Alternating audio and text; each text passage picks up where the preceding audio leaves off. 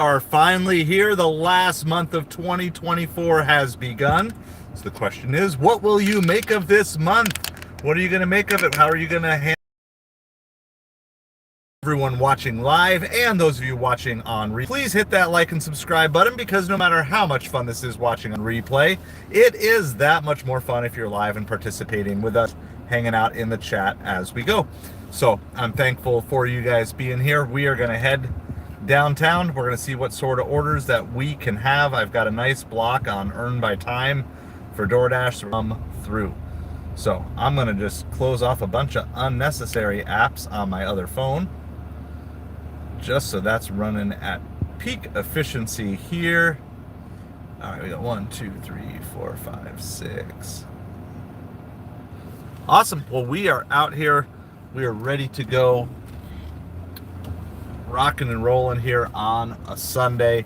Gonna look for deliveries. I have no idea what to expect today. I feel like the last two suppers have been really good, but that kind of makes sense. But tonight it's just like a normal night. It's really, even though it's technically part of Thanksgiving weekend, it's really not a holiday anymore. Most everybody has school tomorrow, work tomorrow. Tomorrow's just like a normal day. So I'm gonna really set low expectations on what's going to be out there. We've had two great supper shifts in a row, Friday night and Saturday night, which makes sense.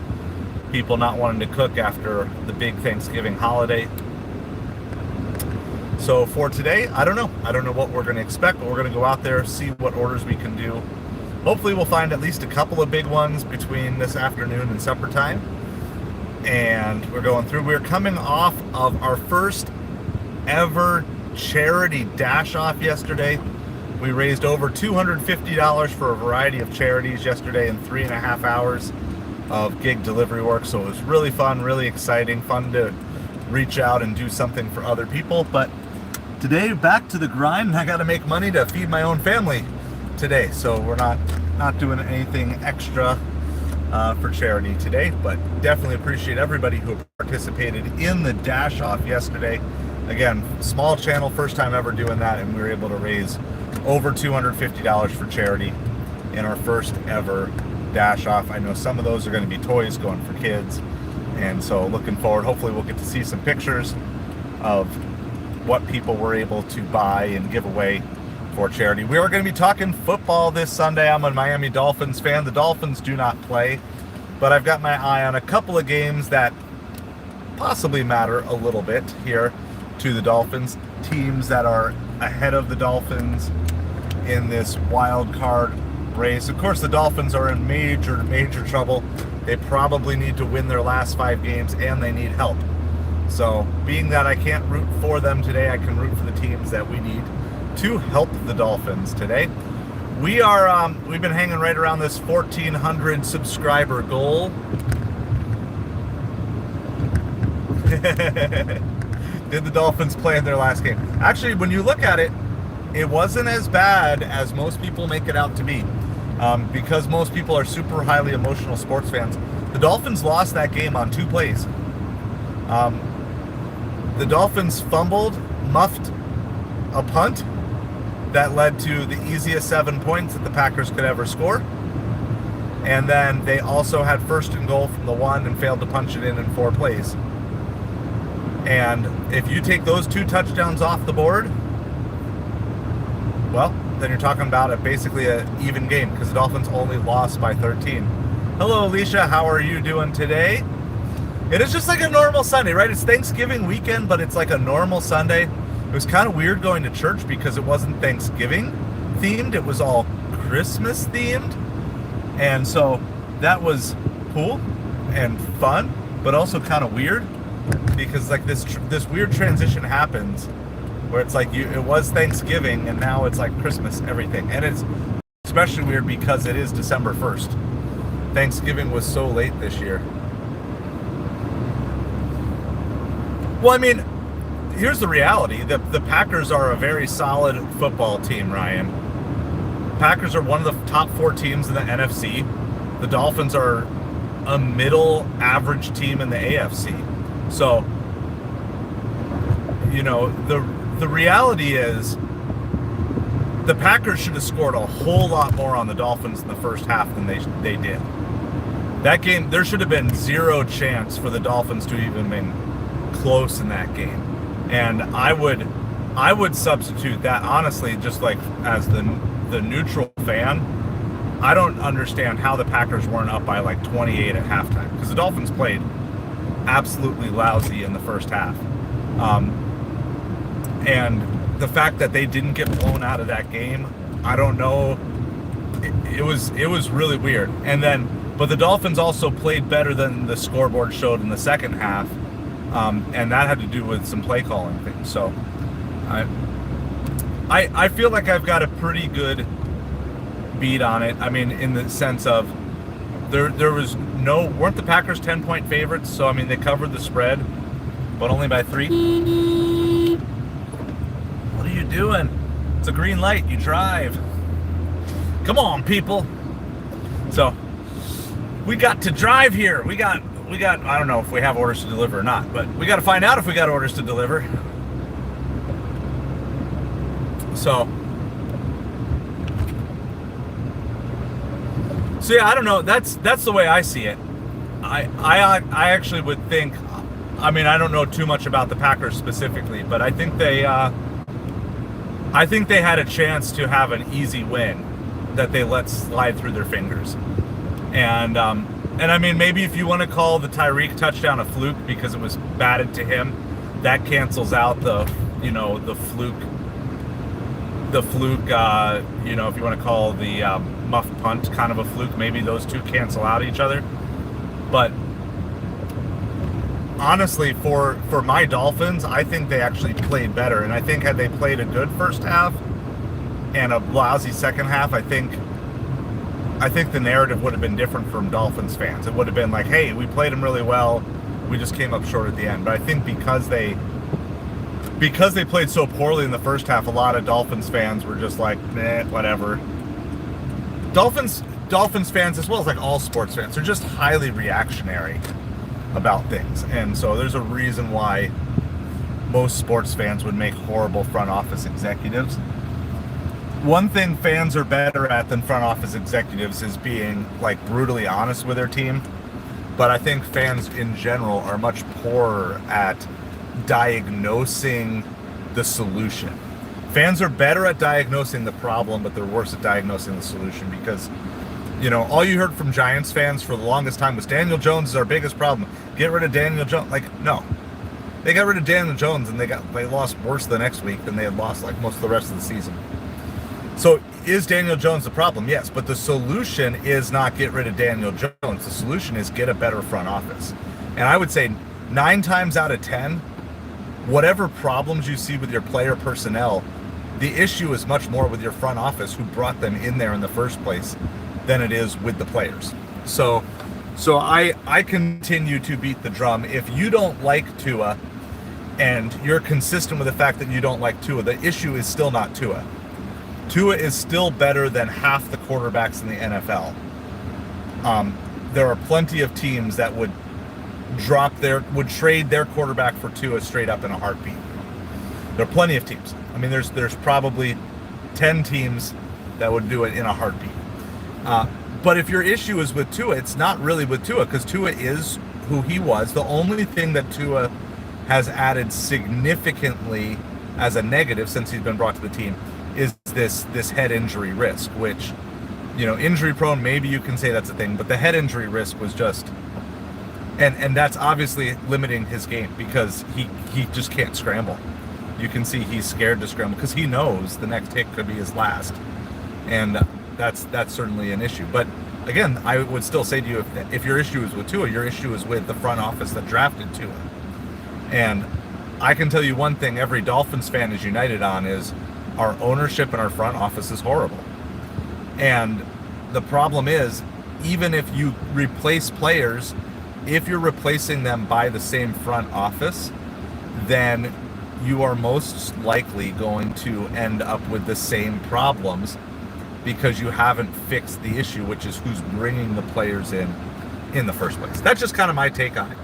And that's the difference. Occasionally you get lucky, right? So occasionally you get lucky and you find your diamond in the rough, you find your Tom Brady, and you get a player so good that he raises up so many other people around him, and then a few other players want to come join him, you can do that. But look at the New England Patriots. As soon as Brady is gone, the whole system completely fell apart. Why? Because you had one great player who was just that much better than their system was bad. But they had no exit plan, no exit strategy. If you take the contrary, which I'll give you here, which is the Packers, which is, yes, the Packers have some up years, some down years, but they have a consistent transition plan in place where they're not just drafting a new quarterback, throwing them to the Lions, and literally sometimes throwing them to the Lions, right? Throwing them to the Lions or the Detroit Lions or whatever, and letting their quarterback, be done. So I feel like the Packers front office, if they had a Tua in position, would feel absolutely zero issues with drafting a quarterback this year, right? If they had a quarterback and they felt like their backup was not ready or there was a chance they were going to need a replacement, they would do it. And I honestly think the Dolphins should consider drafting a quarterback in the first round this year, especially if they don't make the playoffs this year. I think you need to consider the fact that basically next year is your win it all or dismantle the whole thing and start over. So you might as well draft the quarterback this year, get a head start on it, and then you can use your draft picks in future years to build a team around. Good afternoon, Savage Batman. How's it going? Hope you are doing well today. So that's just kind of my overall take on it. But I think players get blamed a whole lot more than they should, because like there's, in a world where you say, well, Tua is too short, well, Tua is the same height he was in college, right? So you can't be blaming Tua for being too short.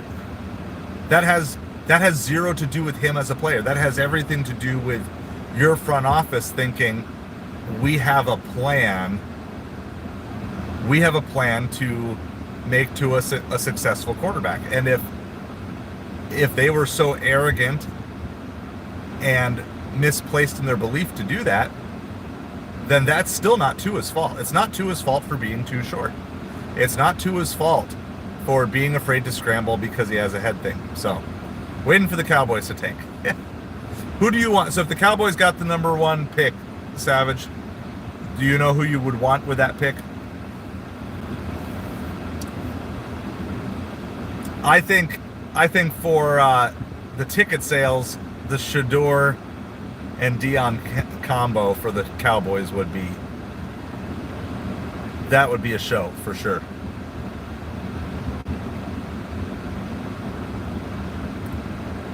I don't know if Shador is going to be a good NFL quarterback, but he will sell tickets. All right.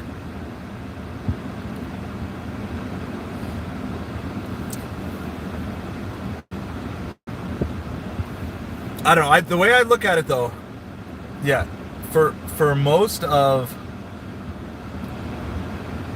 I don't think the narrative of the Dolphins game on Thursday was cold weather, though. Some people are going to make that the narrative because they like that narrative, and it's the easy story to write. It's just the easy write-up. Dolphins failed in cold weather again. If anything, the only ones I would really point out would just be, again, how do you as a coaching staff not have your team prepared for cold weather, with this being a thing multiple times over that you've had to deal with? We're going to take this one. This is $15 for 8 miles from Turco Taco. So I'm going to take that order. I do have earn by time on DoorDash, but we're just going to pause it for now. And honestly, I have no idea what sort of orders are really going to be out here, so we're just going to take anything decent. Going to just try to rack up some earnings today. I'd love to see $200, but I don't know if there's going to be $200 out here tonight. But we'll see what we can find.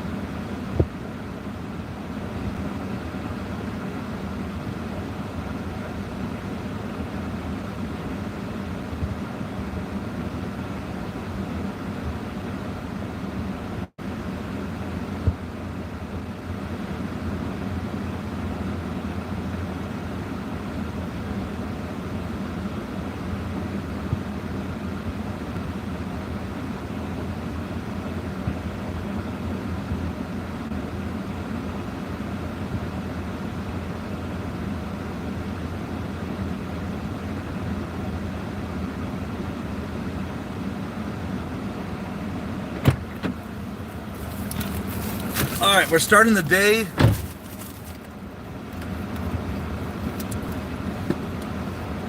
I mean, here's the thing. I don't believe in the Denver Broncos, Savage. So, I don't believe in them. So I think that's their best path here. I mean, they obviously need some help. But any playoff team, not any playoff team, any Super Bowl contender would have no problem breathing through this schedule and going 5-0 the rest of the way. And I just am of the opinion, I don't think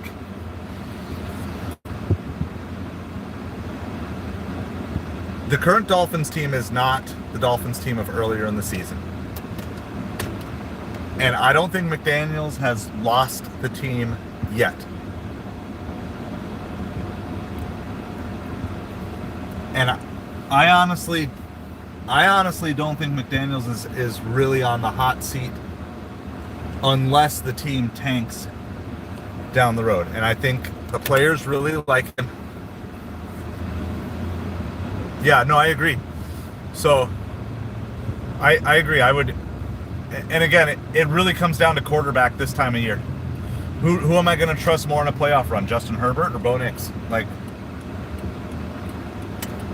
8 days out of the week, I'm picking Justin Herbert over Bo Nix down a stretch run here. And I don't know their schedules offhand, but I know they're going to have to face each other. So I'm assuming they're going to have to face each other. I'm hoping that maybe there's a Kansas City game in there for Denver still. Because I don't know the full schedule, but the Dolphins needed to go 8-1. And the number one projected loss I had for them was at Green Bay.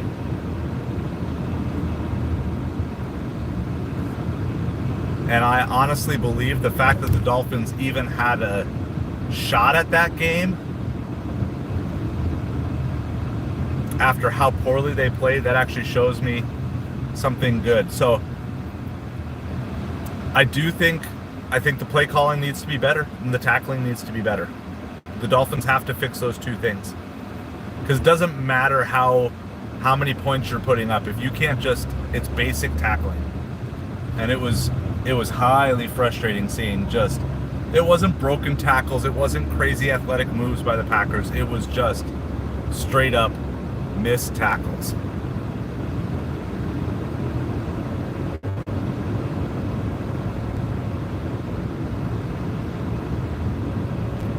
Hey King, how's it going? So you think there's a path in at 9-8? I haven't run all the scenarios yet. I mean, those are the two most likely losses, though. You know, you never know what can happen in like a cold game in Cleveland too. You know, which I think is the last week of December. They're on the road in Cleveland. It's scheduled to be a Sunday night game, but I think they'll most likely flex out of that. There's got to be a better game that week that they're going to want to flex into the Sunday night spot. So it'd be interesting. I mean, I would love to have that, but I'm going to, at least at this point in time, I'm going to say the Dolphins winning out. The thing is, the Texans don't particularly scare me as much. If you look at the Texans and the Dolphins are kind of opposite. Texans got off to this great start, and then they've just kind of been struggling, whereas the Dolphins got off to a really struggling start, but they've been doing relatively well. Their only losses in their last handful of games are to the Bills and the Packers, teams that are clearly better than them at this moment. So that's just kind of my take on it. But I will be rooting for the Chargers to lose. I'll be rooting for the Broncos to lose. Be rooting for the Ravens to lose. You know. So the Bills actually lock up the AFC East with a win today. So first week of December, Bills would have a top 4 playoff seed locked up. And as the standings currently are, if the Dolphins slid into the 7 seed, they would face Buffalo in the first round of the playoffs. But there's something about a team that makes it into the playoffs with nothing to lose too. And if the Dolphins actually do go into the playoffs with, say, a 5-game winning streak and all the confidence in the world, and then you get a Bills team that's just been... Why is everyone stopping at green lights today? I would love to know why this is a phenomenon. What are you doing? It's a green light. It's a green light. We drive on green lights. We got places to go. I got to drop off this people's food. They need their... There's like 11 items in this, by the way. They need their food. So, I would love to find the scenario where we could get in at 9-8. I still think, in the playoffs and out the playoffs would be good. But honestly, for the character of this team, I'm a big character guy. Everybody else is results oriented. I don't look at sports as results oriented anymore. I think it's a soft, easy take. I look at character. I look at teams that build character and push through adversity. I'm a Mets fan too. So, if you look at the Mets season this year, it kind of parallels the start to the Dolphins. I mean, the Mets were dreadful through June. They're just...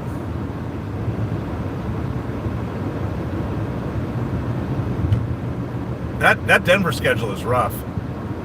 They might get a freebie against the Chiefs though, because the Chiefs might be fully resting for their first round bye. But with the first round bye, they might not rest too much. That's a tough schedule though.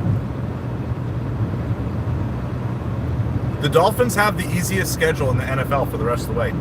Their final 5 games are the easiest 5 games that any team has. I mean, you get the Jets twice.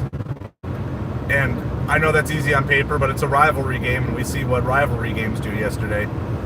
Ohio State was a big favorite over Michigan on paper, too. Rivalry games just bring out a different thing in players. But that is, I would much rather have the Dolphins schedule than the Broncos schedule, Savage.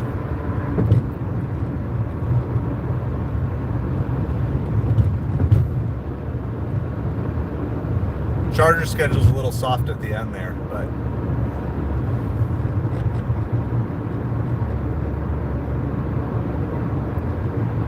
because those last 2 weeks, New England, ending on New England, Las Vegas, they should be able to win both of those two. So yeah, obviously the Dolphins have to win. I'm gonna say they got to go. I don't know if they make it in at 9-8. I think they lose a tiebreaker or something there, but.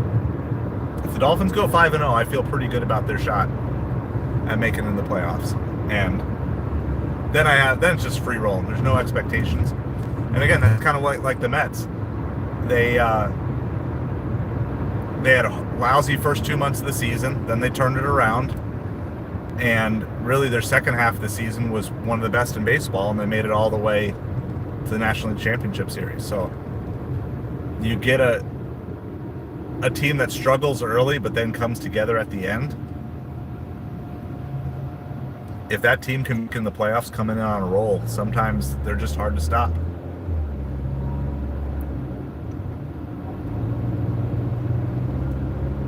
So we will see what their execution is with everything. We're going to keep up with as many football scores as we can today as well.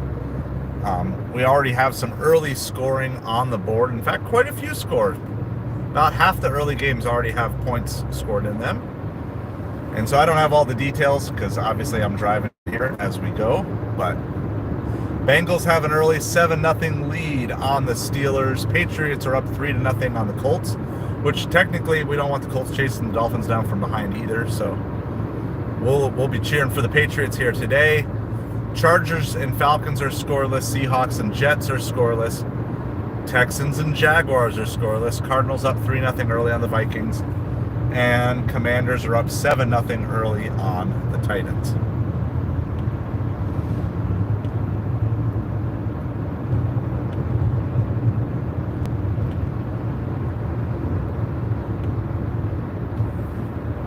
And how many spots out? Like, what's your ideal scenario for the Cowboys, Savage? How many? What's your ideal draft pick based on kind of where you project everybody's schedules? if everything falls your way, what draft pick you think the Cowboys can hit. Thank you guys for the love. Appreciate it.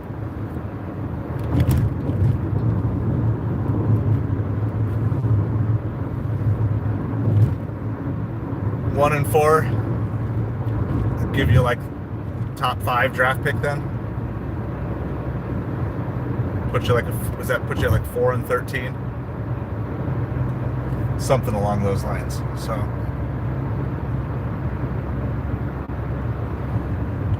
by the way, on the food delivery side, we are in the midst of dropping off a Turco Taco order from downtown. It's like $15 for like 7 miles. Drop off's not great. We're gonna have to drive most of those miles back, but it's 1 o'clock in the afternoon. We're gonna take anything. All right, top 10. Yeah, it's afternoon here. Good afternoon to you, Shane, from here. Or good morning to you if it's morning there.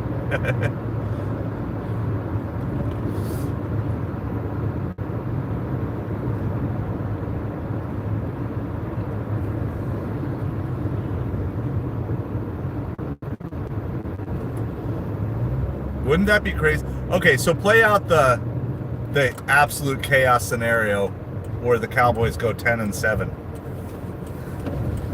Do they have kind of morning, kind of not, yeah.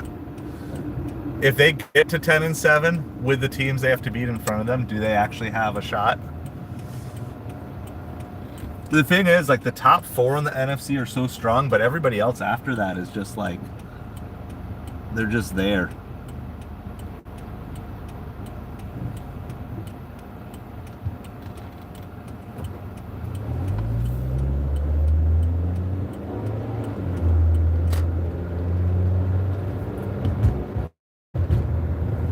There was a game a couple weeks back that I thought the Cowboys could have won, but they blew it.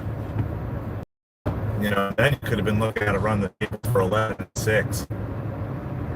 Then that gets really interesting.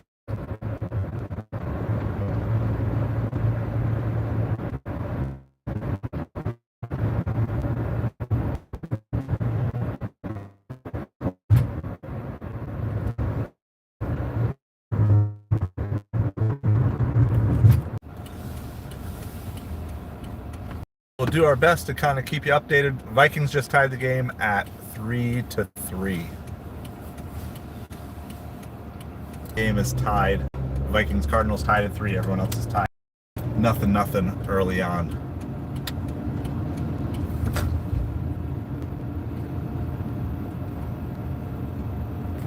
Yeah, I don't know. I'm the eternal optimist. I'm the eternal optimist.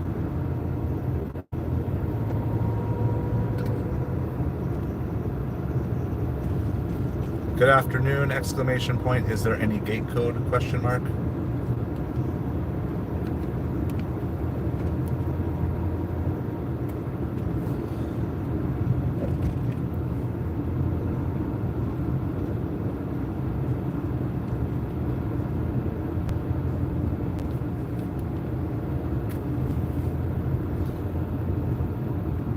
All right.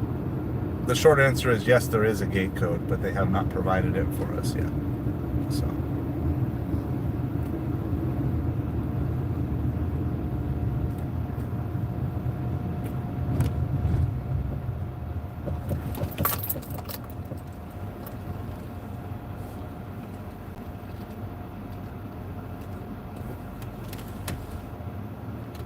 See if anyone's coming in after us here.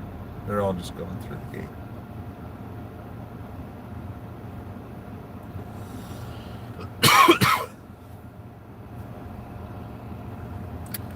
There you go. There's the score updates for all of you.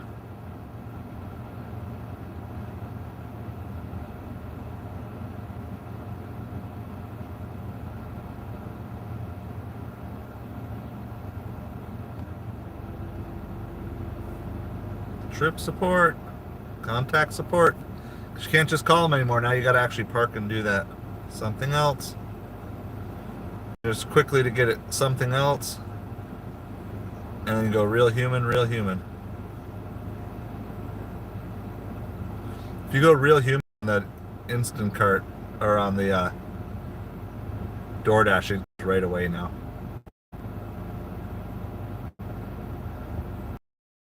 Connect with an agent.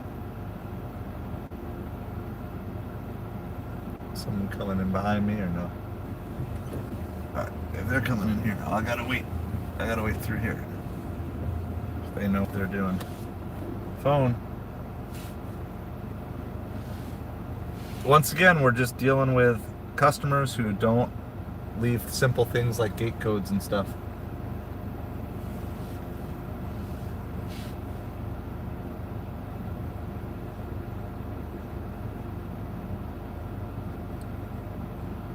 Yes.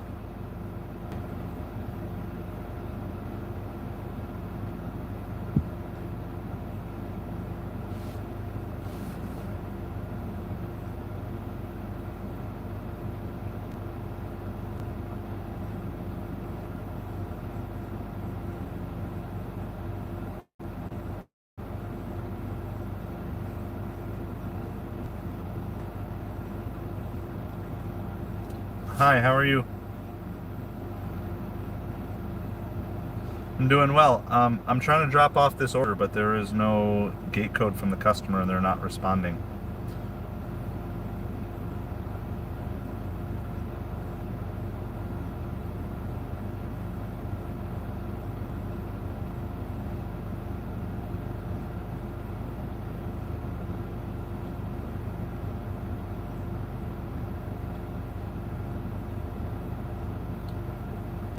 Yes.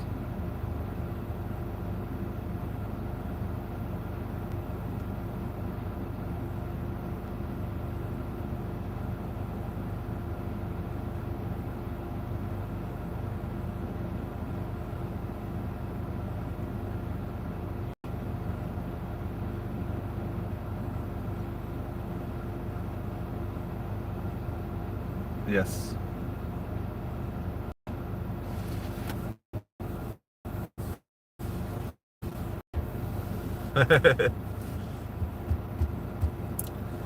But once you lose your starting quarterback, I don't care how good your backup is, it's hard to really make a... You can kind of survive a handful of weeks, Savage, but it's hard to make a real playoff push. Yeah, no lights at night, dim light. I just don't understand, like, this is a huge order. There's 11 items in this order. You know, at like $7 to $10 an item. This is like $70 to $100 order, I would guess. You know you live in a gated community. It's not always the customer, though. Sometimes the customer puts it in, and then the app doesn't show it to you, but then you got to at least be able to reply. All right. And now they send it after like 5 minutes. But the bigger thing is, like, when this issue happens, that Uber Eats doesn't give you any reimbursement at all. Yes.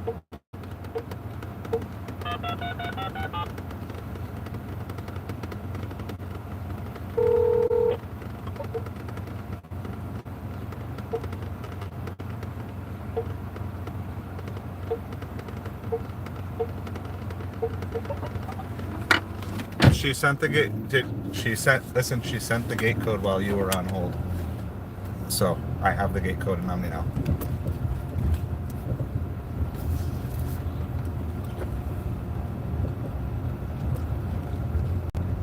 No, we are good. Thank you.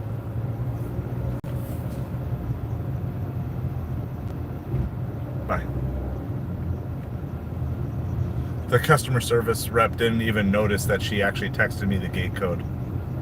She's like, the best I could do is then cancel the order here or whatever. I'm like, here's the funny thing. This happened the other night, and then Uber Eats sent me this message of like, you have to deliver the order. Well, guess what? We can't deliver orders when customers aren't going to meet in different things. So this is what it is. Oh, I know. I looked at the slate today. I'm like, oh my goodness, they're horrible. Like, there's just no game that I'm interested in whatsoever.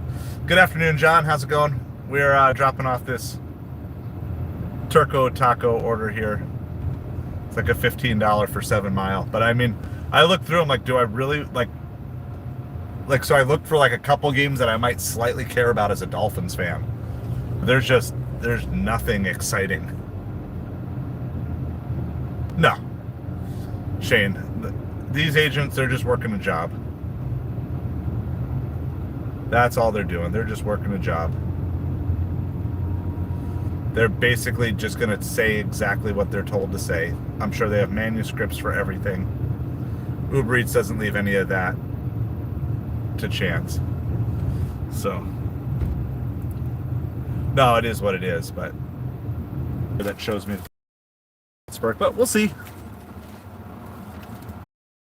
Pittsburgh, but we'll see.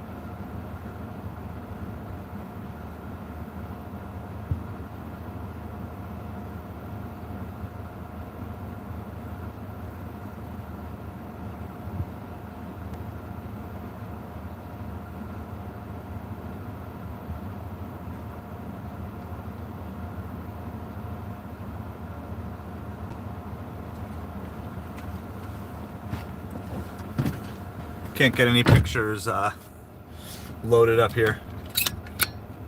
Pictures loaded up here.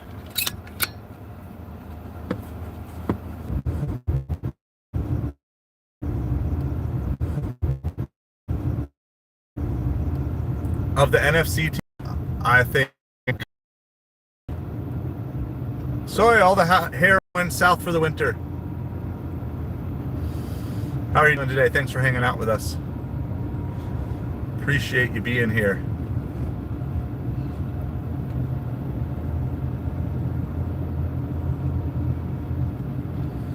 So we just dropped off that first Turco Taco order. We're going to head back towards downtown. See whatever other orders we can possibly find out here today. I'm guessing it's going to be kind of slow, so we'll just take anything that keeps us busy. Try to find a couple $100 while talking football with you guys and anything else that you want to talk about as well.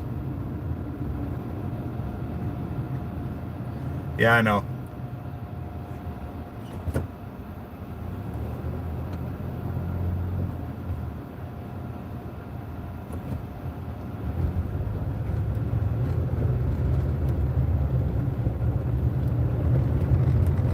Yeah, I know. This is super sketch.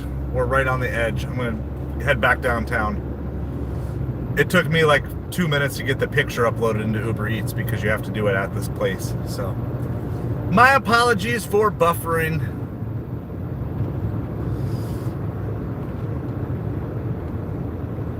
We live in a super rich community, and yet they also refuse to allow them to put up more cell phone towers. They let them build just horrible looking concrete buildings, but cell towers that benefit everybody, they don't really let them build them here.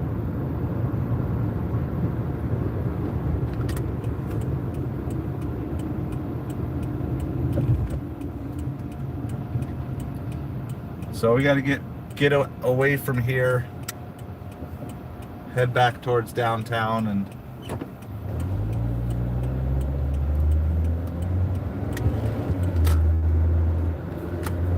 get to better orders as well as better signal.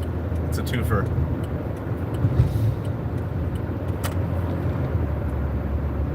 it's better.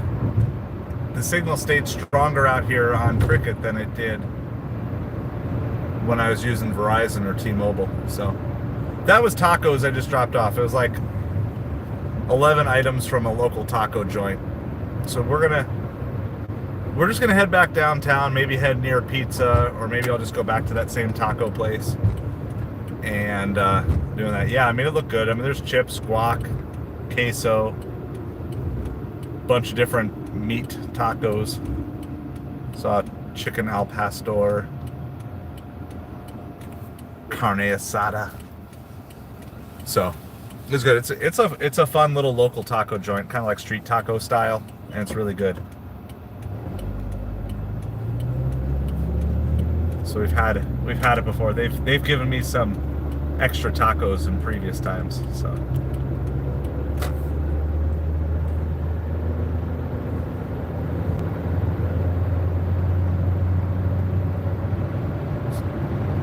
but this particular drop off is not super close to good restaurants. All right, Cincinnati up 14-7. Welcome back, Savage. Yeah, I mean, I don't doubt that Cincinnati can play football. It's just their consistency hasn't been there, and I think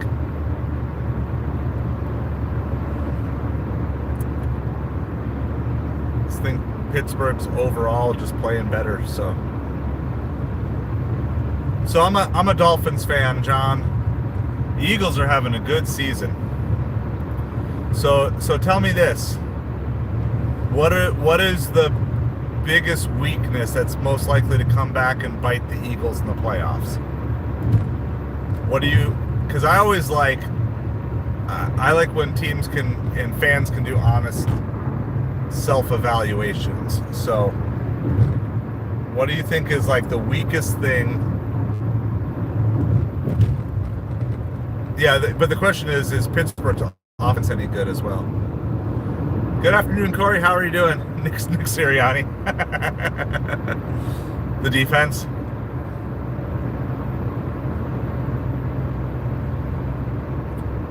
I know, like, everybody likes the offense that can shoot things out, but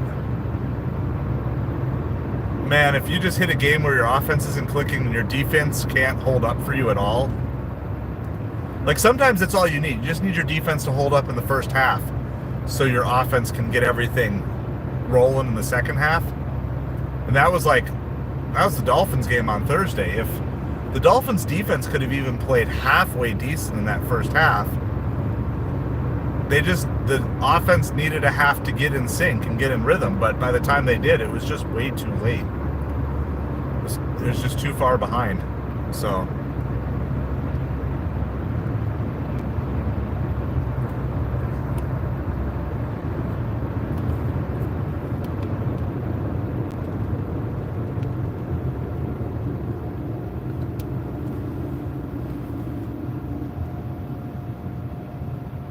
back to your full-time job.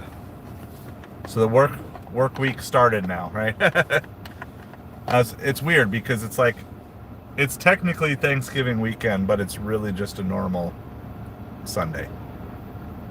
And everybody else has their normal Mondays up ahead of them and stuff like that. So that's why, like, when I came out today, it's like, I'm going to really have low expectations here.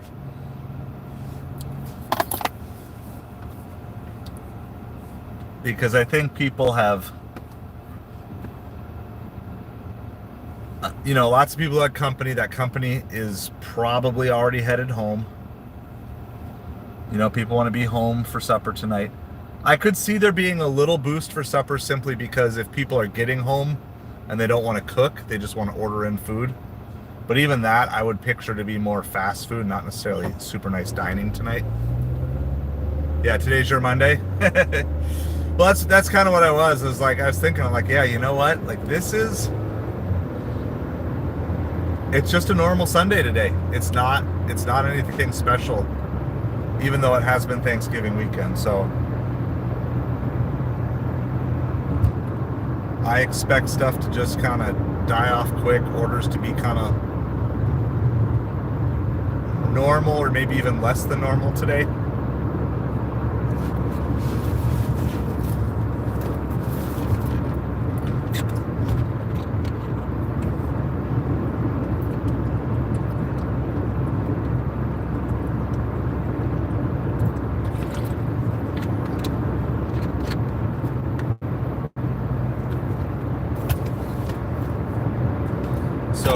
we're just driving to get back downtown. And once we do, we'll get DoorDash on. I'm on Earn by Time for DoorDash for now. Yeah, so we did a dash off yesterday, Corey.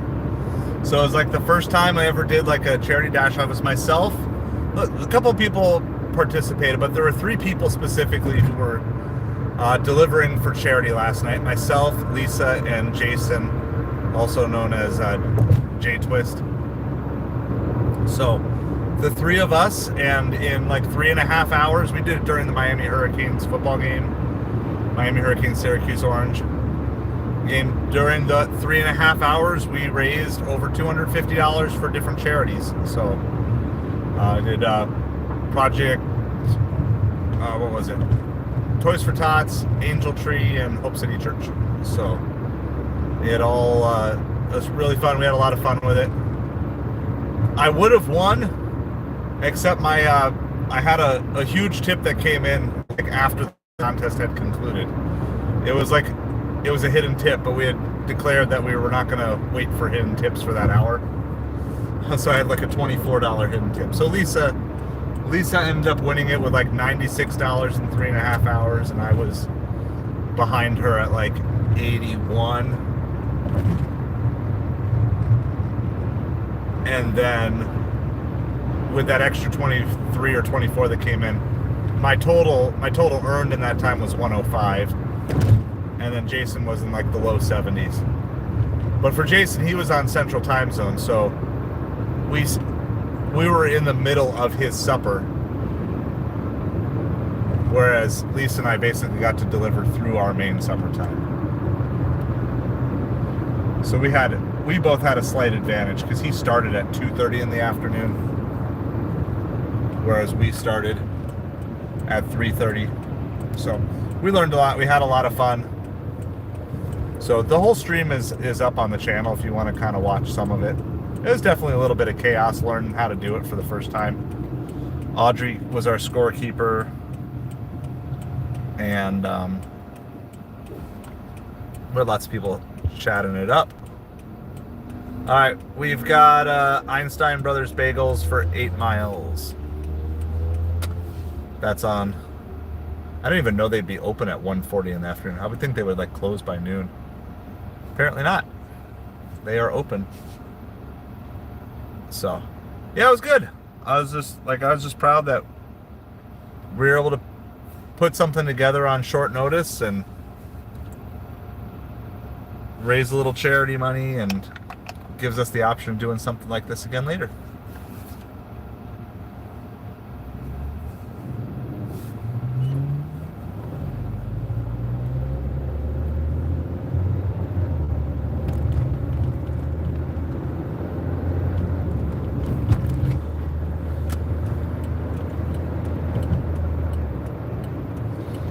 So we're gonna go pick this up.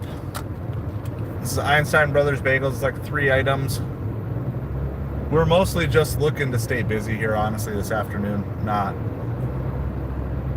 thinking we're gonna make a ton of big money today. So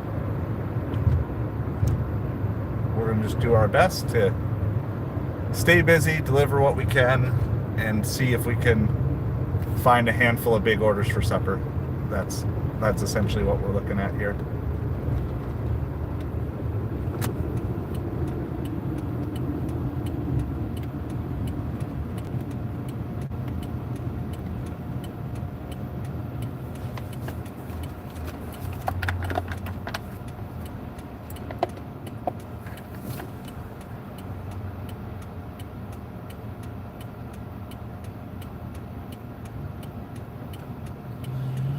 All right, we'll do a full score rundown here in a second. As soon as I get parked at Einstein Brothers, we'll do a score rundown. That's the other thing, being on Earn by Time, we're not like in a super crazy rush. Sometimes you go slower, you're more likely to get a stacked order too. So we'll do that. I'm gonna be to the bagel place here in about a half a mile.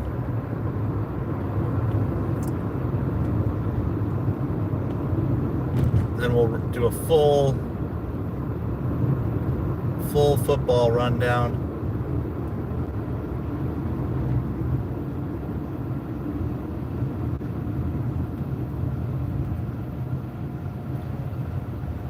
So yeah, we're rocking, we're rolling. This is our second order of the day. We did a $15 Turco Taco on Uber Eats, and now this one.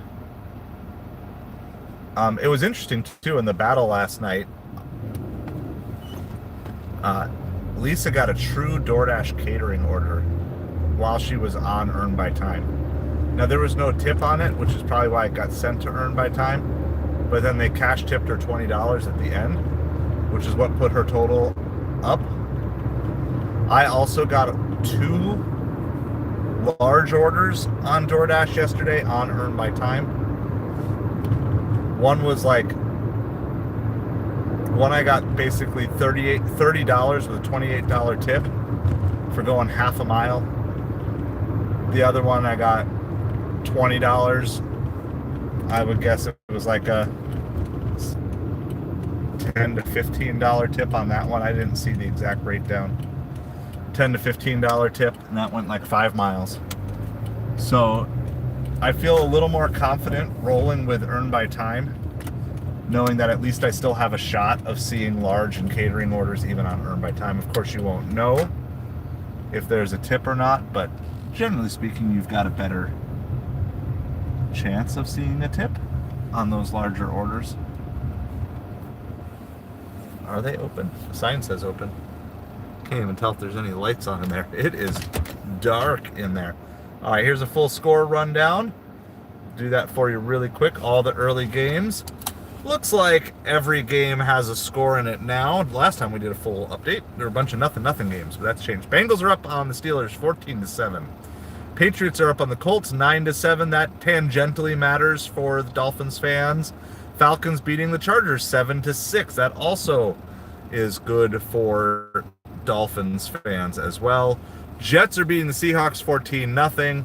Texans are beating the Jaguars 3-0. Vikings, Cardinals tied at 3. And the Commanders are up 21-0 over the Titans, wanting to bounce back from, I think last week was their loss at Dallas. So we're going to go ahead and throw the BRB sign up. So if you're a channel member, you can throw the BRBs up in the chat. I'm actually going to blast the AC just to cool off the car while I'm in there. Probably it's going to keep the sign from staying up there. If I change the direction of the fans a little bit, but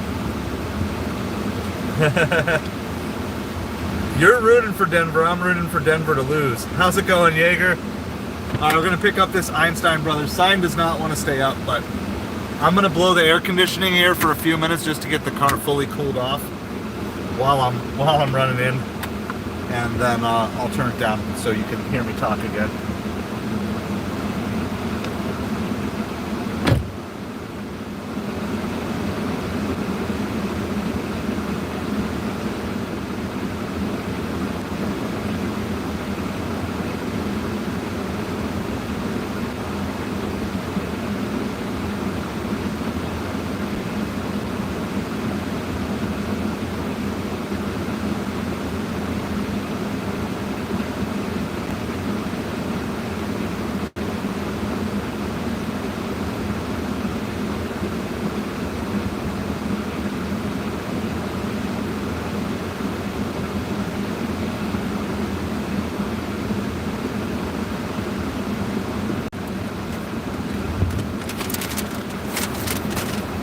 I'm going to go ahead and do a bathroom break too while I'm in there, so I'll be back.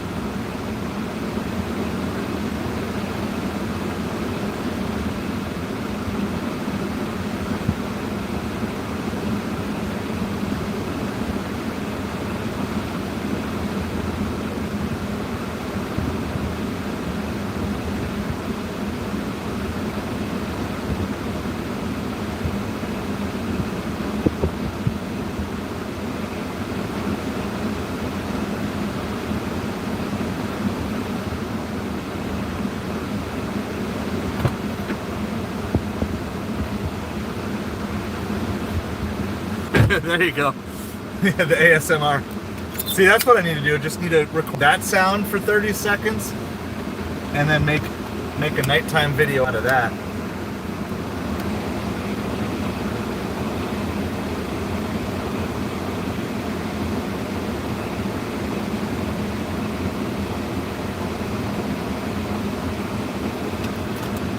Alright, we're gonna squeeze out of here. The back way.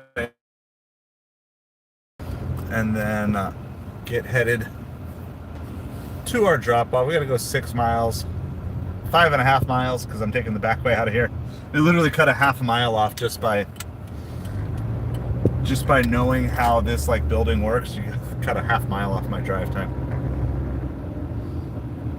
So we're gonna drop this off at a certain point in time. We'll probably gas up just so we won't have to do that this after, or like in the middle of supper. I think I'm good, but I just have over just a half a tank of gas after we filled up yesterday.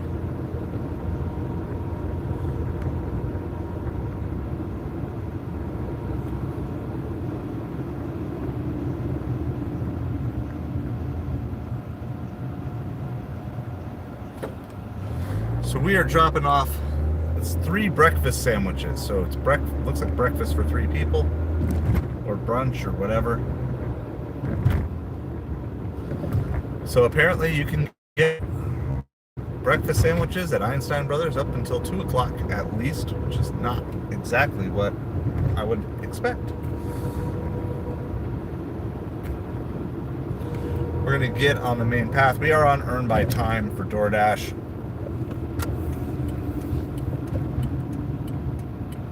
So for about the past 3 to 4 weeks, it has been almost impossible to get on Earn by Time. And then like over the last week or so, there have been a lot more Earn by Time slots opening up. And now I had not seen large catering orders on Earn by Time at all. And now those are also showing up. So algorithmically, it does always feel like they're tweaking things, and when you're out delivering a lot, you can kind of almost start to feel the difference. Like, oh, interesting. But I'm very excited about the potential, just knowing that you can get larger orders on Earn by Time. Because that's always my fear, is like, well, they're probably mostly low orders that I just need to get lots of base pay on. But what if I miss out on something good? And I don't want to miss out on something good.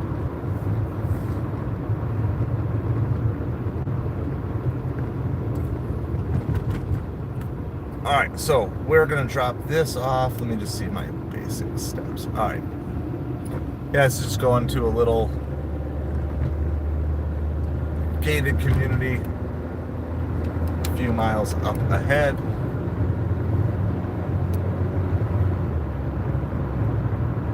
Colts just scored a touchdown over the Patriots, got a 14-9 lead. Steelers have also tied it up with the Bengals, 14-14. I think that's basically the only new scores that we have. Primal. Yeah, the Eagles they are looking good. I will be cheering against the Ravens today. So, in that sense, I will be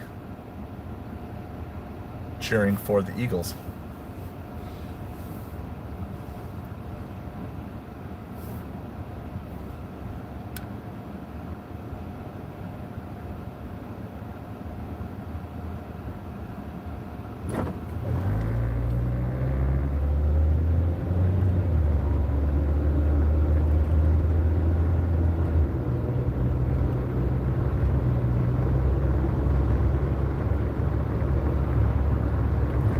I don't expect the Ravens to have a collapse here, but there's basically,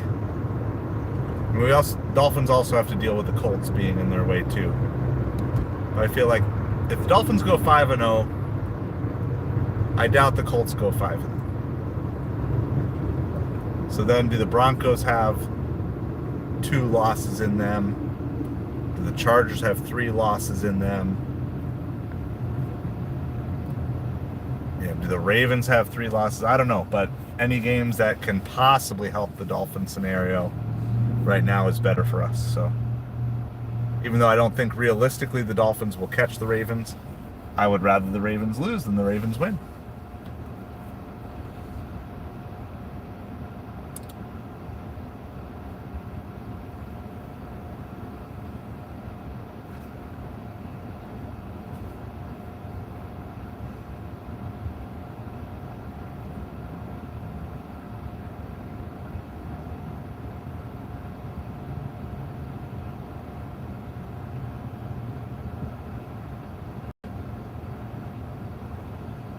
So we are stuck at a red light, going nowhere, trying to deliver some food. Got some breakfast sandwiches from Einstein Brother Bagel that we are doing in, following along with football scores as best we can as we're doing all this, talking about anything and everything that you guys want to talk about today.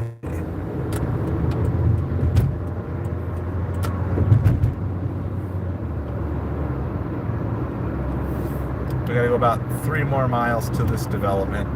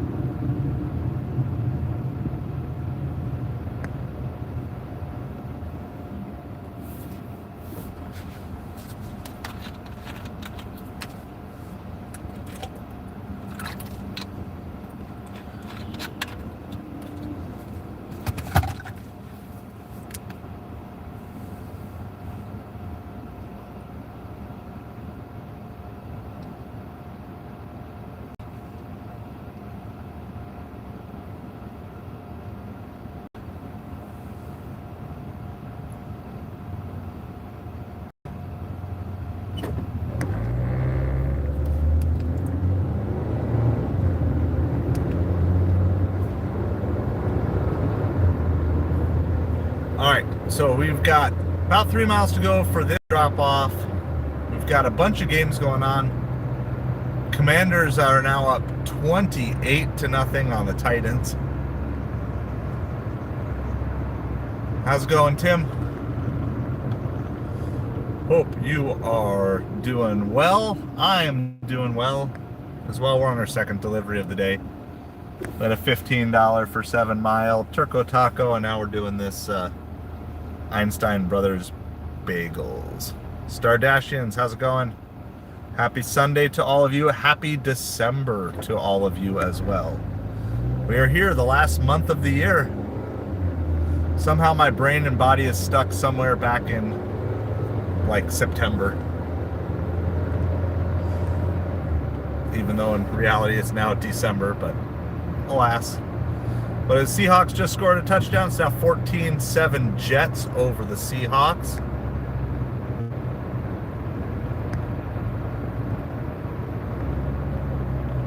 Nice. 2-hour ocean wave.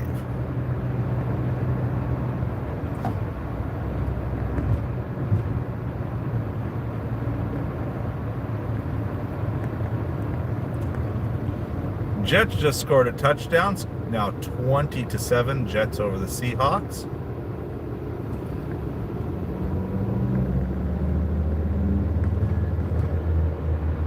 Cardinals also kicked a field goal to take a 6-3 lead over the Vikings. Texans are up 6-0 on the Jaguars. I think that's kind of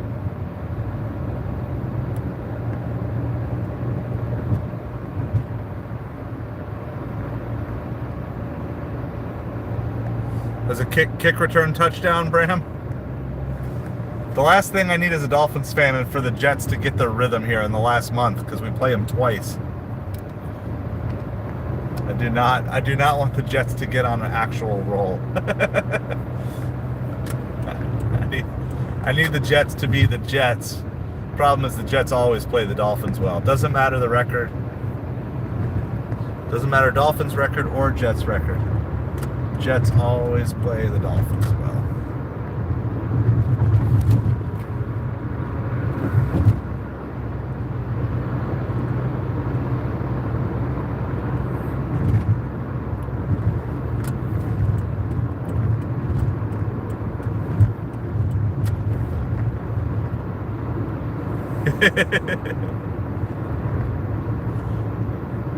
Hey, every team's got to have that game, right? Every team's got to have that game where they put it all together.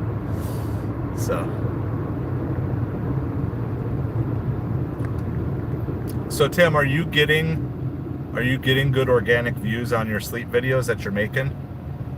Like, I know they'll take off eventually, but I mean, do they get organic views right out of the bat, or is it just kind of one of those, you're just going to make so many and overwhelm the system? Just try to dominate the niche.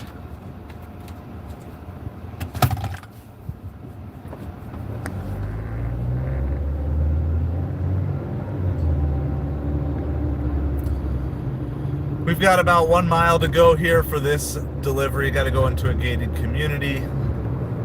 I'll leave DoorDash on. We're not in a perfect pickup spot, but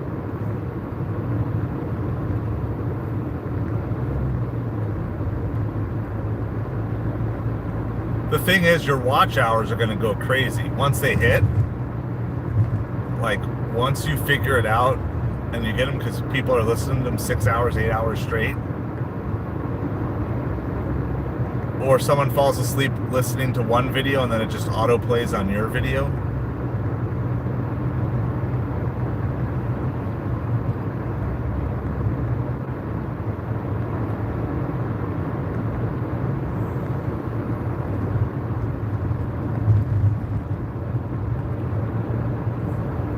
I mean, it's saturated because to master it maybe is difficult, but to just create it is relatively easy. You know, I'm not saying that there's not work to do into it, but there's not, it's mostly time. You don't need to be a skillful editor.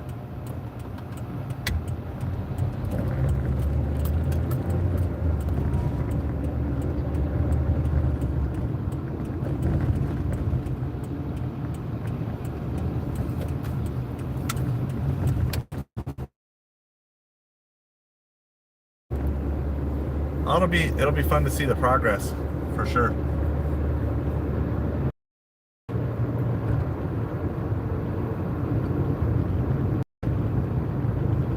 The best thing is, though, it's a repeat viewer experience.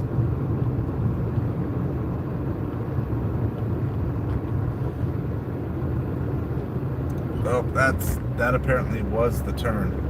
Well, that's not helpful.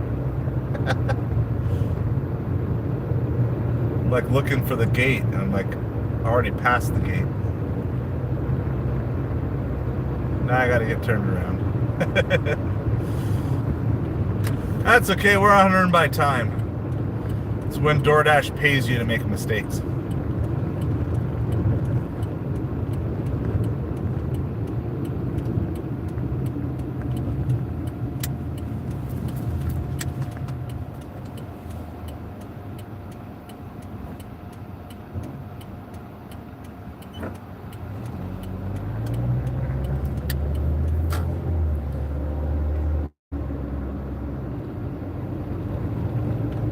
You guys got that, mod?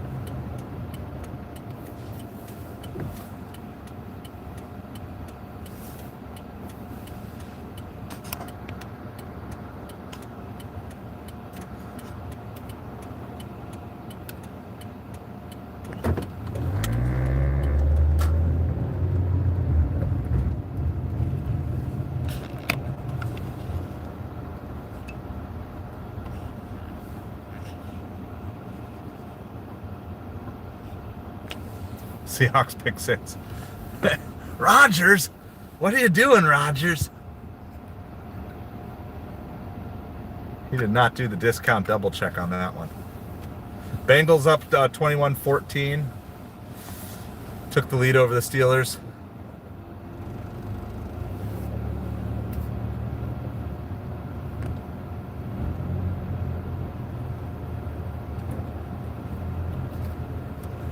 In this case, we didn't need the gate code. We're just going to follow them in.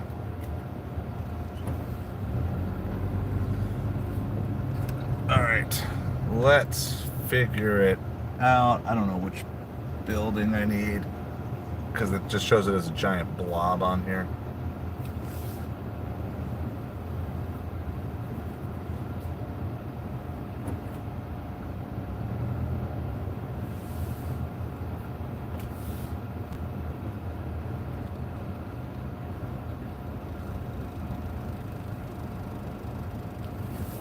No idea. No unit numbers on these buildings. There's so many of these places I would not want to live because if there was an emergency, it's like impossible for people to find you quickly in these places.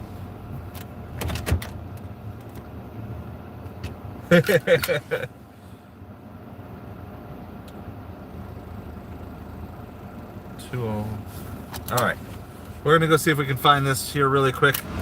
Gonna turn up the AC for the ASMR really quick. Cool off the car. Not quite keeping up with the sun today.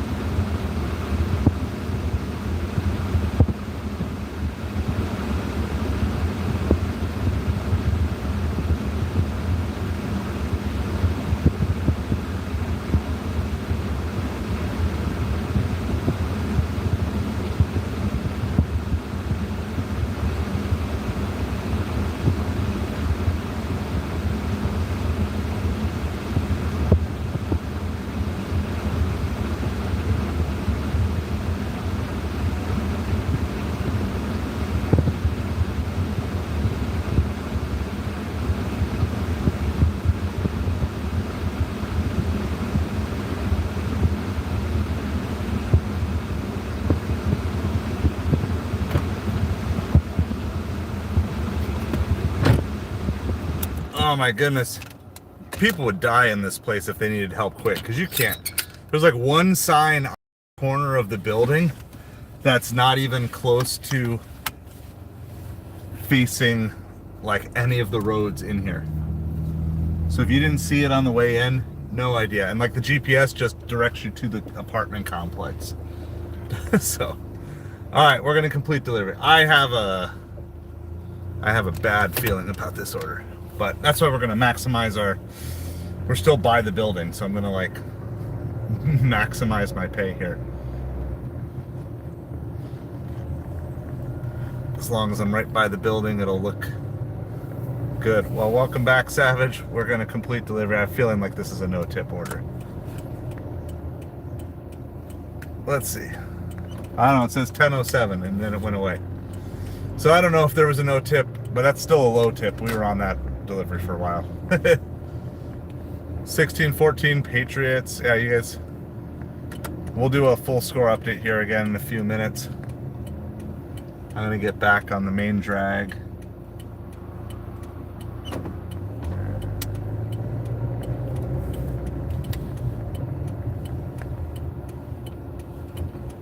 We're just gonna kind of keep heading to Turco Taco. That's the general area we've been pulling all of our orders from. And if we get something in between, we get something in between. Yeah, Ravens Eagles. I'm looking forward to that game. I will be cheering for the Eagles. Oh, they were at 3 apiece forever, Batman. That game was 3-3. Now it's 6-6. I'm telling you, I think the weakest of the top 4 NFC teams is the Vikings.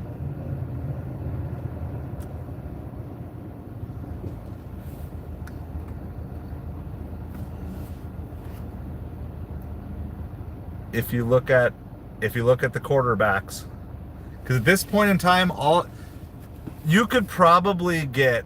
What do you think? What percentage of games do you think you would get right, straight up? Not picking against spreads or anything, but just what percentage of games do you think you could pick right if you just picked the better quarterback? I feel like if you just pick the better quarterback, you're gonna get 70 to 80% of these games right once you get down the stretch to playoffs and stuff. You know, any given game, one team can be better than the others, but I just feel like in general, just tell me which 2 quarterbacks are playing.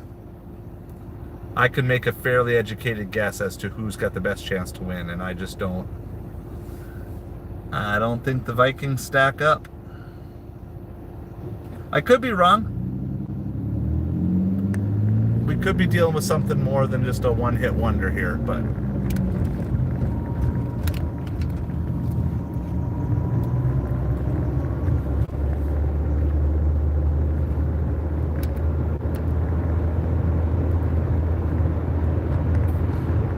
all right, there's the full scoreboard for you guys. Thank you, American Walmarts, for that. Appreciate you.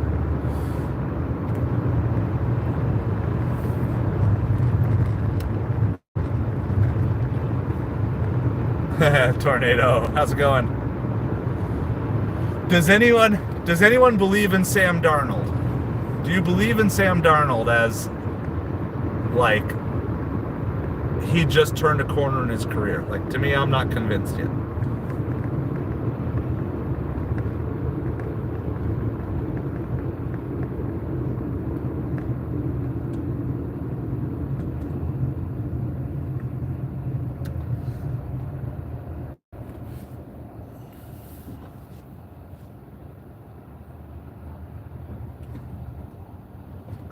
Just because he plays for Minnesota. You guys and your rivalries. No clue who he is. Well, he got free from the Jets, so Abhijit, if I'm saying that right. Hello, how are you doing today? Coming to you from the United States of America. So thanks for hanging out with us. Appreciate you. We're out just talking some American football and doing some food delivery orders as we go.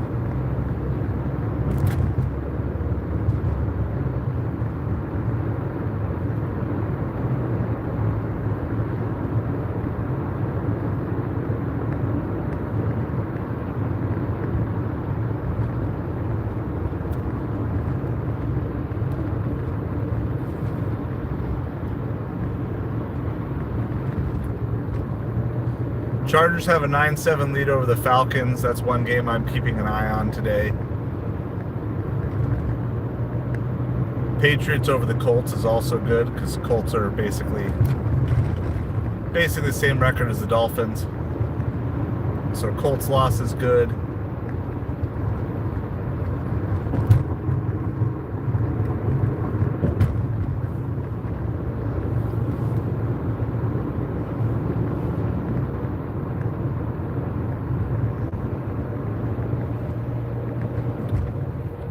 If you're a Commanders fan, you should be happy with how your team is responding this week. Like, yes, the Titans aren't easy, but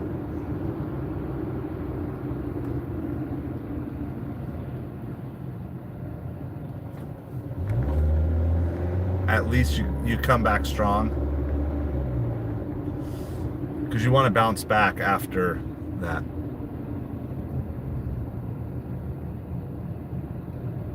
I think it's funny. I think it's funny that now you have like the former Jets and the former Giants quarterbacks on the Vikings.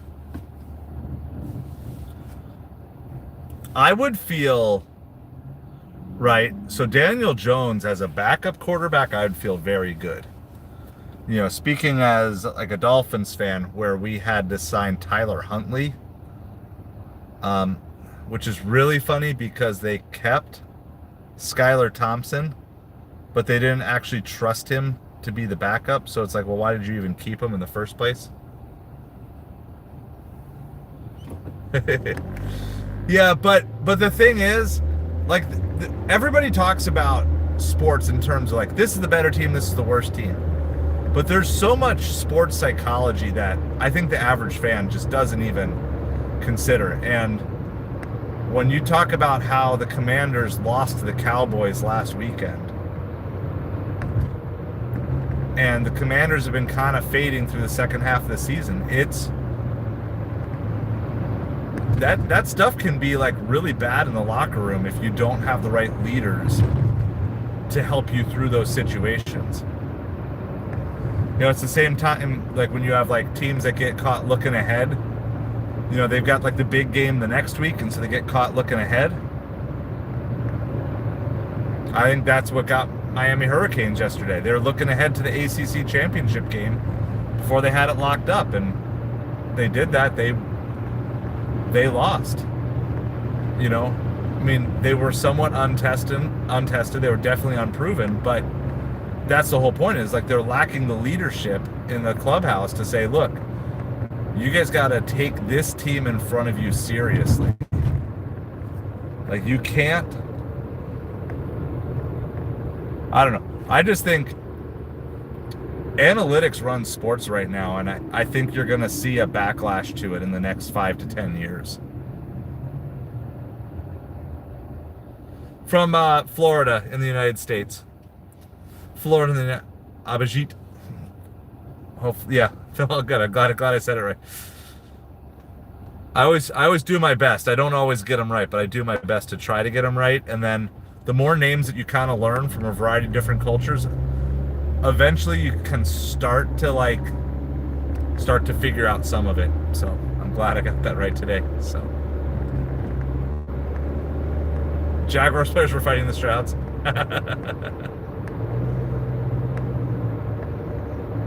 Sounds good, Tim. Appreciate it. Always appreciate the watch hours. We should be crossing 4,000 this week, and then I won't care as much about it anymore. Once we're over that 4,000, I mean, you got to keep it over the 4,000. So, but I don't think that's going to be a problem. We won't have a lot of hours running off the back end right away.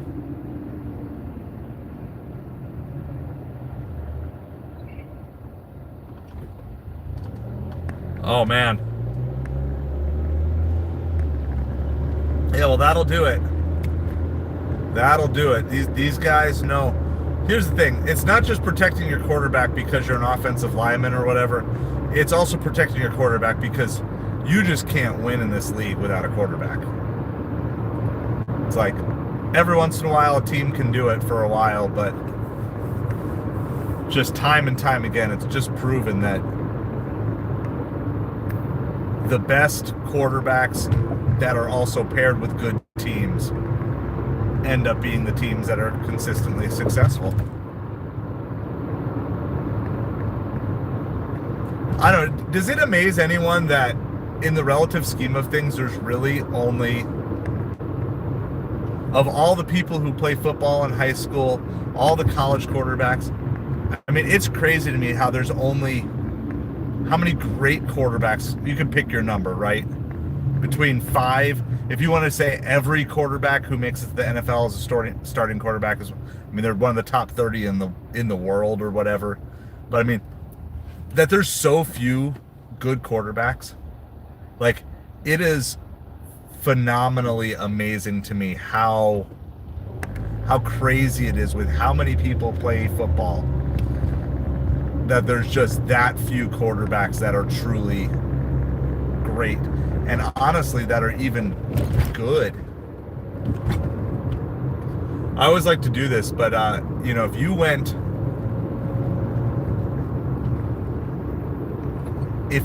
through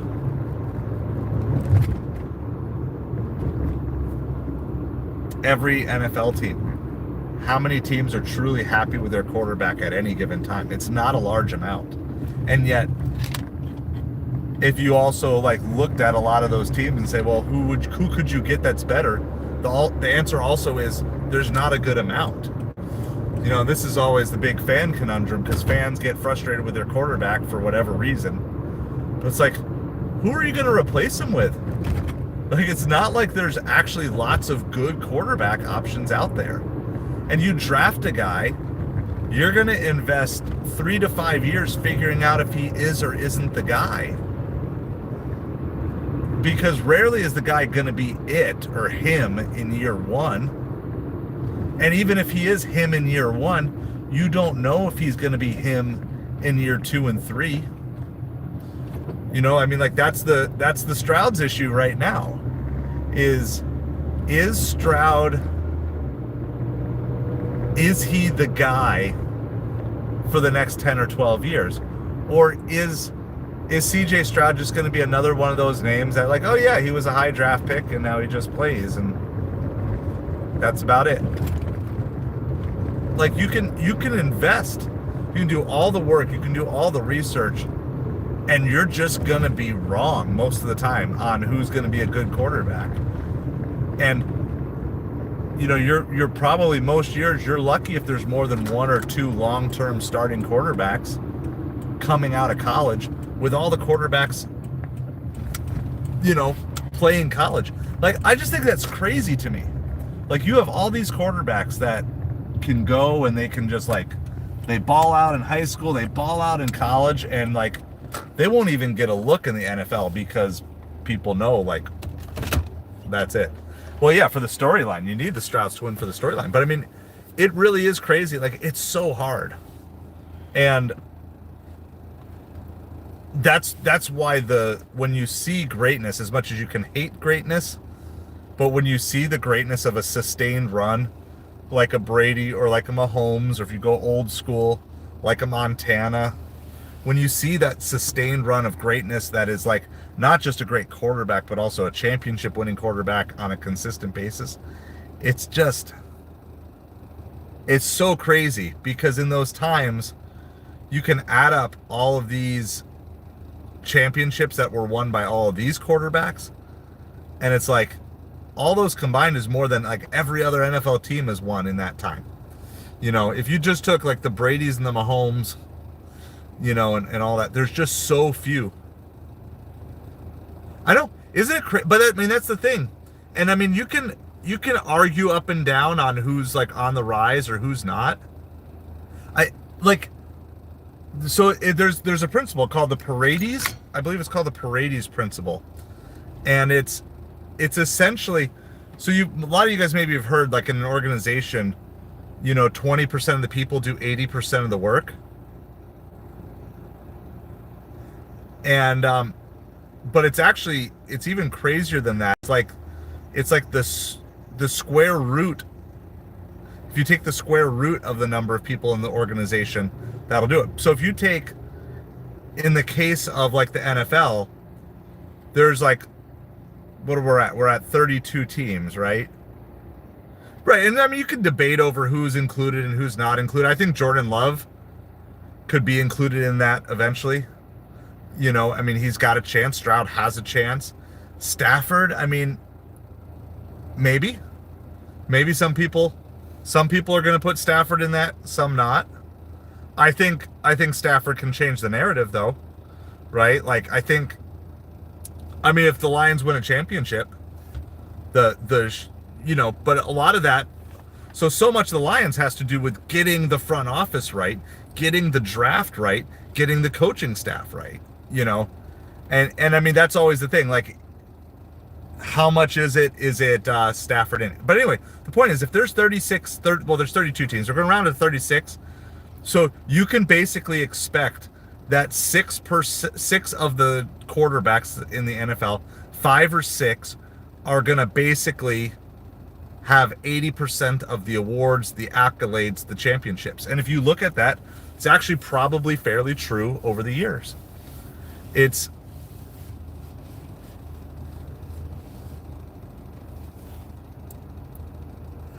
does Stafford have the ring? See a lot of people this is I don't actually know. Did Stafford get a ring with the Rams? Did they win? My brain is like,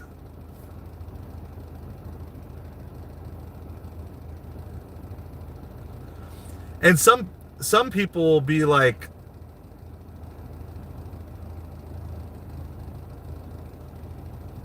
yeah, so Stafford has the ring, which that's going to be some people. We're going to do another Turco Taco. It's just where we're setting up. $13 for 5 miles. So, like I said, if when I don't know what to do, I just go to Turco Taco, and there's usually orders here. They're not always great, but we'll take it. This is our second Turco Taco. Yeah, so Stafford has the ring. He's got the pack. I think if Stafford gets the second ring, it's going to be pretty hard to debate him not being in that great category. A lot of people want to see 2, but I mean Eli Manning got the 2 rings, and a lot of people still didn't consider him great. Some people. So the knock on Marino was always he's got all the stats, but he doesn't have the championships. The knock on Eli is he has the championships, but not necessarily all the stats. I don't hold to one or the other necessarily. I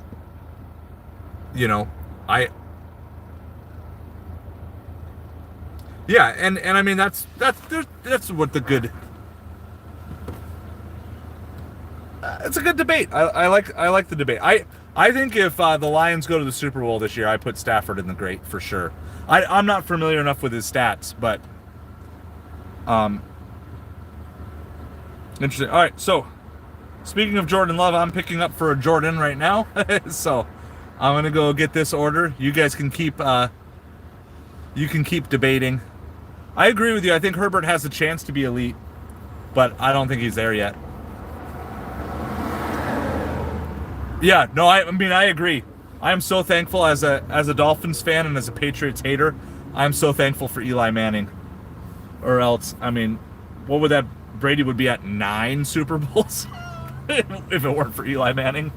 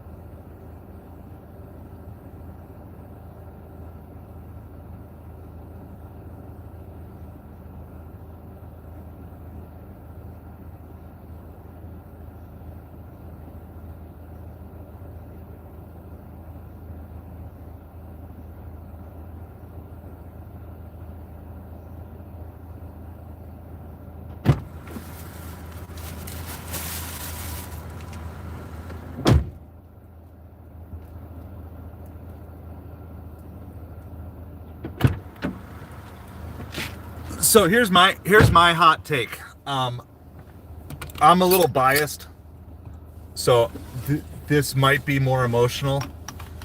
I would honestly question putting Josh Allen in the great quarterback category, because it just seems like it's consistently, I don't know.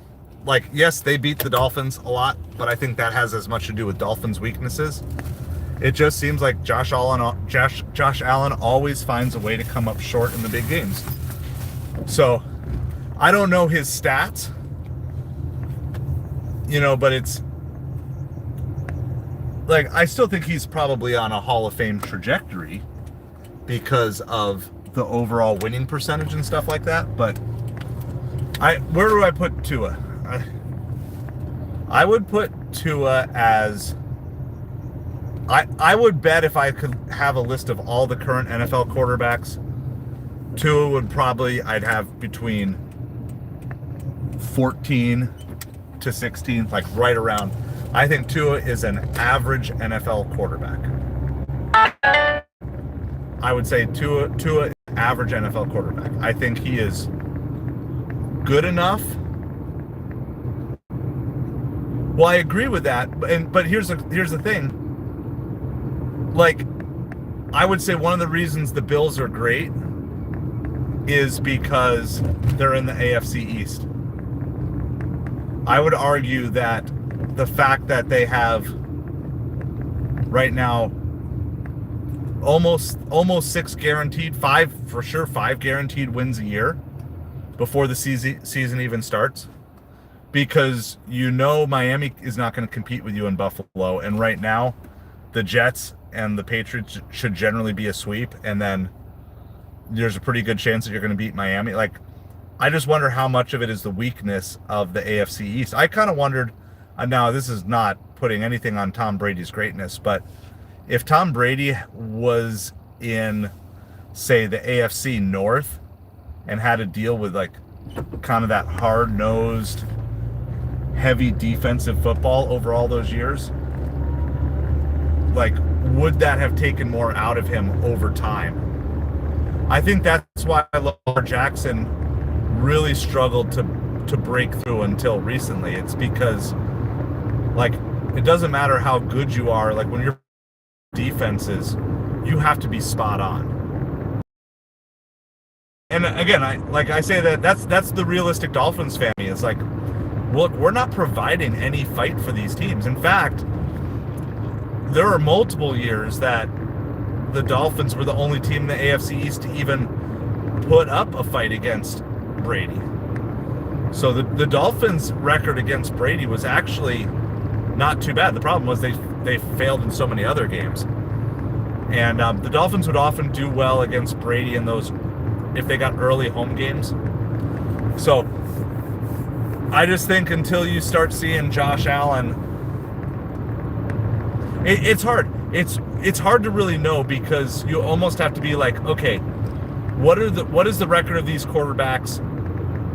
Like, play out scenarios where there is no Patrick Mahomes, and then you can figure out like who's maybe really great but just stuck behind someone.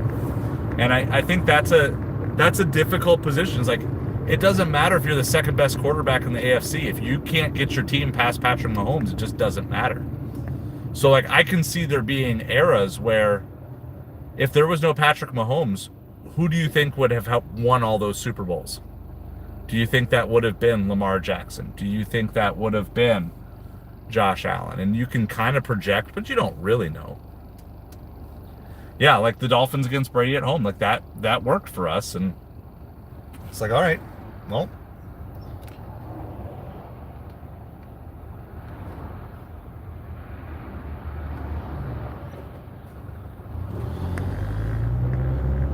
so I don't know.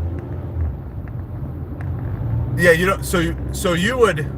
Who's your Walmart's? Who are your like top 5? Like, who are your top tier quarterbacks? Like, as of right now, I mean, I think there are some that are projected going forward, but I mean, that's what I would say about, like, even this quarterback thing is such an experiment, because you draft someone, it's like a 3 to 5 year investment into whether or not it's even going to work. And then if it doesn't work, you have to blow up the whole thing and you have to start over again. And that's just life in the salary cap world of the NFL. And so the only way you can overcome that is if you can figure out how to get a front office that finds diamonds in the rough. People who are good enough. They're good enough so you can still keep your stars. You know, so you can have a Mahomes to a Kelsey, but then you can find enough other guys around them that are like undervalued early in their contracts. Or like not early in their contracts, but like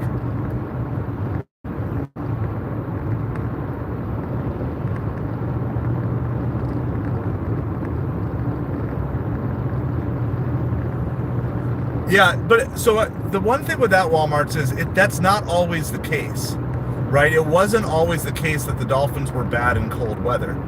This is a more recent phenomenon, and so then the debate goes on: is the Dolphins not being able to play in cold weather? Is that a coaching problem? Is that a player personnel problem? Is that a Tua problem?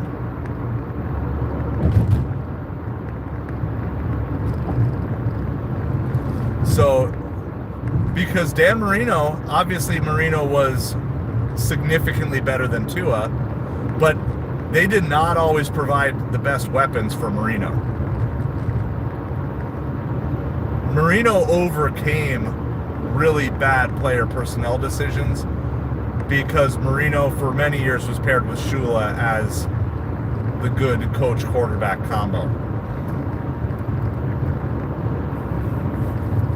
It's like I feel for these guys. Even if I don't necessarily agree with them or think they're going to be superstars, I feel for a guy like Caleb Williams. Like, the Bears just totally... If you were going to fire Eberflus mid-season, why didn't you fire him preseason and at least give a coach and a quarterback, say, 3 years to work together from the start? No, I agree. But again, I would say... So last year they did, but they just didn't have the defense that could hold up. And honestly, I don't think Miami... You could put that game in Miami in 80-degree weather. I don't think Miami's beating Kansas City in any way last year. Like, let alone the cold weather game and one of the coldest games in NFL history. I mean, Kansas City was just the better team. So I agree with that, but like, I just think like you got to ask deeper questions with some of this stuff, which is, why is it now? If you say Tua is the reason they can't win, then that goes back to why was he drafted and why was he drafted ahead of other guys? But it's,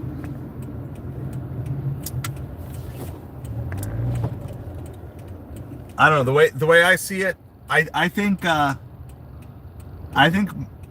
Stephen Ross, who's the Dolphins owner, he's super stubborn. He's like a quiet Jerry Jones. He doesn't talk, he doesn't want the big media, but he is just stubborn in his ways. And I don't think he blows it up this year. I think Tua McDaniels combo gets one more year next year. I think they both get a pass. Now, this is unless the team completely tanks. If the team completely tanks at the end of the year, then that's different. But assuming they finish, say, 9-8 or whatever, 9-8, 10-7, I think they both get a pass and they get one more year. But if I were the Dolphins, I would be drafting a quarterback this year. That's just my opinion. I would be drafting a quarterback. I would let Tua clearly know, like, look, this is it. This is your prove-it season. We've given you the weapons. We've, everything. And we understand the injury thing is unfortunate, but it doesn't matter. We're to the point now. It's like, you just got to do it, or it's basically done. That's how I would handle it, but I don't think the Dolphins will do that. But I would be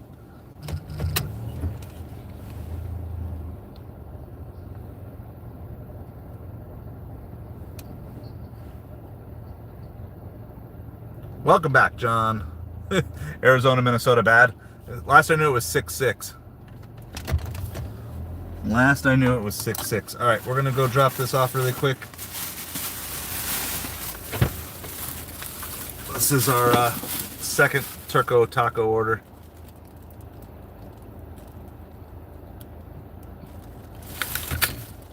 We'll go do that. I'll be right back. Continue talking some football, maybe do a nice full score update for everybody too.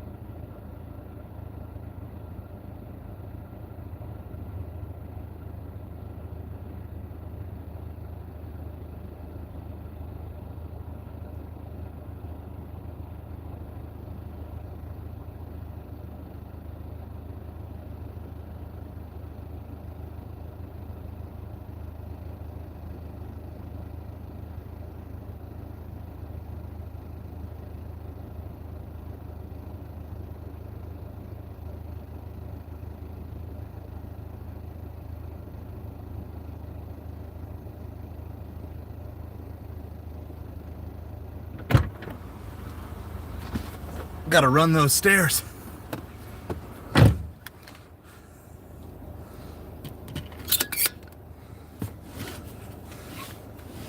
Steelers up over the Bengals. Anyway, here's the broader thing that you got to remember too. Fans want to win. Some owners want to win. All owners want to make money. And so when you're dealing with the fact that all owners want to make money, for some owners, the better way to make money is not necessarily to win.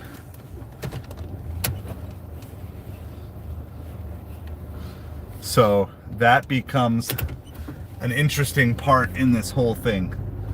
As long as the team is profitable, they as the owner are winning. And of course they will show a good front that they care about winning because they have to do that, but how much do they really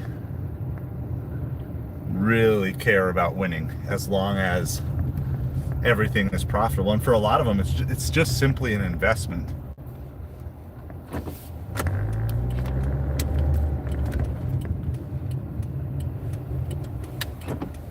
They're literally just buying a team, knowing the rate of return the team normally has, and they're just like, we're buying it, we're investing it, we'll sell it when we want to sell it, and then we're good.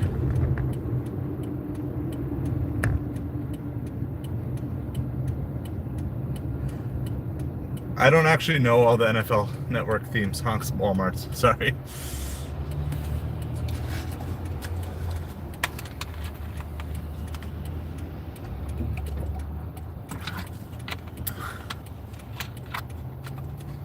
There's a little $5 a batch promo on Instacart.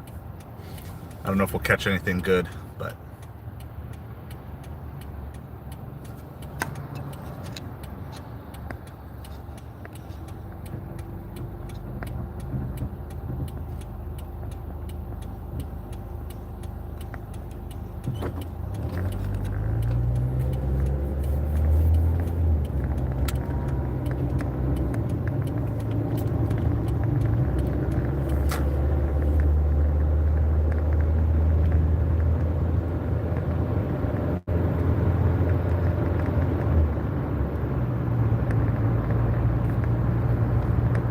all right, we're gonna just work our way back downtown. I'm just gonna keep going back to Turco Taco for now.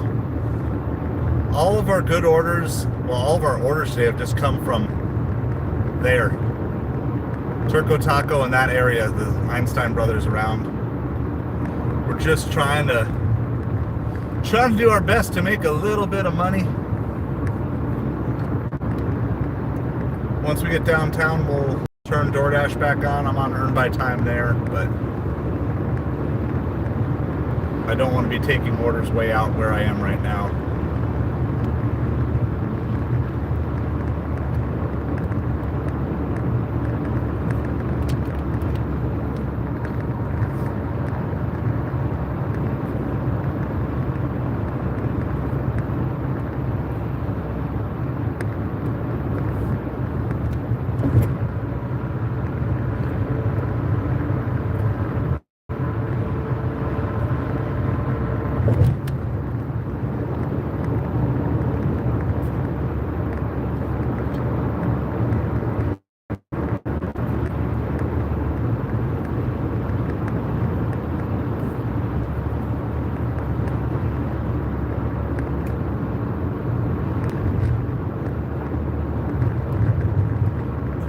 I think will win. Well, okay, so I'll start with this. I'm cheering for the Eagles over the Ravens. I don't think the Dolphins have a legit shot at catching the Ravens, but as a fan, I will be rooting for the Eagles.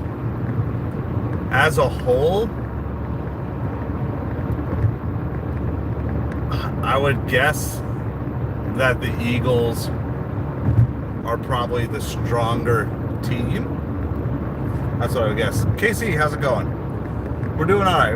It's kind of slow, but we've at least gotten good orders. There's not a lot of orders, but the ones we've gotten have been good. Where's the game at? Is it, because I think that matters a little bit too. It's at Baltimore.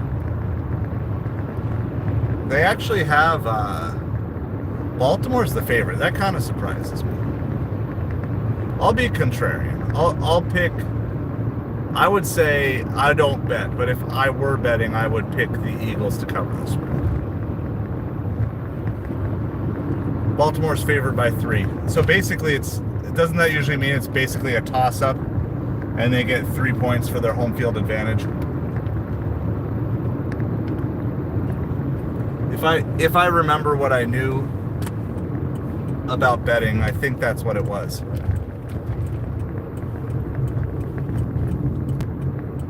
And I don't know if that's 100% correct, but I think Vegas basically says it's a pick 'em, but they give 3 points to the home team in a pick 'em. So I'll say I think the Eagles. I think the Eagles can win here. Now, if it gets into a shootout category, then maybe Baltimore has the advantage.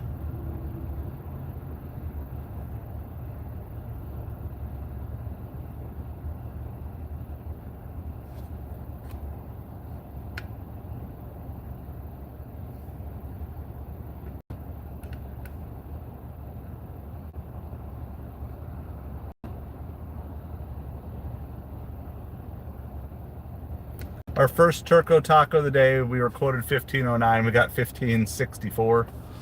So an extra 55 cents thrown on there. I don't know. Barkley looks like a man on a mission for just gunning for the MVP as a running back this year. So it is crazy though, all these running backs with like their second or third team having like great seasons. Henry, Barkley, there was 2 others they showed on the game.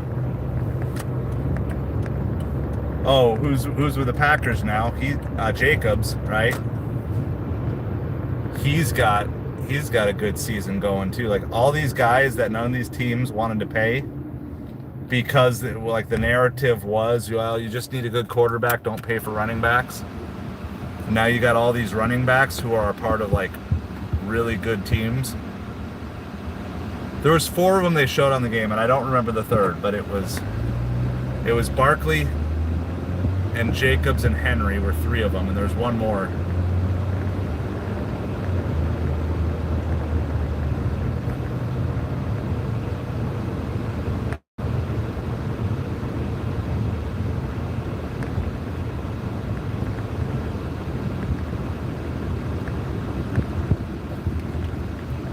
Is there any chance Barkley is just tired from last week and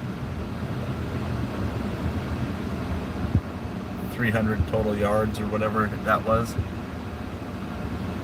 I guess there's a chance, but I think these players are competitive when they smell like there's a chance to make history or get their name in a record book or whatever.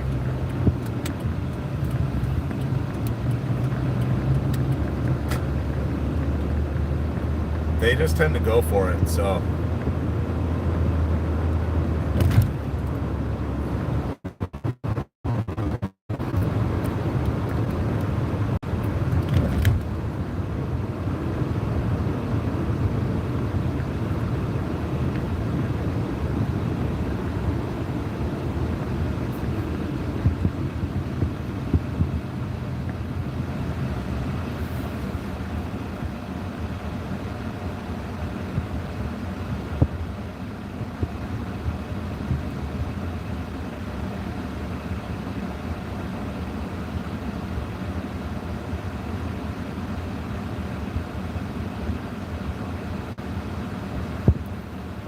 All right, we'll do a nice full score update here.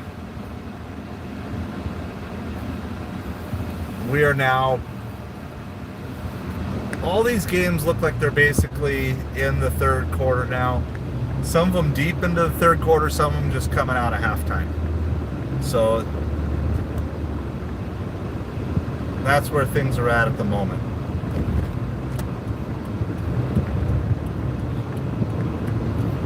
Truck just full of metal. We're gonna pass by here.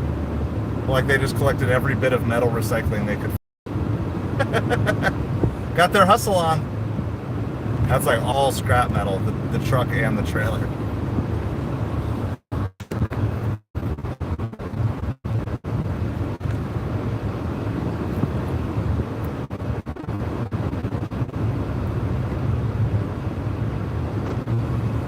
Okay, so I would say the Tomlin effect is leadership. Leadership is influence. At its most core level, being a leader is being an influencer. And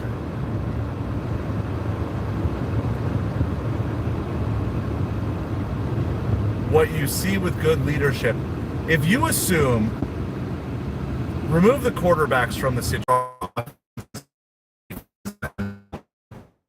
these are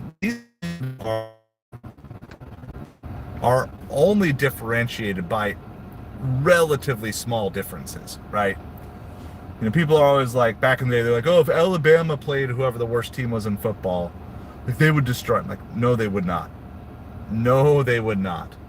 The best all-star team you could put together for college football, I believe, would be absolutely dominated by the worst professional National Football League team there is. Okay? So you're dealing with men, and you're dealing with men who have 2 conflicting interests, right? One is collecting a paycheck, and the second conflicting interest is personal pride and dignity. And so what good coaches have to do is they have to figure out how to how to work both of those things and keep a group of men engaged in a mission, even if the ultimate goal is unachievable. So now I don't know too much about Tomlin personally. I haven't dug into his personal life. I don't know his leadership style. I don't know his viewpoints on life or faith or any of those things. But it appears to me that this concept of basically the group of guys you're playing with is relatively similar to the group of guys the other coach is playing with. So you have to figure out how, as a leader of men, to get them to basically be stoic in their reactions, right? And if you look at it, what do we like? When our team fails, all right, and I pointed this out as a Mike McDaniel criticism. When your team fails, you want the guy who's going to go up to the podium and say, look, I blew it. I didn't prepare my team. I didn't do that. And if you start seeing players who follow that same mode, it's like, okay, look, we're all on the same page. But when you see a player go up to the microphone and like, look, I did my best out there today, and we just can't drop balls like that, and different things, like, and blaming everybody else, you'd be like, dude, you're like throwing your teammates under the bus. Why? Even if he's true, even right, we don't want leaders to always tell us the truth. We want leaders to take blame when it doesn't work and give credit when it does work. Right? That's what we want to see from leaders. And it's just especially personified in sports, but I would compare it to just like a leader of a restaurant. Like, why do some restaurants flop? Like, they have good food, good everything, but they still flop in a year or two. Whereas other restaurants that maybe aren't, and I'm talking about local restaurants, not chains. I'm not talking about places that have millions and millions of dollars back, but local restaurants. You can have another local joint that's just pretty average or whatever, but they just stay in business for 30 or 40 years. Well, a lot of times it's the leadership structure that's there. And one leader maybe has great food and everything like that, but they can't lead people in a way that they're building this great restaurant experience. Whereas the other one maybe doesn't have the best food or the best ambiance or anything else, but they can put together a team and they can say, look, I understand that some of you are just here for a paycheck, but just make it part of your paycheck to make sure the guest has the premium experience. And Tomlin just has that leadership factor. Like, when I think of a coach, if I had to hire an NFL coach as a life coach, I feel like Mike Tomlin would be the one standing over my bed at 4 o'clock in the morning saying, what are you doing? Get out of bed. We've got work to do. Right? Hey, we got a turco taco. Like I said, when you don't know where to get orders from, just keep going to where you're getting orders from. So this is on DoorDash now on Earn by Time. So we're going to take that, of course.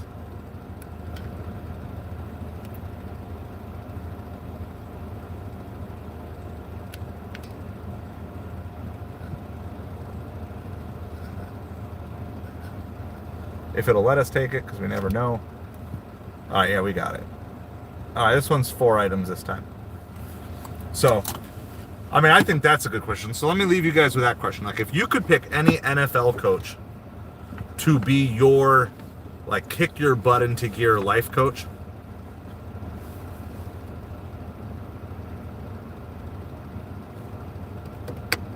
which NFL coach would you pick? So if you could pick any NFL coach and say, like, I can hire you. You're going to be my life coach for a year, and you're going to kick my butt. You're going to get me into shape. You're going to help me face all my problems, fix all my problems. Like, who's the coach that you feel that you would want to run through a wall for?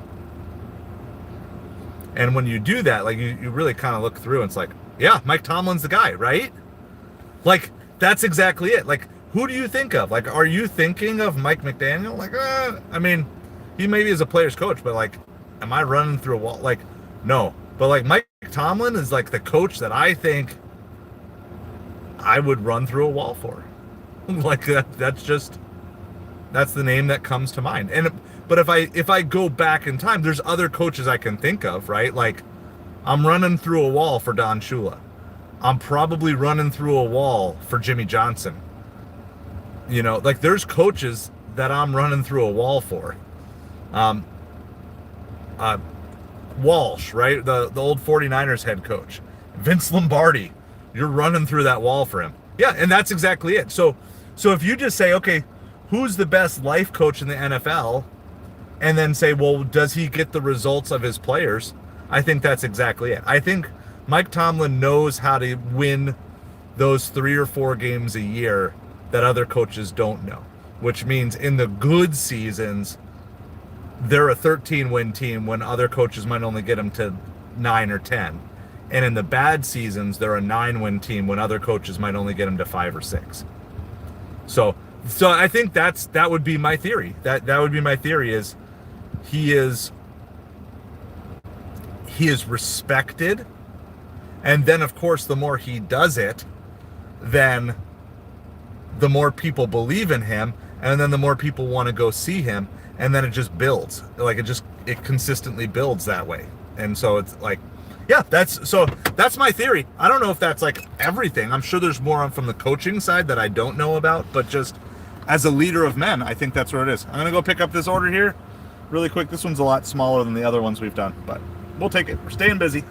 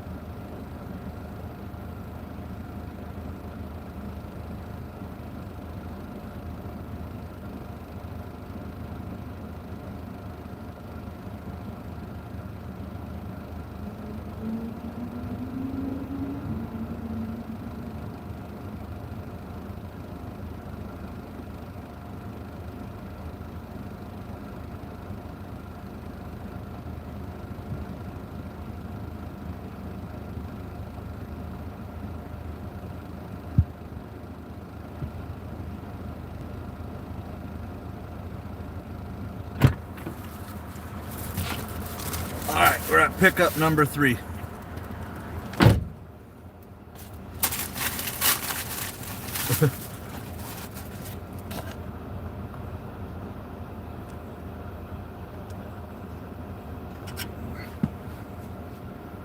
So, what trade did you just?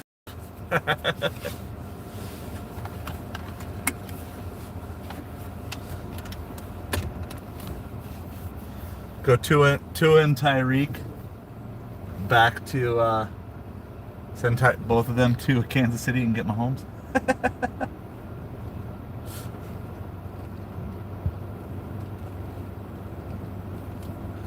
I don't know if they would allow you to pull that one off. All right, we are on our way to this drop off here. We got to go 3.6 miles. This is a DoorDash. Earned by time. It's like 4 items. At this point, we're just trying to stay busy. That's kind of all we're trying to do here. I knew they were getting one ready for Uber Eats, but I could almost take it, but I'm not going to do it. I'm not in the mindset to be like crazy dirty double stacking.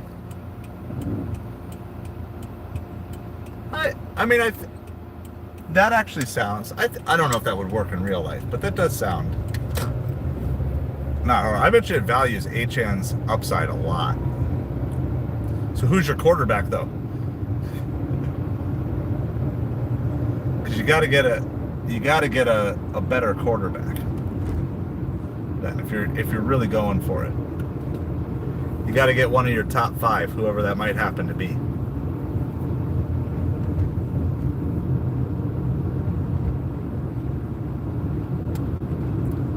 So I haven't seen the option to sign up for Christmas tree orders on Uber Eats. I might do one, like if I could. I don't even know if the car could handle it, but I might do one if I could, just for fun. But I just haven't seen. I'll have to look through the back end of Uber Eats and see if it shows anything else.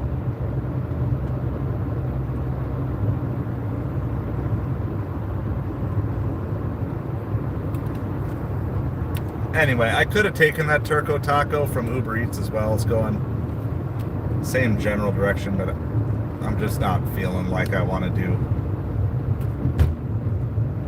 crazy double stacking, and I don't want to be in a rush.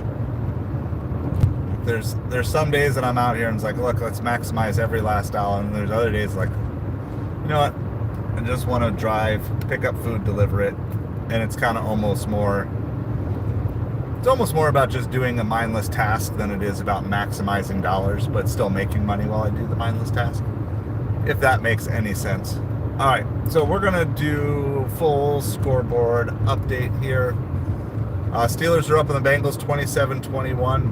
Bengals with the ball. Colts up on the Patriots 17-16. Chargers lead over the Falcons is now 17-13. Jets leading.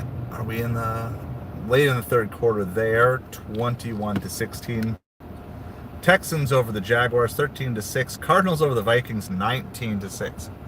Told you, you get into December, look at the quarterbacks.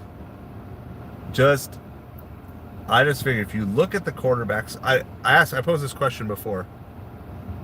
All right, I'll check to see. Do you know where that is in the app, Casey?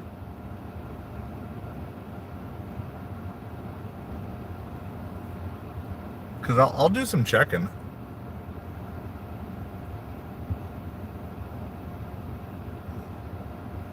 Commanders over the Titans 28-10.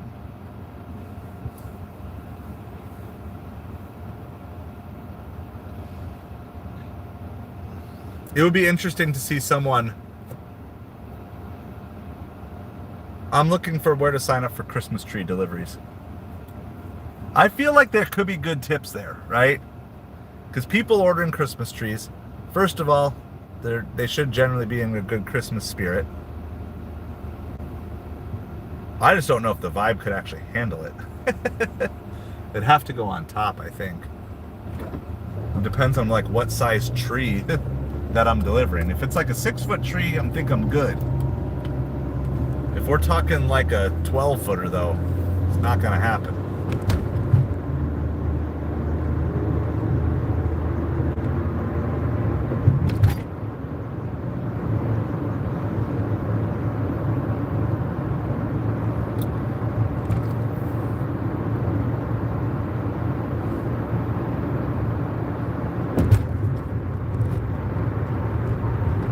would be interesting to see, though. Like, if you picked every game in December based solely off of which quarterback you thought was the better quarterback, what percentage of the games would you get right? Now, I think that would be interesting to try to calculate.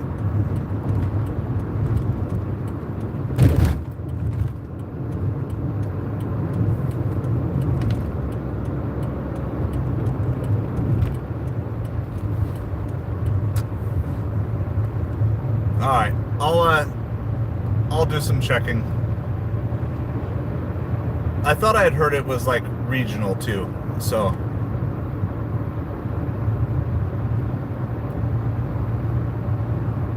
How many seasons can you play out in Madden? And if that answer is unlimited, could someone theoretically like just start trading for every single, try to own an entire draft eventually?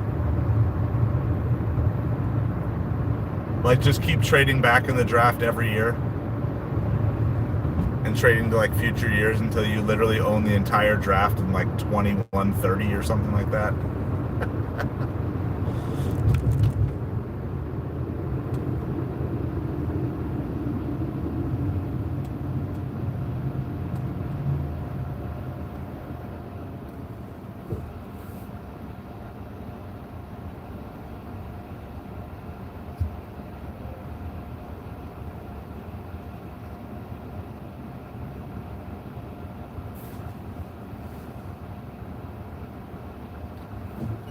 Speaking of Christmas trees, that guy's got a Christmas tree on his car.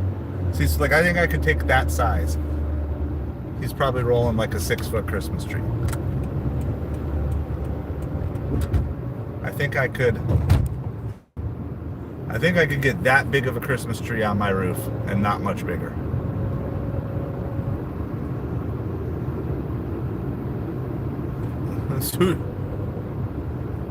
I think that would be fun. Like, just keep trading back. Keep, you know, because like every first round pick you could trade for like a next year's first round, second, third. I mean, you might have to play a bunch of seasons to get there, but. So who's your quarterback though, Savage? Are you just going to direct snap it to those two guys?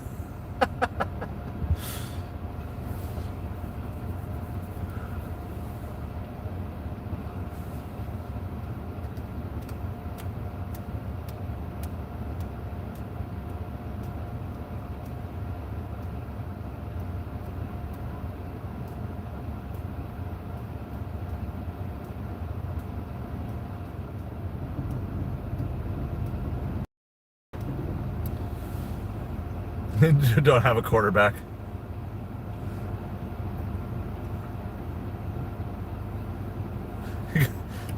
Straight picks, 219 to 224. That's hilarious. All right. Well, most of these games are wrapping up the third or into the fourth quarter here.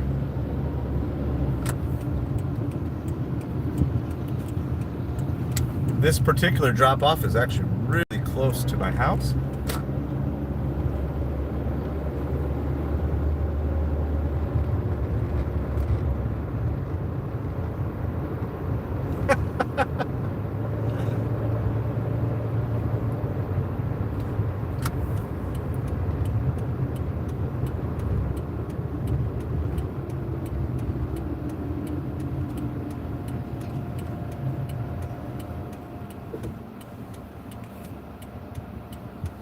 All right, Bengals did kick another field goal. Here's 27-24 Steelers. That one is late in the third. Patriots are trying to get the lead back here. They're close to the red zone, down 17-16 to the Colts. Falcons have the ball, also in the red zone now against the Chargers, down 17-13. Those two games are games that, as a Dolphins fan, I'm probably watching the most. Want the Colts to lose, want the Chargers to lose. Seahawks are slowly creeping back on the Jets here. It's now 21-16 Jets. Texans leading over the Jaguars 13-6. Vikings just scored a recent touchdown. It is 19-13 in that game. And Commanders 28-10. By 19-13, Cardinals are winning. And then 28-10 Commanders over the Titans.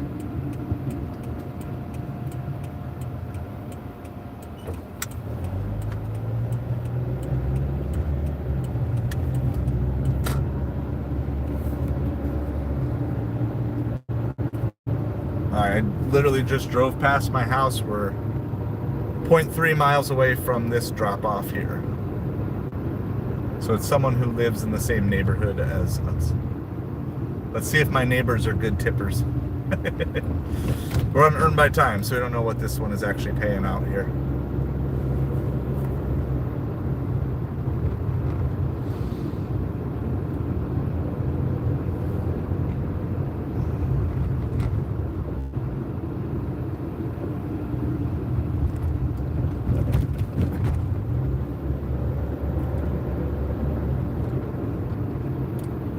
There is no actual left turn there though, Siri. Siri don't know what roads are. She's like, just turn left. I'm like, there's a concrete median there. That's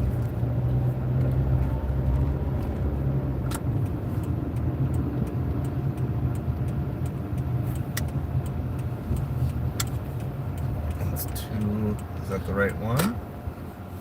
It is the right one.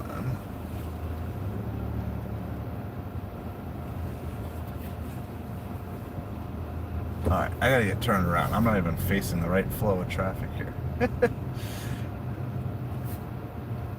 We're gonna get turned around. And then position ourselves so we can get out quickly here.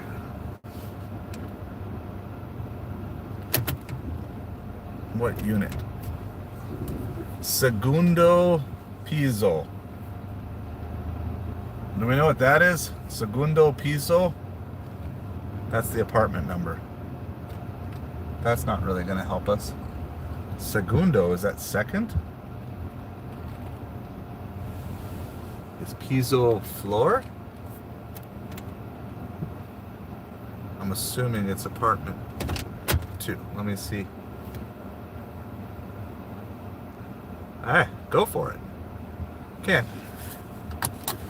Can't hurt.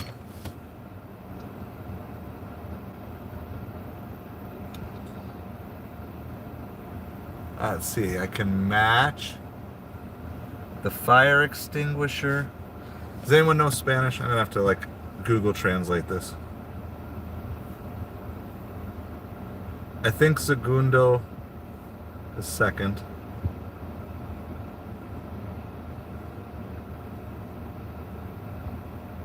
Second floor. I was right. I was actually right. I was able to translate some Spanish correctly without Google Translate. Just used it to confirm.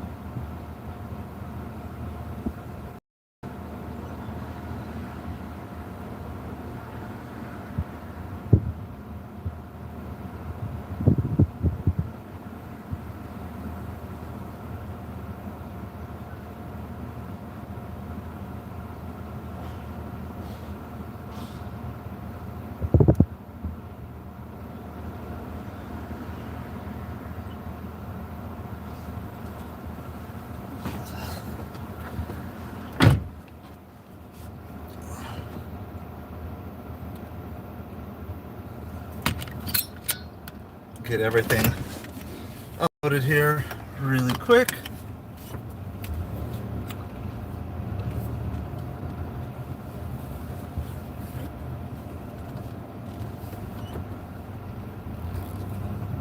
That one was a no tip order. My neighbors are not good tippers. Go figure. Here comes like 20 people going across the crosswalk for golf here.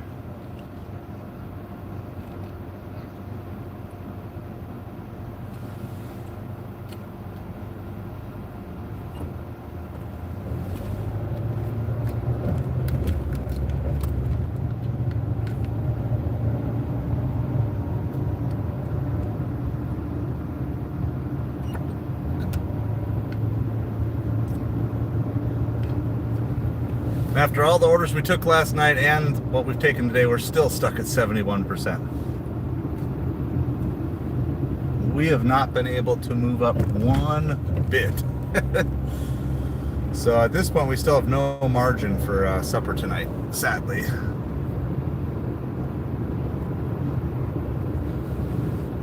My DoorDash customer rating is officially back to 5-star again. All of my haters have been eliminated from DoorDash.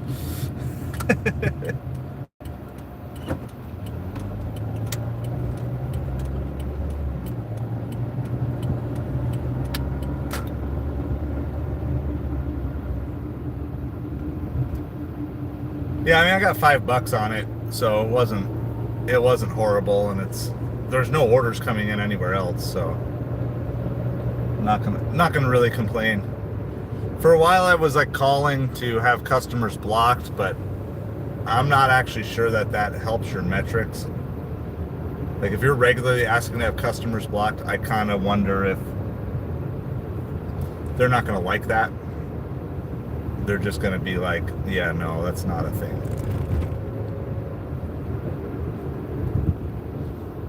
Because they don't want you blocking customers. They don't want you to be blocked. They don't want you blocking. Like, they may do it for you. They may say they'll do it for you, but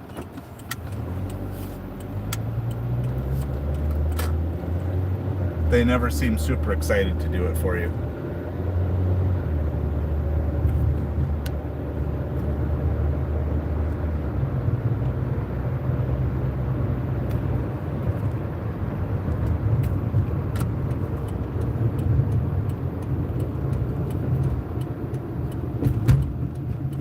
All right, well, we're just gonna head right back downtown, doing that thing we do. We're just, basically just trying to stack orders now, make what we can make.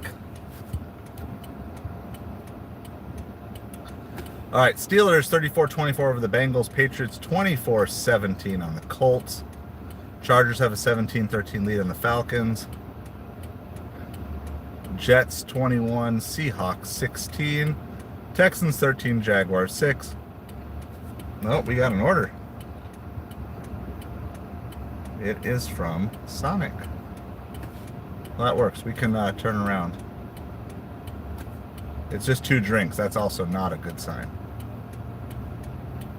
Orders with 2 drinks are generally a bad sign for tips. Can we at least get an acceptance rate point for this thing? Probably not. Nope. No acceptance rate point either. Alright, well, whatever. Maybe we'll get stacked. Sometimes you just gotta chunk through the lousy orders.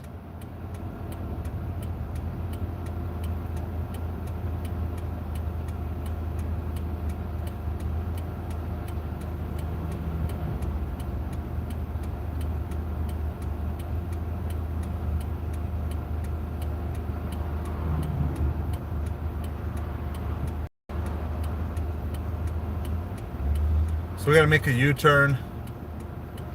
Good afternoon, White. How's it going? We're making a U-turn on our way to Sonic to pick up 2 drinks. So we just had 1 no-tip order. I'm assuming that this is another one.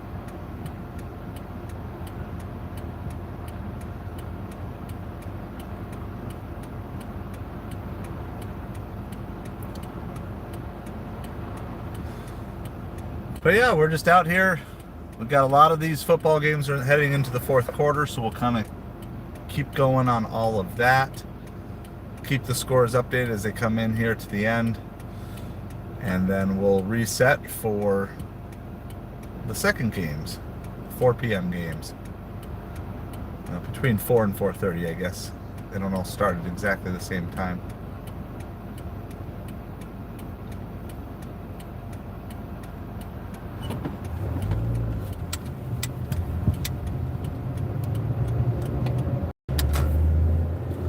Alright, so we're on our way to Sonic to get these 2 drinks. Just feels like it's been kind of a boring. I mean, it's still football, so And football season is closer to the end than the beginning, so you got to enjoy it, but kind of not anything spectacular. But sometimes you can have a boring game with a spectacular ending. That was like the Cowboys game. Went from being boring to spectacular.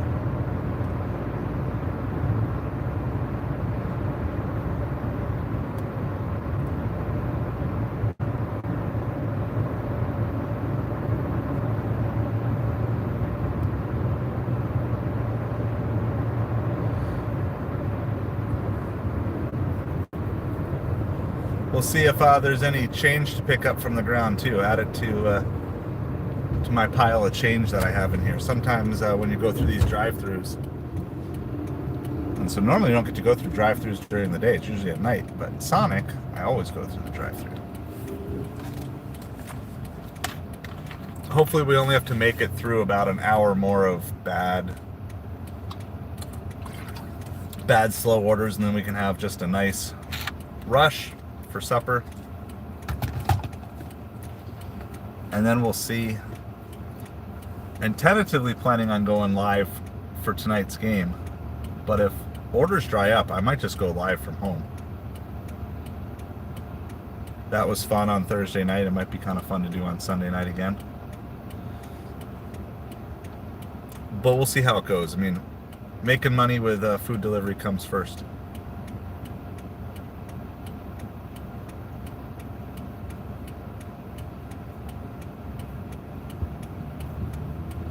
Gots to pay the bills first. Gotta put food on the table. Pay for a roof over the head.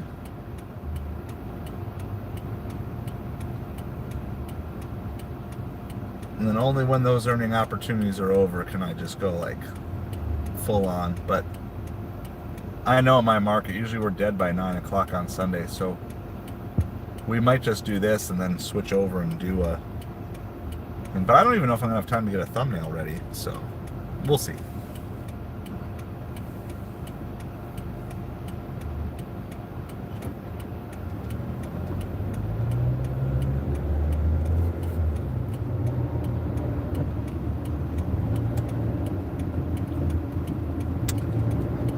Alright, we're finally moving here. We are on earn by time, so we're not really in a rush for anything.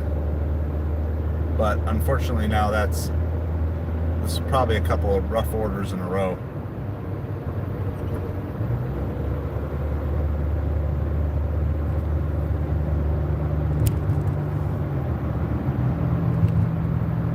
We're going to go grab this Sonic. We'll drop that off. We'll probably pause orders after this one until we get back downtown.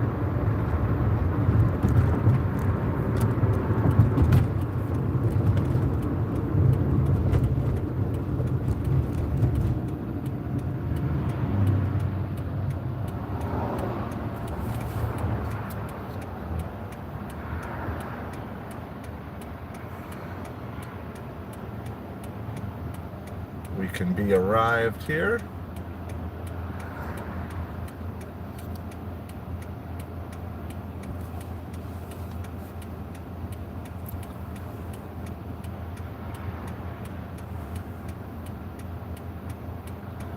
All right, Steelers 34-24, Bengals. Patriots 24-17 over the Colts. Falcons losing 17-13 to the Chargers. Seahawks keep just creeping and creeping. It's now 21-19 Jets over the Seahawks. Seahawks do have the ball. Texans, the Strouds are up 16-6. Cardinals up 19-16 on the Vikings. And Commanders got out to a 28-0 lead. It's now 28-13.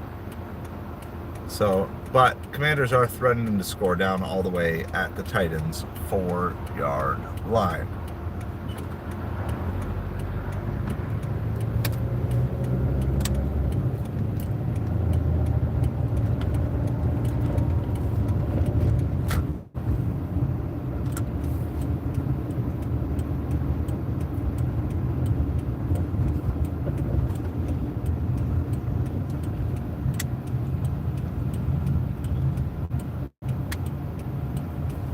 Farkle. Farkle is a game. Did you know that?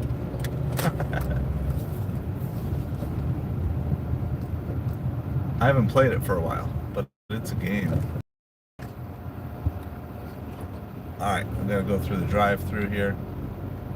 They still have their Halloween pumpkin stuff out here.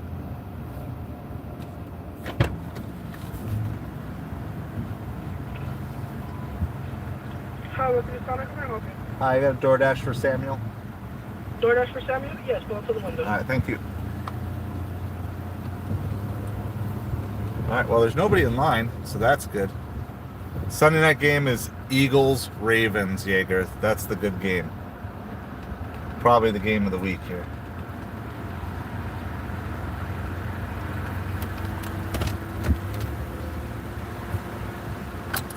I don't see any coins on the ground, sadly.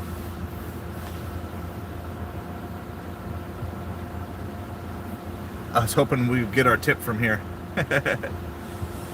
Let's get our tip from the ground, because I don't think we're going to get it more than like $1 or $2 tip on this order for 2 drinks.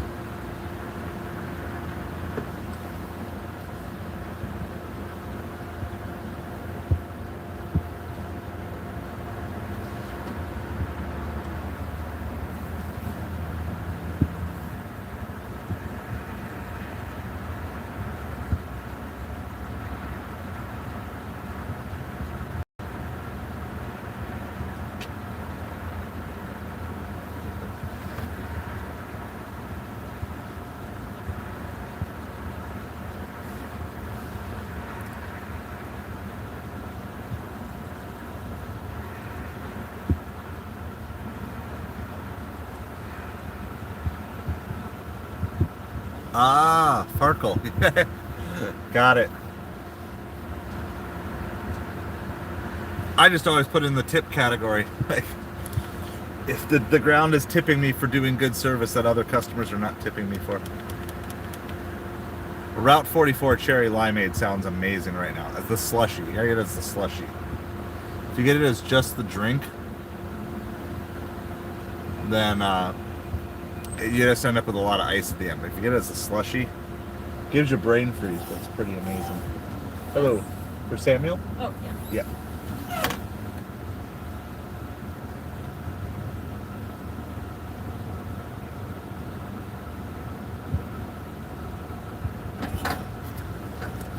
Here, yeah. Thank you. And that should be everything. Have a good All right, perfect. Oh, man. I don't like delivering drinks. I might be wrong, Jaeger. Hold on. I might be wrong. Let's see. Am I wrong?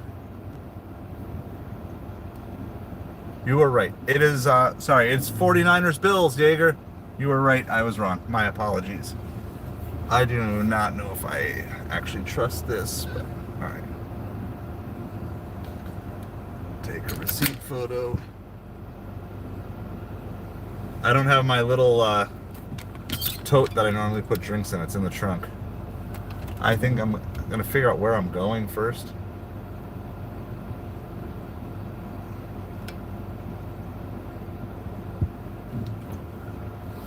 Yeah, we're going to do it because we're going to go over like a ton of speed bumps. So I'm going to just park and get that tote. You are correct. I was incorrect. The 3 brain cells bouncing around. Not so much. Yeah, so this is the game of the day then for sure, coming up at 4:30. What's Uber sending us? $15 for 16 miles. That's a no-go. All right, hold on. I'm going to get my little tote so the drinks hopefully don't spill.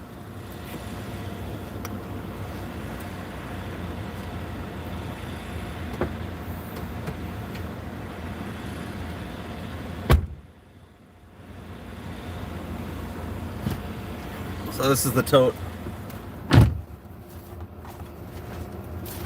I just appreciate a slightly flatter surface. And then it's angled, and then if anything that does spill doesn't spill in the catering bag or on the seat, it spills in the tote. So false information like that is why I am the smallest Dolphins YouTube channel, because I don't even know what the Sunday night game. Did you guys see it? It's just like a little, it's like a little plastic. It's got a couple of handles on it. It can hold up to about 6 drinks. So I like it for Starbucks. You know, just anytime that I get like really big drinks like this. People are like flying through this parking lot like their life depends on getting to Goodwill in the next 2 minutes.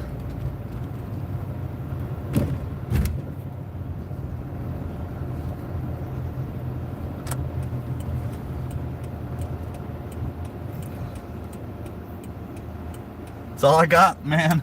That's all I got. Ran those guys on overtime yesterday with the charity dash off, and like today trying to do football coverage as well. It's like you got to find your thing. No, this one is not an actual drink carrier. So the drinks are in a drink carrier, which most of the places have. I do also have like those 4, you know, the ones that hold 4 drinks. But I even put the drink carriers inside of this. So it's big enough to hold like a quad drink carrier. Just because even if you have stuff in a drink carrier, it doesn't mean it won't flip or tip. Or, I mean, I've had everything. I've had lids pop off. I've had holes in the bottom of drinks. I've had holes slit in the side of drinks. I've had just spills. You know, different things like that. So. All right. Well, sounds like you got a quarterback to grow with, though, if he was a quarterback in the first round. Time to trade some more talent.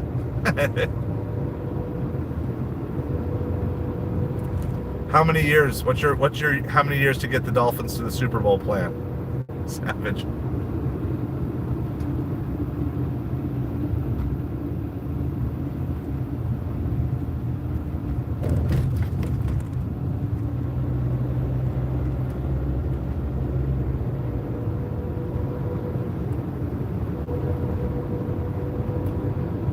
All right, we got to go like 2.3 miles for this delivery here. We will pause orders after. I was hoping to catch like a Papa John's that would take us downtown, but that did not work.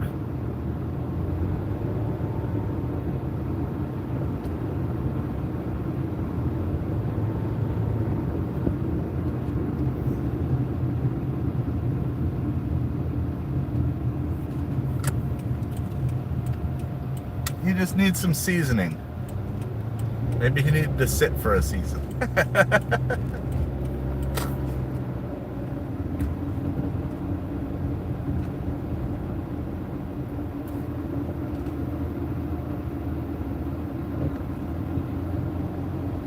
All right, just drove past my house again. It's kind of where we've been hanging out for like the last half an hour. But I'm not actually at my house. I'm not actually taking a nap like I wanted to.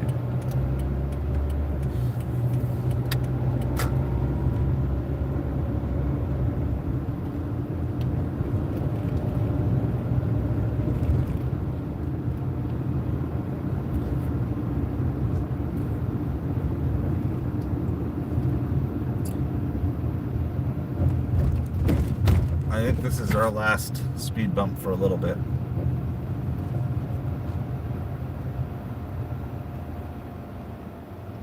Is there a car that's like crashed into like somebody's house here?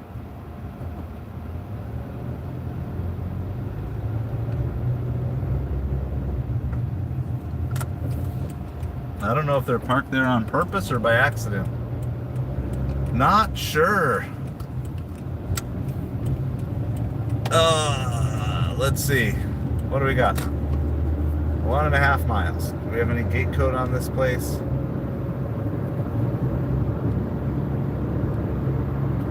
Doesn't look like it. Alright, we should have games finishing here very soon. Very, very soon we should have some games finishing. Alright, Steelers looking to really close out this game. They're up 41-24 on the Bengals now. Colts are trying to fight back, but Patriots are up 24-17. Falcons also down 17-13 with the ball. They're like nearing the end of the game here. So what's Grubhub sending us? $12 for 9 miles. We are nowhere near that.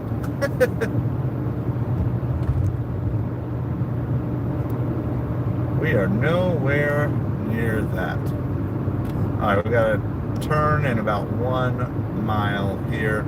Falcons are in Chargers territory. That game is almost over, so they're driving. They need a touchdown to take the lead.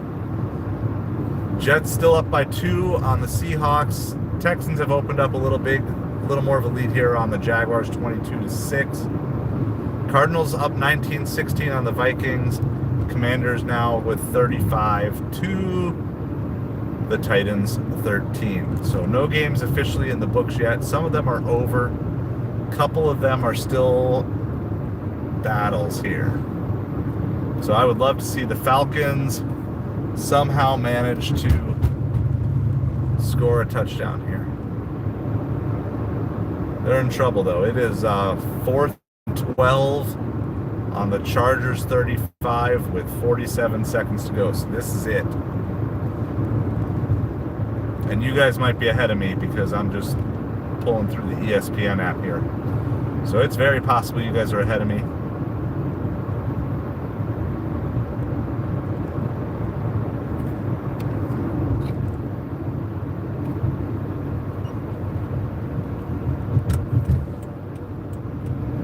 This is my turn here.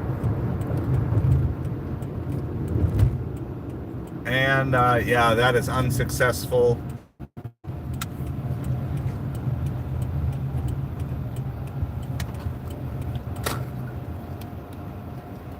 It looks like they still have timeouts though, so the Chargers are trying to kneel it out, but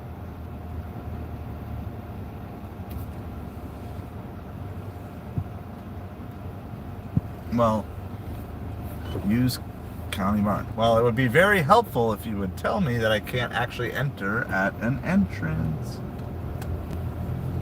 It is very amazing to me how there are so many problems with the earn by time orders. Like, they're just basic information.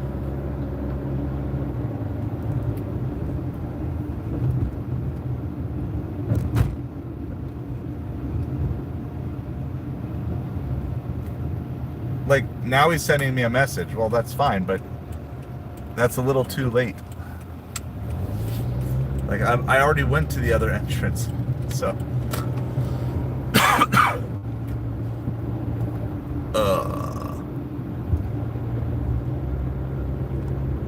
Sometimes DoorDash makes me happy. Most of the time it doesn't.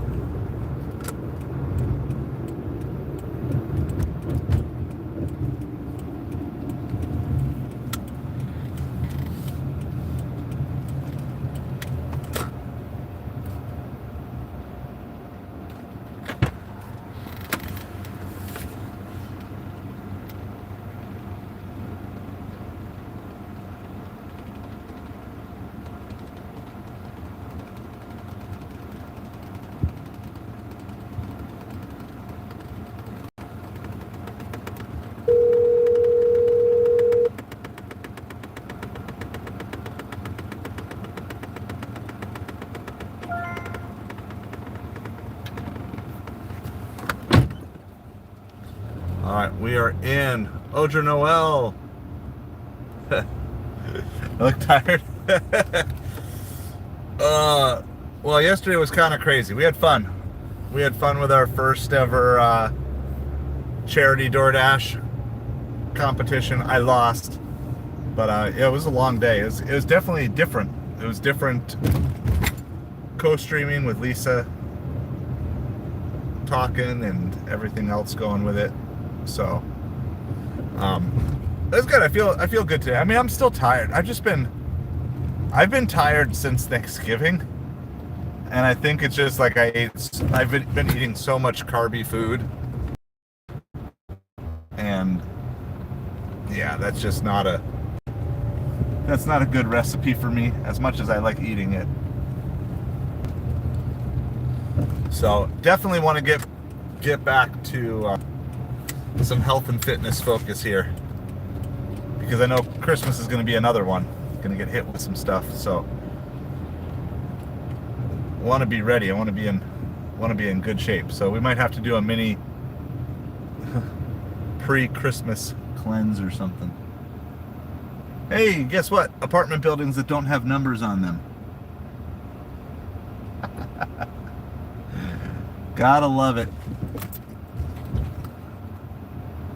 If I lived in any of these places, I would be absolutely demanding that, like, there be signs all over the place. Like, how much does a sign cost compared to, like, how much rent these places are bringing in? Like, pennies. Like, it says it's here, but you can't just deliver based off of where it says, because it's just not always right.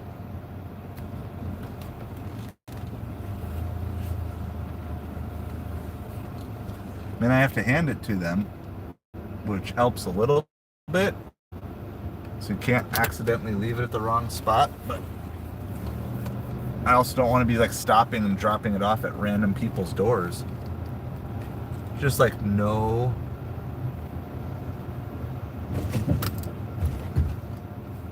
building numbers. Nowhere.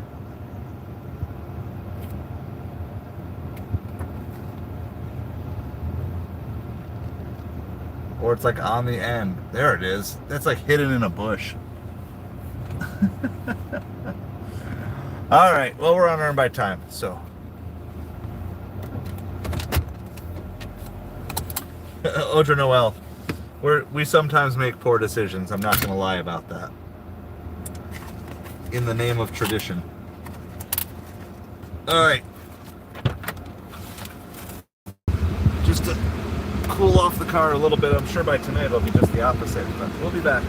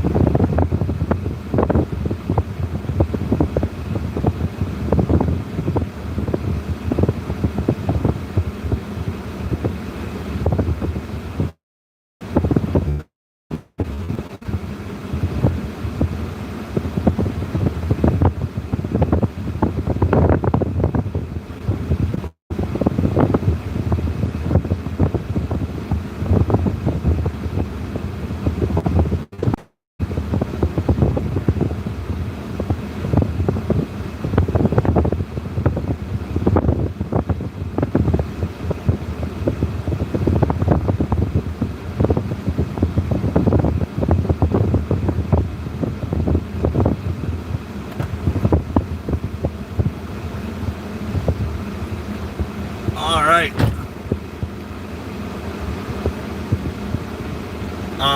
Odra Noel, that depends on the state. Depends on the state. New Jersey has that. I think New York has it too. They have like mandatory car inspections or whatever. I forget if it's like once a year. They do like emissions tests and stuff like that. I would assume a place like California has something like that too. In Florida, we do not have that. So it's not a national thing. It's a state by state thing. All right. So we're going to pause our orders after delivery. Try to maximize all of our walking time here, complete our delivery. All right. He was a nice guy. He was very friendly. Hey, there was. At least there was a $2 tip on that one. Massachusetts has it, Jaeger? Okay. It's definitely like a Northeast thing. I would venture to say the more liberal your state leans, the more likely there's some sort of emissions test. And the more conservative or libertarian your state, the less likely there is a thing.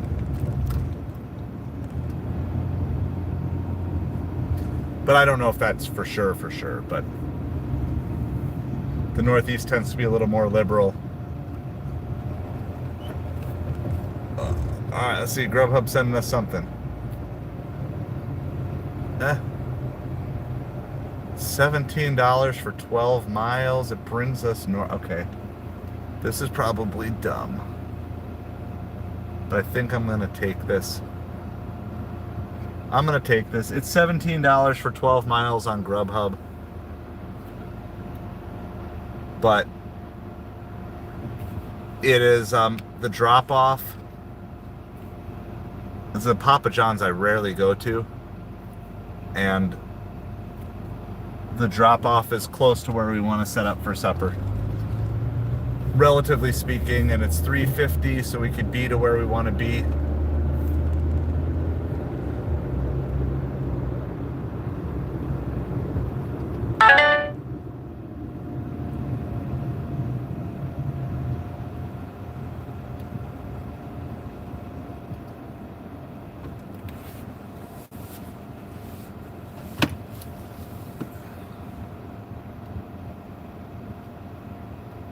I think the problem is if you regulate emissions, it's going to mostly hurt the poorest people.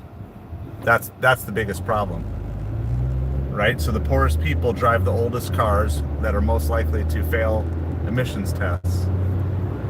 So you've got lots of people who are poor who have like one car, and it's an old car. I mean, that's where we're at right now.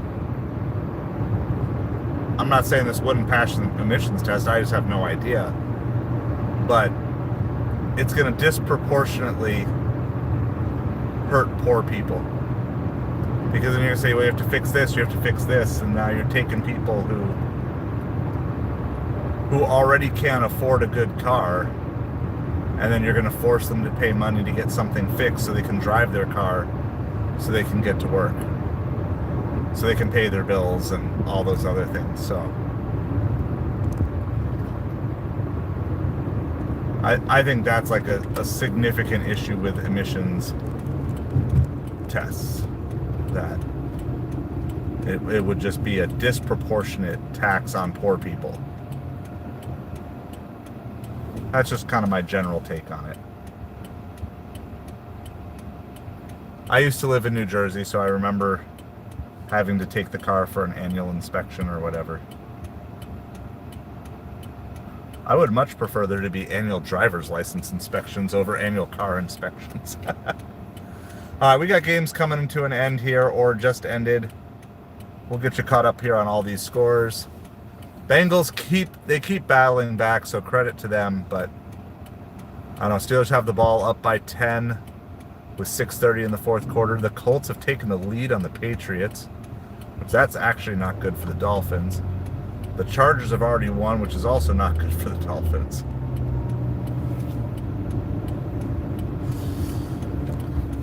The Seahawks have overtaken the Jets.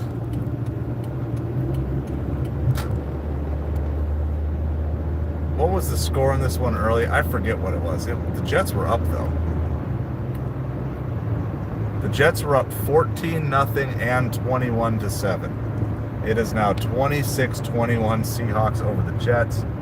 Texans up by 11 on the Jaguars. The Vikings have retaken the lead on the Cardinals, 23-22. And Commanders are up by 16 on the Titans. The Chargers game is in the book. They did beat the Falcons. It's the only completed game.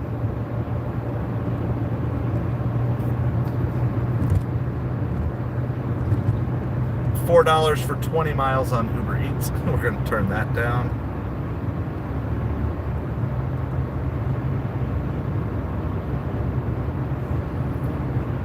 At least as an annual thing, it's really rough. If it was something along the lines of every set number of years, it would at least give people the opportunity to upgrade cars so they wouldn't have to pay all. I mean, because it's literally like if you can't pass the emissions test, or emissions check, whatever it ends up being, like you can't drive your car. And if you can't drive your car, then how do you get it repaired? I don't know.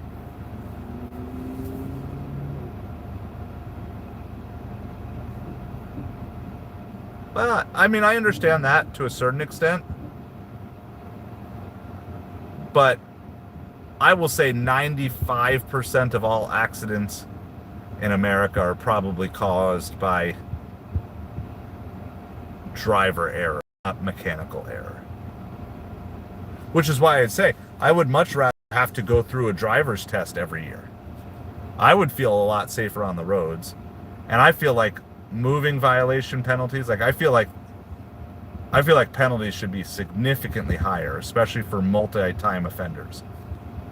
I feel kind of like you should get, this would be my policy for like any sort of driving infraction, like including speeding. Like first time, a warning, second time, a significant fine, third time, suspension for a year of your license. I would do that for whatever your primary infractions are. You know, so speeding, texting while driving, sort of stuff like that. That would be the system that I would run out. And then I would pair that with, you know, every year you have to take a driver's test. Because that would eliminate way more accidents on the road than the potential mechanical failures that a car might have.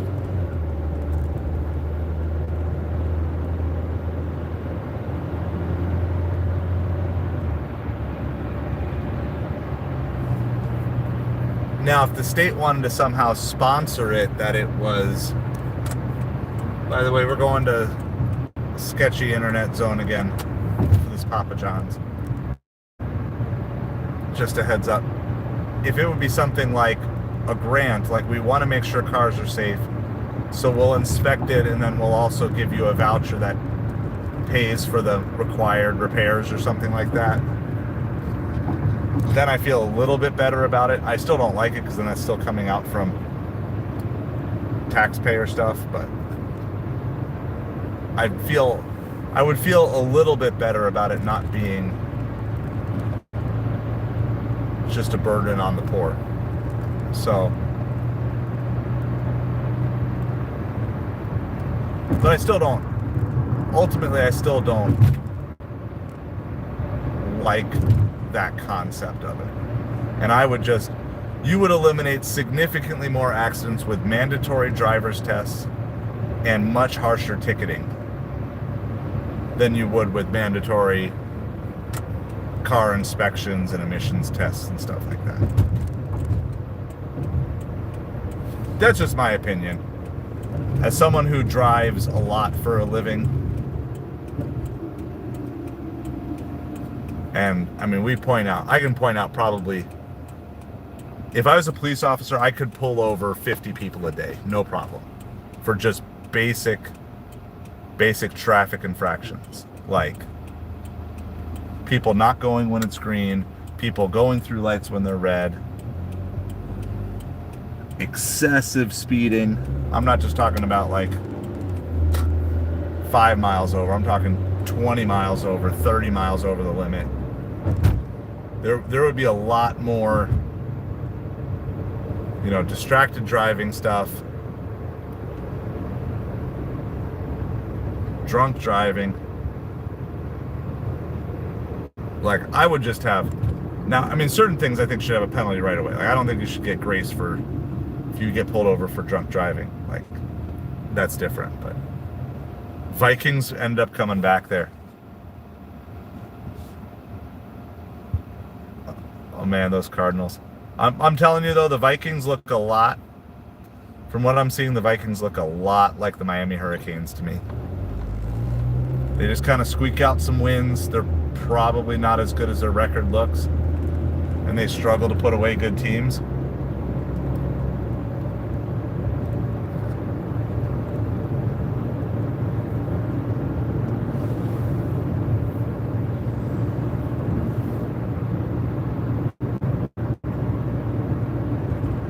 All right, so we're going to a Papa John's I rarely go to, but we're taking this because it's $17 for 12 miles. But one way or another, I was going to drive most of those miles anyway, because the drop-off is near things at the end, where we want to be. Good afternoon, Kaylee. How are you doing today? I did see your response email. I haven't gotten a chance to type a reply, but I definitely want to work with you on that not happening again. All right? So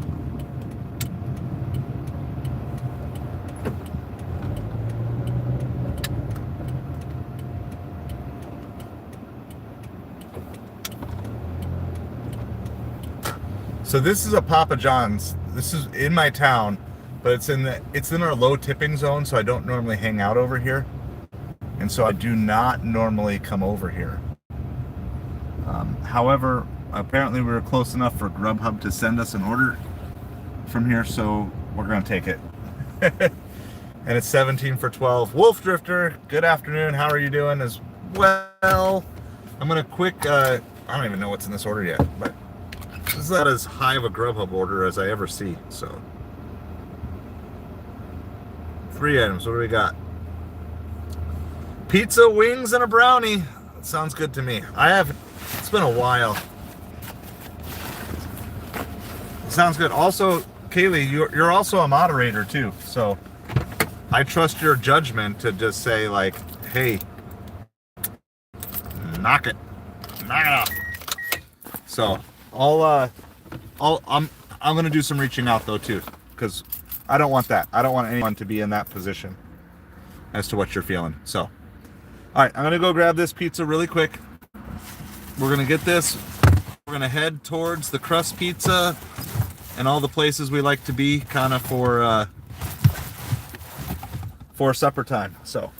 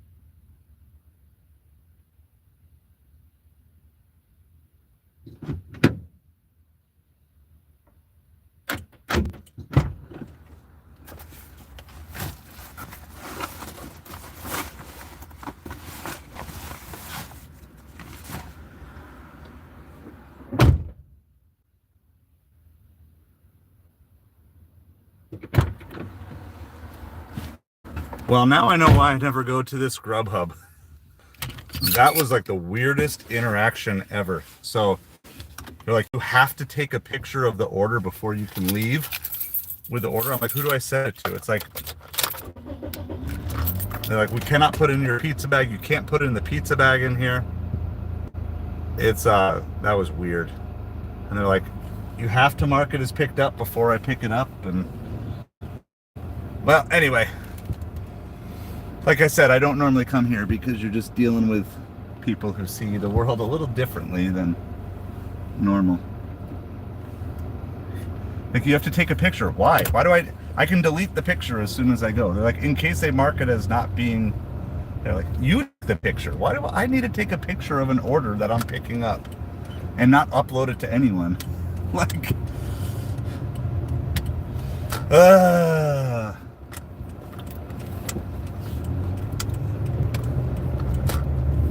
some of these restaurants, like they push it, like what, how does that, so explain to me, because they couldn't even explain to me what I was supposed to do. This, I can see, if that's your experience with Papa John's, I understand why a lot of you guys don't like Papa John's, because none of my other Papa John's in town are like that. So why do I have to take a picture of the order? What does that do? Like, I'm never showing that picture to anyone. So I don't even understand the logic here. And they're like, you're not allowed to put it in your pizza bag in our store. I'm like, what? Like,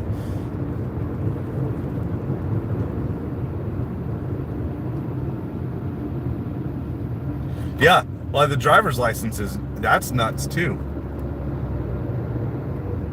I just, even though I disagree with the driver's license, I at least understand they're trying to say, like, look, we don't trust you, so we're going to track you down, or we're going to prosecute you, or something like that.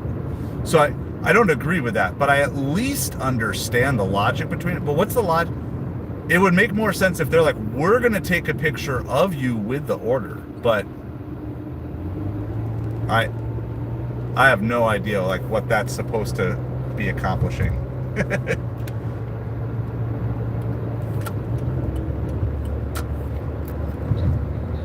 Alright. Wow, like Uber Eats is like slamming me with like a bunch of orders here. Alright, well anyway, that's why we don't normally hang out at that Papa John's, kids. And that's why which Papa John's you order from matters.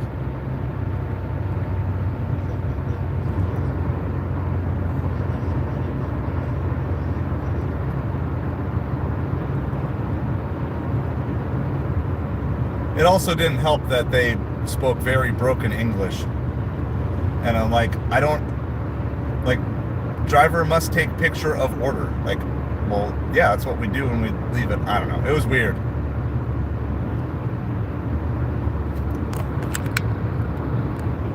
Yeah, like, what does that even do?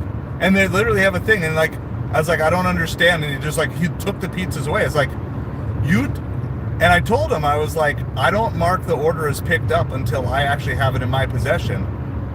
Because I was like, because some places I've heard people reported that they do that, they don't give the order. So I marked it as picked up, and then he took it away from me. I'm like, you're the one. You're the type of restaurant that people are reporting that's doing this. Like, it's blatant. They're like, if the customer reports they're missing an item, like, look, if the customer reports they're missing an item, that's on you. That's not on me. That's not on me. That's on you that you forgot to put an item in there. So,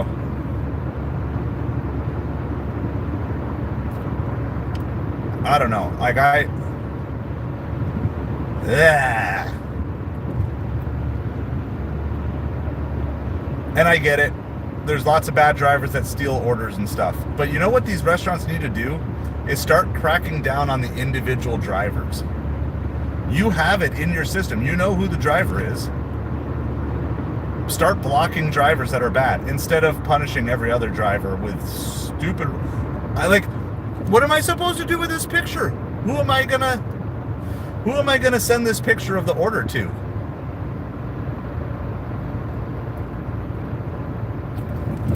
I don't understand. People make my brain hurt.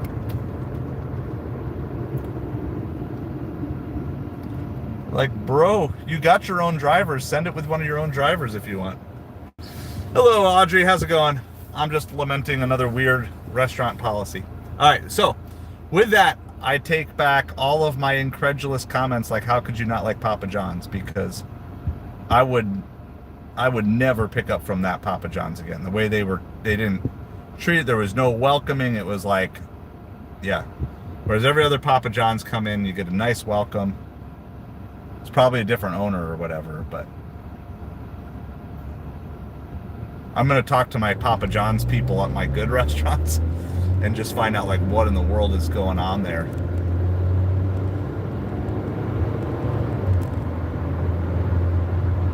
And to like force me to mark the order as accepted before he would hand it to me and then take it away. Like, that's so wrong. Like, that's how you get suspended. So, I don't know if I should call them in to, this is Grubhub. And I'm so rarely over there. I only took this because the Grubhub order was taking me there, but I never set up over here.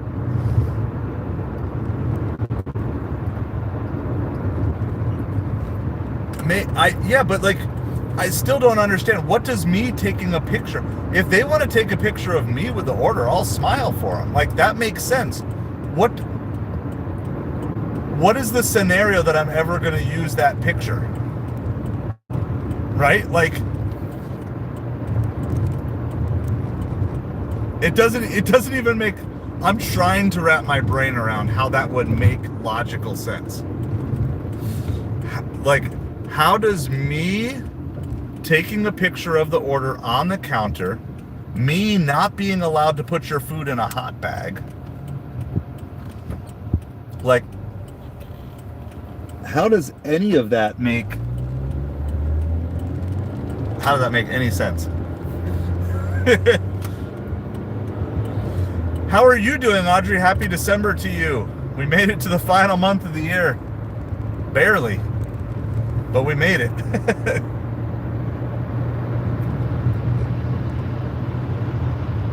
So I only took this one as a repositioning order. I was not,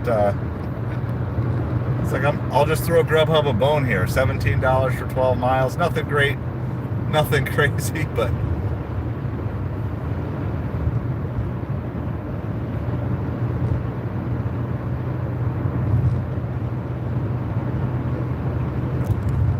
well, at Walgreens, okay, so I make tax-exempt purchases at Walgreens, and generally you do have to sign, because that is kind of like a legal thing for people who are doing tax-exempt purchases.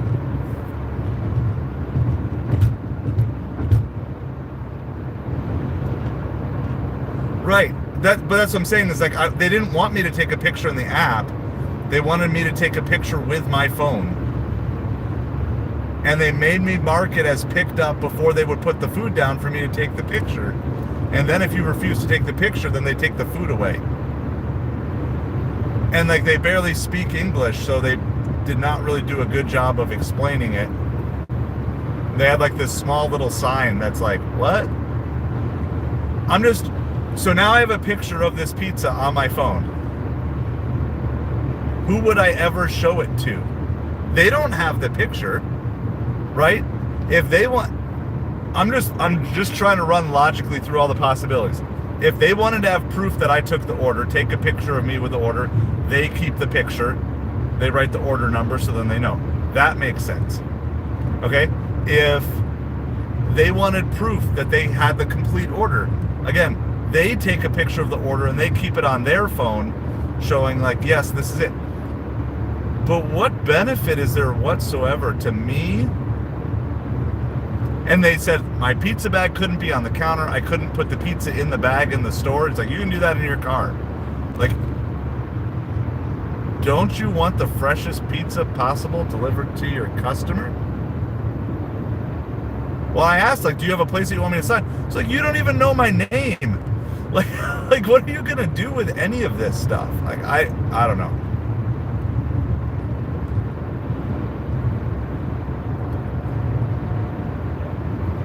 Like, what they need to do is they need to say, look, we want customers to take a picture when they pick it up in order to pick up the orders and then upload it in the app. That makes sense. There's literally nothing stopping me from, like, deleting this picture other than the fact that, like, I'm not sure why I needed to take the picture in the first place. Now I'm just confused. Right, exactly. It's like you have pictures of me picking it up. Not to mention, okay, as an aside from this, it doesn't account for the fact that at some point in time, someone's going to be delivering an order, they're going to get in an accident, they're going to have car troubles, they're going to have something. Not every single time an order goes missing is it from that. But you know what you're a lot better off doing is contacting the company of a driver who doesn't complete the order and saying, look, I understand there's reasons people don't, but I want to block this driver from ever coming to me again. I bet you get stolen orders down to, like, minuscule. Your star's doing better now, Savage?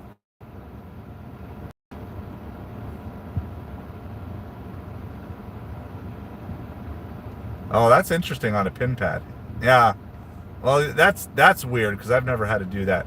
They do have to have all the tax exempt stuff in their computer ahead of time, but they would have to have that in their computer in order for the customer to make a tax exempt order in the first place. So,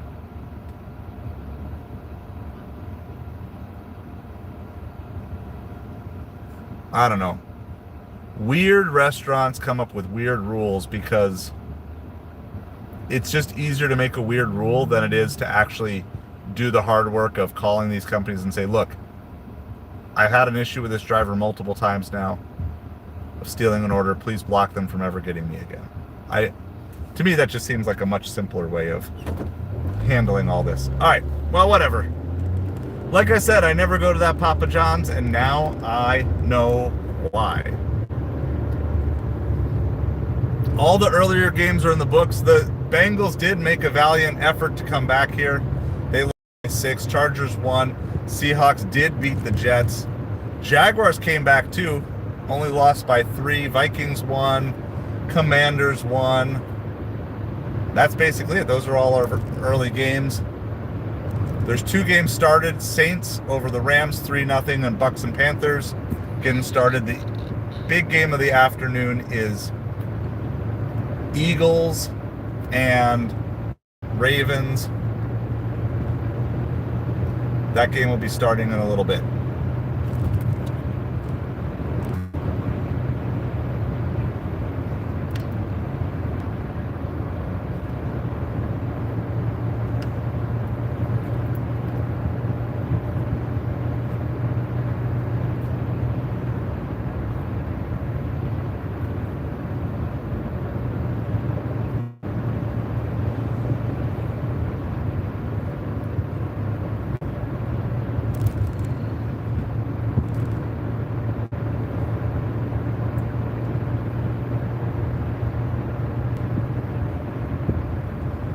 All right, we're gonna see. I'm not sure. There's one gated community that this is the wrong side to enter from. I hope it's not it, or else we got to add a lot of time to our drive. So I'm hoping this is not it. It looks like we're good.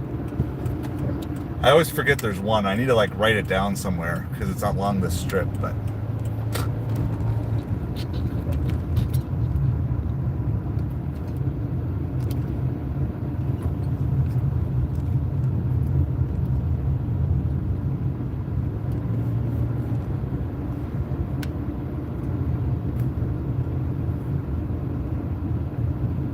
We are just about to this drop-off.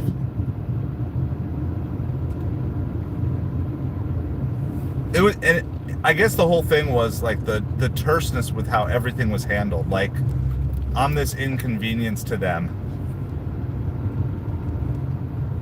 Like, you guys know your Papa John's. You have your own delivery drivers. You can literally just say, we don't want to be on the app. That's the part I don't understand. Like, if you don't want to deal with it, if you just want to deal with employees, then just deal with employees and say, look, we refuse to do this. But they know, as a business, they know it's a good decision. But, like, I don't know. It was the weirdness of the rule that I never heard, combined with lack of good English and just being treated poorly. All right. Oh, I know this general area. Let's see. What's the number?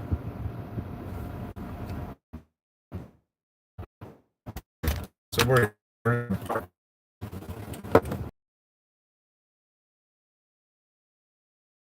and or whatever.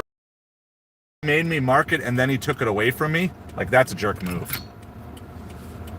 And I said, like, this is an issue. So, but I also know the area town that he's in. Yeah, exactly. Could be. I don't know if Grubhub outsources back to Papa John's. Papa John's outsources to DoorDash for orders that they don't want to deliver.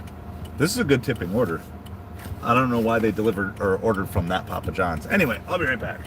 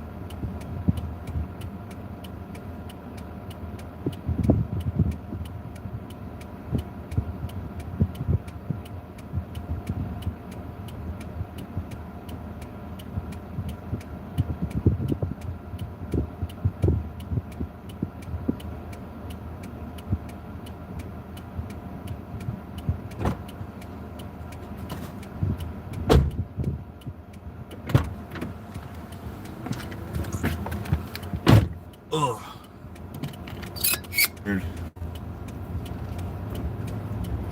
But I would just say to any restaurant, if you feel like you're losing in this game, then put the pressure back on the apps. Don't squeeze your drivers. Like,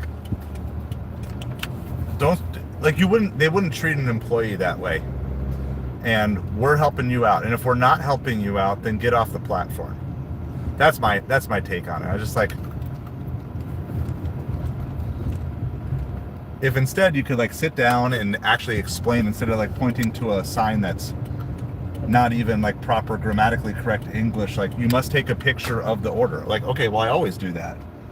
Like, I always take a picture of the order at drop off. It doesn't say like on the countertop. And like, I've never had a pizza place say like, do not put this in your pizza bag.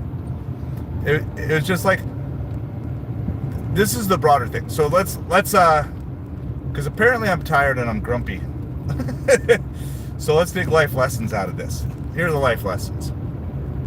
If you don't like something in your life and you have the choice, then get rid of it. That's life lesson. right? And that's what I would say to all these restaurants. You have the choice whether or not to be on these apps. You have all the power. Like, you're a pizza place. You have drivers. You are not going to get significantly less orders. I don't think you would. Now, certain other places, you're going to get less orders if you don't, because you don't have a delivery team. But if I'm like a pizza place or like a Chinese food place that has a delivery service already, in fact, you're going to probably make more money because you can just load up, you can just run 2 drivers and do everything. So that's just my take on it. All right, well, we're going to head towards the crust. I'm going to try to be Happy Craig. I want to be Happy Craig, not Grumpy Craig. All right. All right, our second Turco Taco that we did on Uber Eats earlier today, we took it at $13.02. It paid $15.25.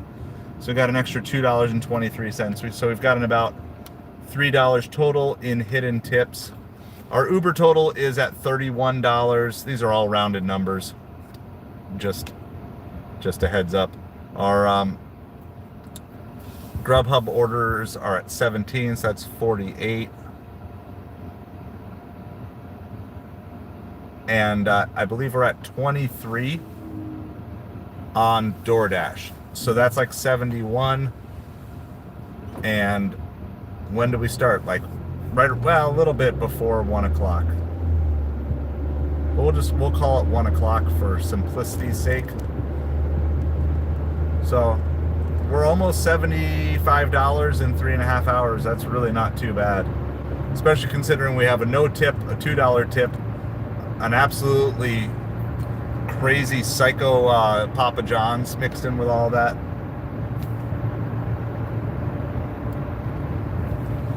So I'll take it. Shout out to Turco Taco for providing us 3 orders today so far. So I'm going to go down here. Vanderbilt Beach Road is the road that's going to take us to all the places we want to be. It's probably a little early. I have earned by time till 5:30 if I want it. Maybe it'll be available afterwards, but I took it for the whole afternoon.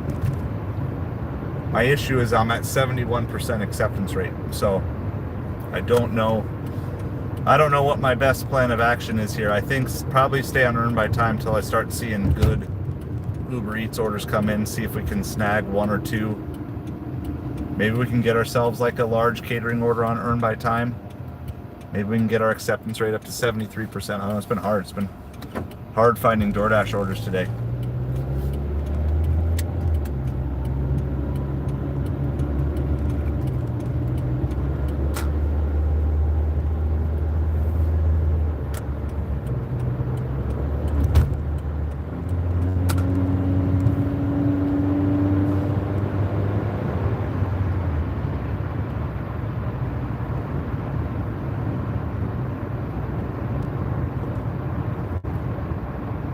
Sun's starting to get low in the sky.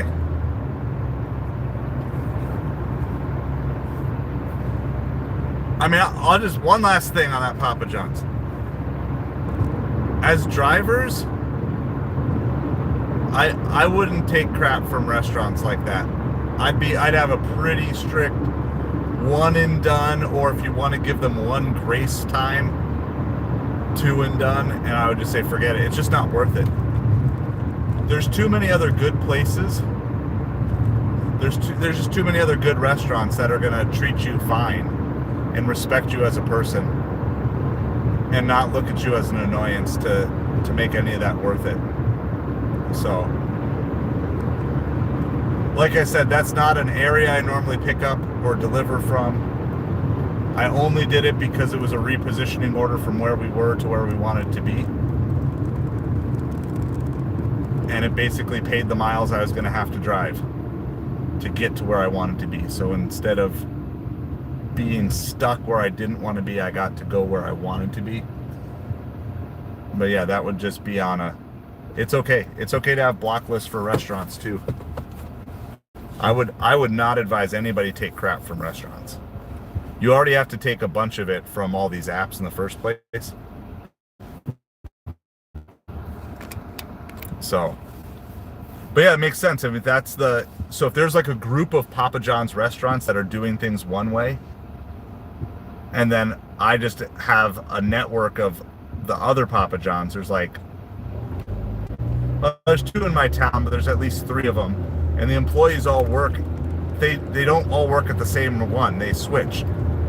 So employee A might be at restaurant A, and then they might go to restaurant B the next day and C the next day. So they have the employees rotating around at all these restaurants, and the managers rotate around. So they're all basically run fairly similarly. And that team has been together, like all those guys have been together for multiple years now.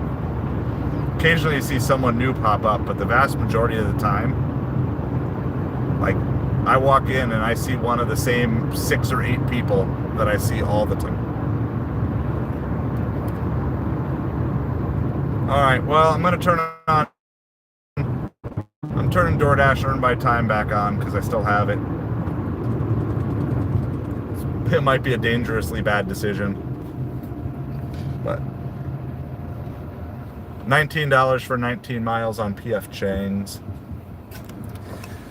All right, so I'm going to park somewhere, probably head over to the Crust Pizza, and while we're there, we'll do a full score rundown. There's really not too much. There's only 2 games. Maybe that 3rd game just started. Probably Eagles-Ravens. That's the main game we're going to be following here football-wise this afternoon. Hello, Ladybug. How are you doing today? Happy Sunday. A happy December to everybody, because believe it or not, we have made it to the last month of 20.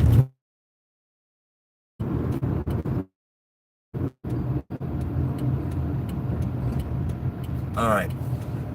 Well, we got an order. This is from the pub. It's like chips, and it's going like 7 miles to our north. So yes, I do regret it. I do regret it.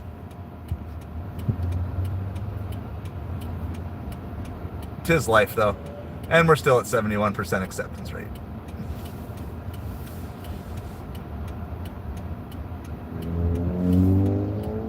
Is it going all the way to Bonita? Yeah, it's going all the way to Bonita Springs. Because what's better than fish and chips that was cooked 25 minutes ago when you get to finally eat it, right? That's all right. We just pick up and deliver the food.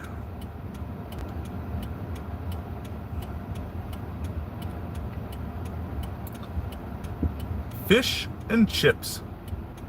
The actual name of the dish is Best Fish and Chips in the U.S.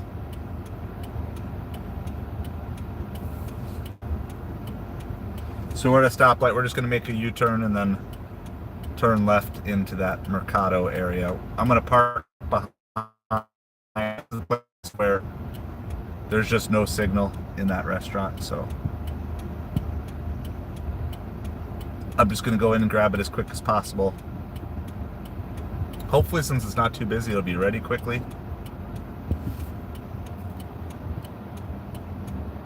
Uber's sending us $7 for 9 miles.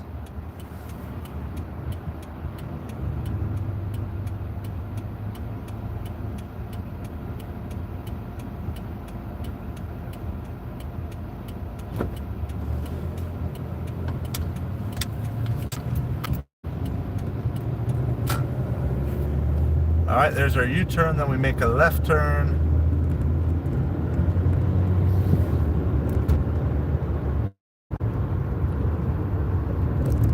Frank Cheeks. Savage.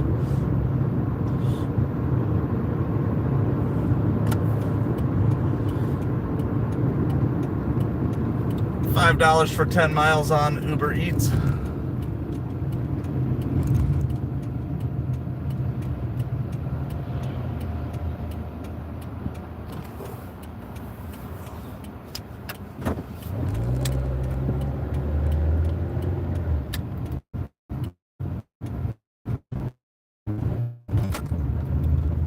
$10 for 10 mile shopping order on Uber Eats for Target.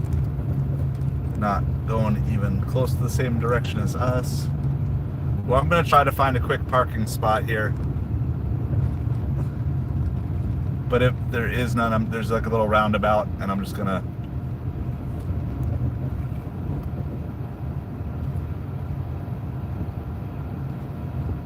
just go through the roundabout. I'll see if maybe I can just stop in front really quick.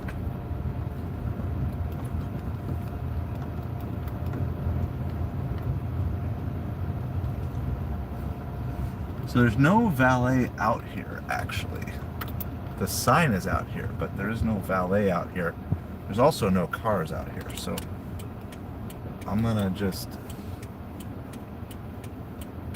keep my eyes open, but all right, we're gonna go quick here. No signs. Hopefully everything's ready.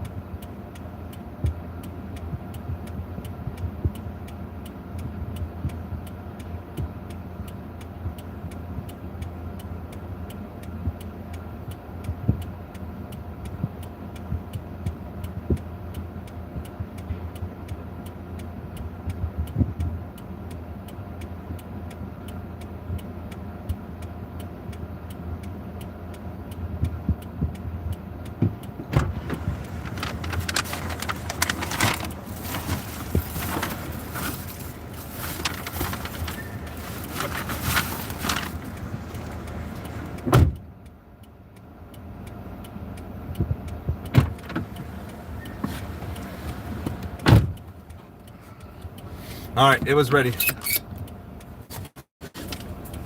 Yeah, I know. My brain is not braining that. Scenarios where they take a picture of me, I understand. Even though I would not be super comfortable with that. I feel like the restaurant has to have some form of terms of service that they agreed to, and some of the stuff is getting out of hand. You know, like Kaylee, like, making her public sheet of paper, like that has to be a violation. Like there's no way that can be allowed. I mean, I have to give my driver's license to these gate guards all the time too, and I hate it because you know you're just ending up in every single database everywhere. Anyway, that's why it's my pursuit to be done with these apps as a full-time earning thing soon.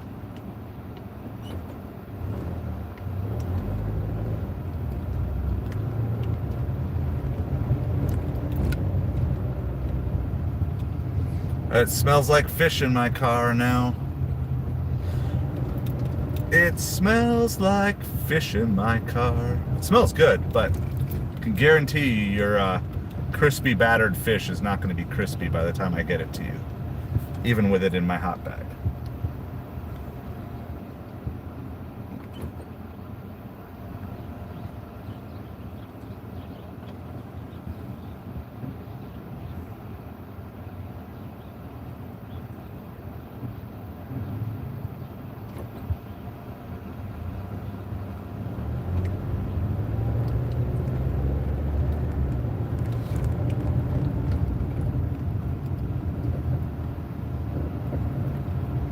Got people literally walking down the street in the middle of the road when I have a green light.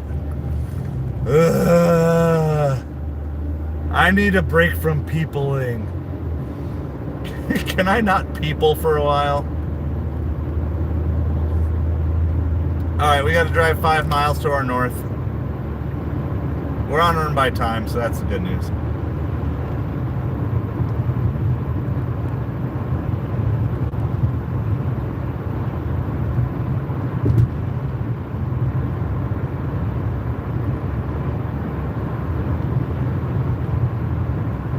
I'm just getting to the point, like, part of me was like, I should call Grubhub and let them know about this, but Grubhub's not going to care. They're not going to do anything. And even if they did, it's still just going to be a waste of my time to do it.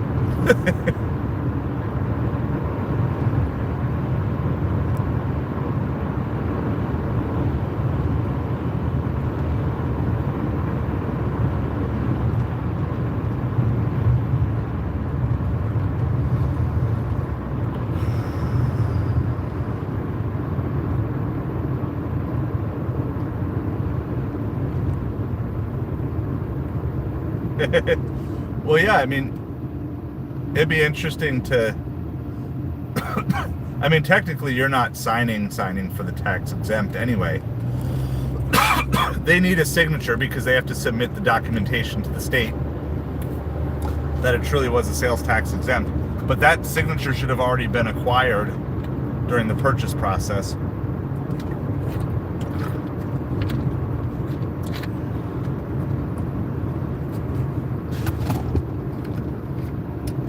Everything is weird. That was from the crust, $13 for 14 miles. So, not the direction we're going, and we're north of the crust anywhere now at this point. I mean, the only place that has me sign a paper normally is Papa John's. I guess there's one smoothie place, but they're not checking ID. They're not really like on. I mean, some of them kind of know me by my first name, but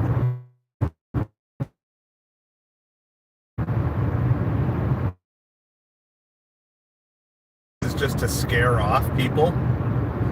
Like my guess is they're thinking if I make them take a picture of the order, they're going to be scared because I know they have a picture of the order in their phone.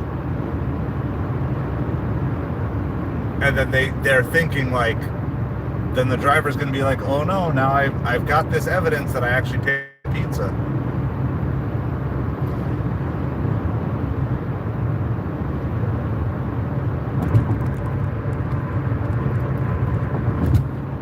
I mean, I think these companies need to work out this whole gate guard situation too. Like UPS doesn't have to go through the gate guard every time they go through. Just have like an automated pass. You know, post office, they don't go through the gates, they just scan something. So there should be a scan. There should be no reason that I need to be handing my ID 3, 4, 5 gate guards every single day when I'm doing deliveries.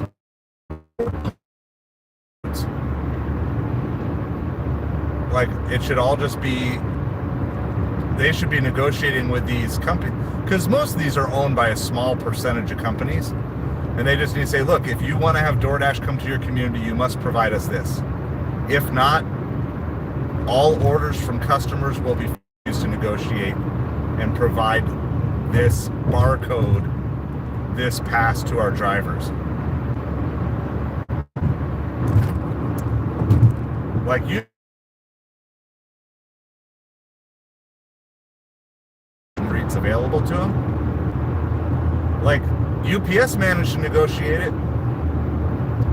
Post office negotiated it. You know, police officer doesn't need to go through your little gate guard guy.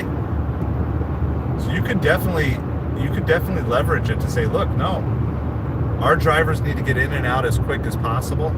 I know it's kind of like a Southwest Florida issue, I guess, but our drivers need to get this food delivered as quick as possible.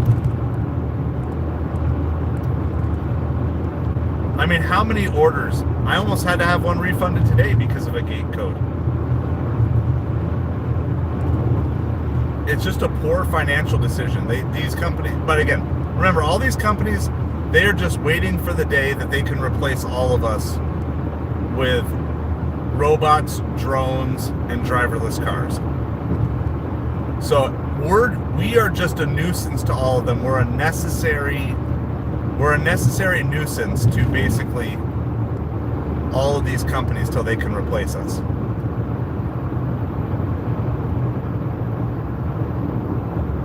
Because driverless cars, they're going to get through. They're going to get through without a gate code. Elon Musk will get his Teslas through without a gate code.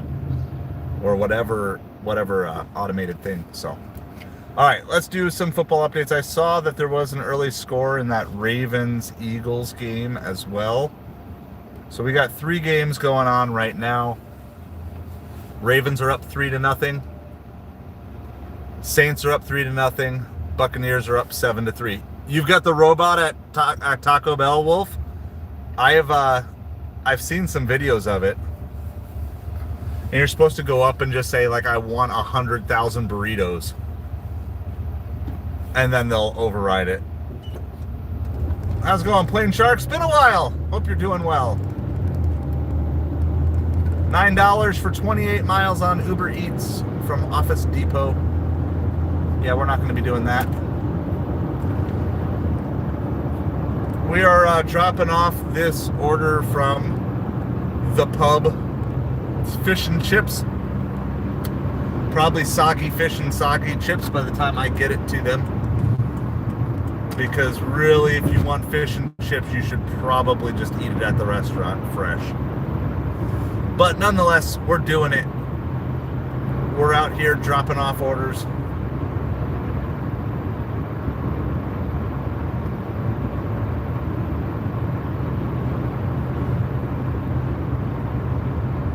After this, I'm going to pause DoorDash and just head right back down to Naples because I don't want to be up here. Unless we happen to get a good order, but I'm not intentionally planning on staying up here. Let's see.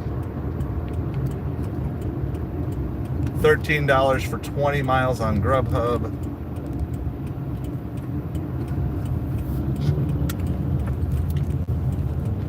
Where do we have to go? We have to turn right up right there.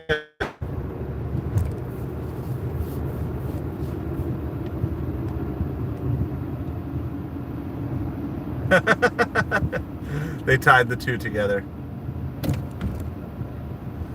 Yeah. I don't know. There's gonna be a turning point here soon where there's gonna be a major accident involving driverless cars. And then how does all of that lawsuit stuff work out? I'm sure they're all owned by corporations. There's no way I would offer driverless car Uber type of stuff. There's no way I would offer any of that under my own personal name.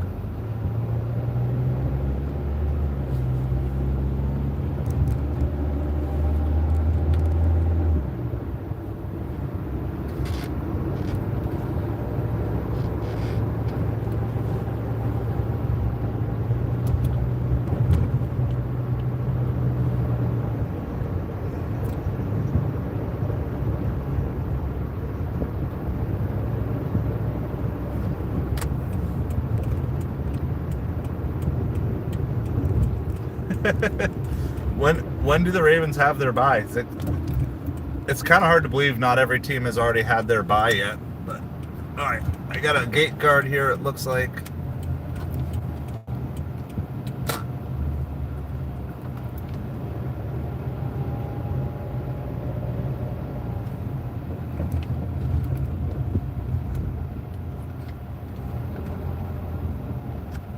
All right, hold on. I'm gonna mute.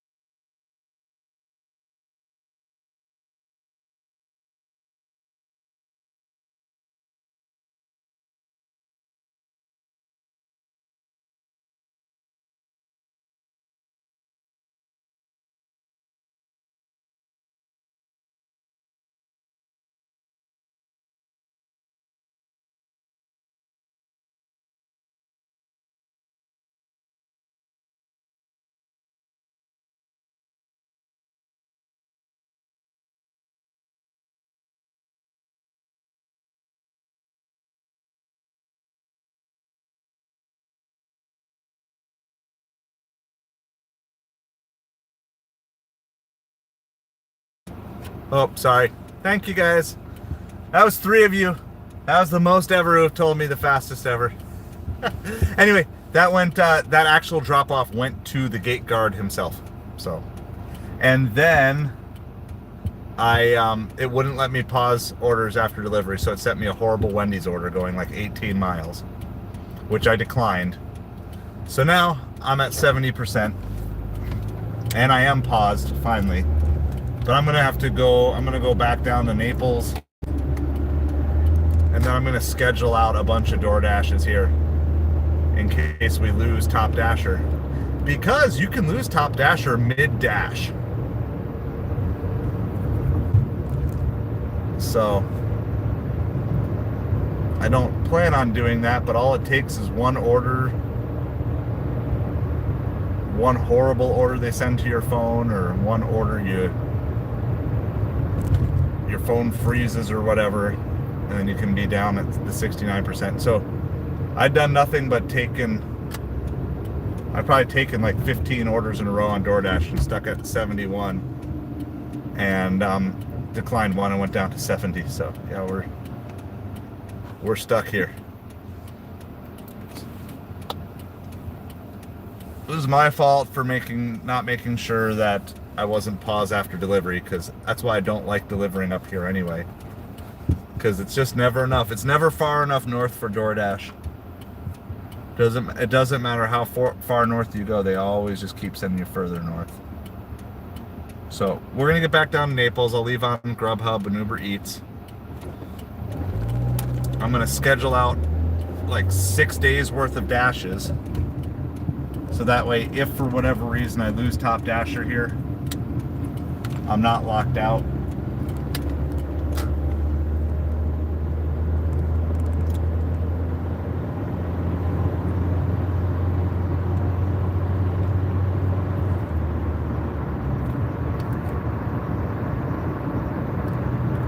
$9 for 18 miles on Uber Eats. I just kind of have a feeling that supper might be pretty rough tonight. Not like there won't be some good orders out there, but I just feel like there's not going to be a lot of orders. And I think you're going to have just a handful of really good orders split amongst a bunch of drivers. And I'm just that's my expectation here. Yep. It is the rule. It's the rule of DoorDash. DoorDash just needs the transparency. They just need to say, look, these are your last 100 accepts and declines. Because I get it. Usually I do take a bunch in a row, and then you cherry pick, and then you take a bunch in a row and you cherry pick. But you just have no idea what it is. It'd be nice to know. So it's like, okay, I know I have to take the next 20 in a row, so I'm going to just go knock those out sometime. So so much of the issue with these apps is there's just no transparency.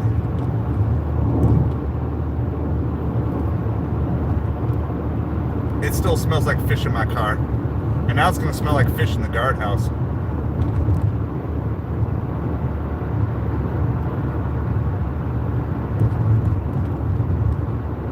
So, alright, I can't speak for other areas, Kaylee, because some areas are, I guess, already saying you cannot dash anytime. I have not run into that here. For now, my schedule is just like it was on Top Dasher. I can literally pick any shift I want, and I'm not locked out of anything. Now, that obviously is subject to change at any point in time. Now, on Gold and on Silver and on No Tier, then it's subject to whatever happens to be left. So technically speaking, if you schedule out your dashes as a Platinum Dasher, you're keeping at least one other Dasher off the roads, one other competitor who could steal your orders. But the thing is, in the moment, no matter how many slots, in the moment, if you need more, they're always going to open up slots for more Dashers if they need to get more food delivered quickly. So that's why I think in most markets, between like 6 and 7 most nights, you'll probably be able to get on in one of your DoorDash zones, because there's just going to be a surge somewhere. They just don't know where the surge of orders is actually going to come from. Sun is blinding me.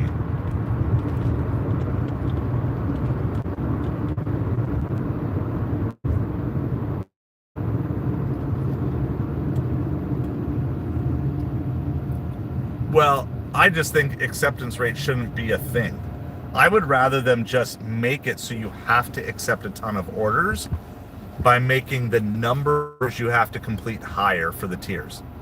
It would essentially function as an acceptance rate, and at the same time, it would still give the top dashers an opportunity to cherry pick. So if you just said, like, I mean, I've been dashing a lot, and I'm at like 167 over the last 30. So if you just said to be a platinum dasher, you have to have 150 deliveries, like, you can still cherry pick, but you got to be taking a lot of orders to get 150 deliveries a month. I mean, you could set that number higher. Like, even if I personally couldn't achieve it, that's the way to, that's a better way, which is, look, you've got to deliver. We want you to be full-time for us. You got to complete 200 orders every month.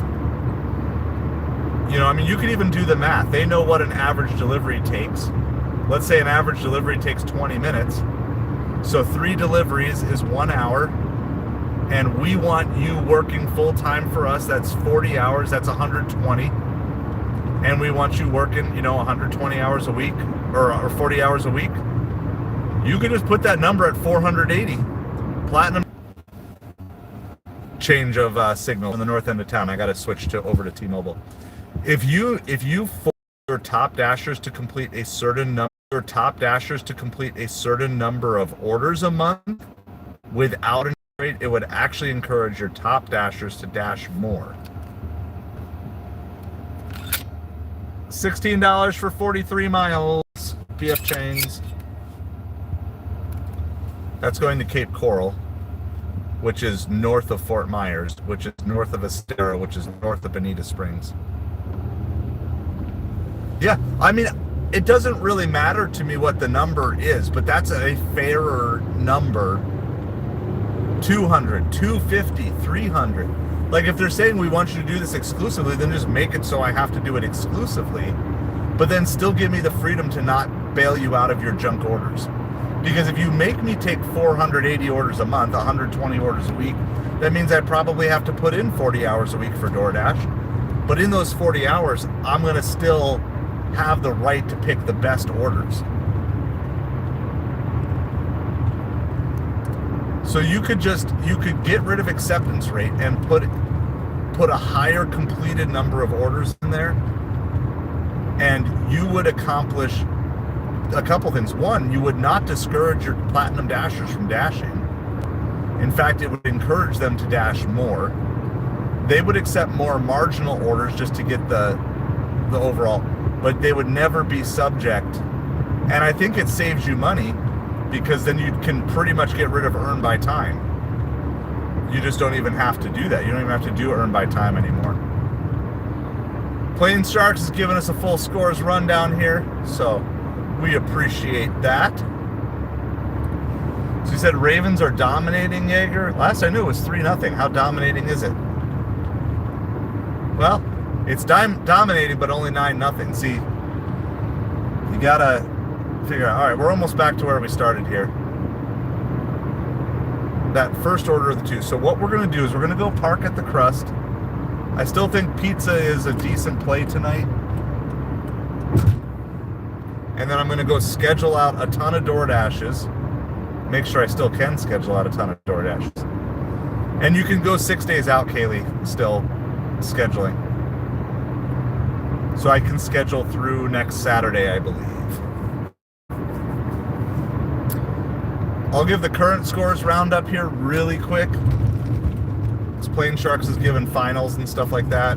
As I don't know if he's doing games in progress too, but Panthers are leading over the Buccaneers 10-7. That would be a pretty decent upset. And then the Saints have a 3-0 lead over the Rams. 9-0 Ravens over the Eagles. I don't know if there's like a pending extra point on that or not. I can't tell from. Or if it's just a bunch of, oh, they missed an extra point. Man, Justin Tucker's having a rough season. Hasn't he missed a bunch of like field goals and extra points this year? Father time. Even for someone like a kicker, Father time catches up eventually. All right. We're going to park here at the Crust. We can still get orders, but I kind of want to see some better orders start coming in on Uber Eats before we go on DoorDash. And then I have flexibility. It's like I could decline orders on DoorDash if they're bad, but then I also then lose out to the large catering orders as well. And I don't know, I don't have a plan for my stream yet tonight, so I'm not 100% sure. All right, so I'll go into the scheduling here just to show you guys what this looks like. So I'll just go on Monday, for example. It just shows like all the times, all the slots are available. So it says from midnight to 4 a.m. that whole thing is available. So what I'm gonna do is we're gonna schedule out here. First, we'll schedule from 5:30 to... if I'm doing this, I do it in bigger chunks because it just takes forever. So we'll do 5:30 to 9. We'll save that dash for tonight.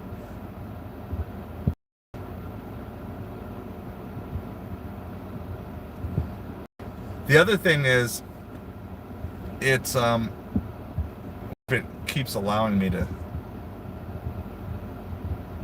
schedule out here. All right, and then we're going to go 9:30. So I usually put a little pause in between, just in case you get timed out of one dash. I always do like 9:30 p.m. to 1. So I kind of try to look at them in like 4-hour chunks. Welcome back, Savage. Plain Sharks just gave a nice score rundown for us, so I know you've been doing that too. And American Walmarts. We've had like 3 of you guys who have been tag teaming on score updates, so I appreciate all of that.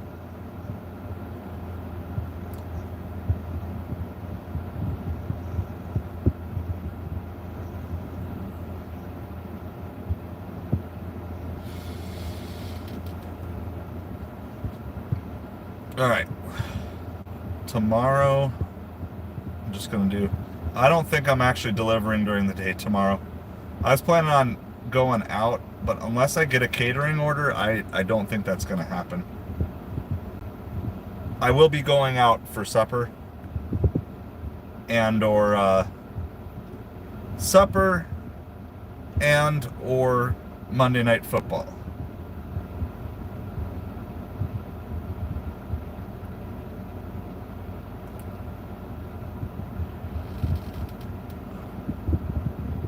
And it's probably the same for Tuesday. It's probably just going to be supper on Tuesday as well. I got to get caught up on some projects. We're hopefully moving soon. So I want to get all my eBay stuff listed. That is not yet listed. I want to try to get some stuff sold. Hopefully tomorrow will be a good sales day on eBay. We had some sales this weekend, but it has been a little slower than anticipated. Looks like we did have one sale this afternoon that I missed. It's for $2.73.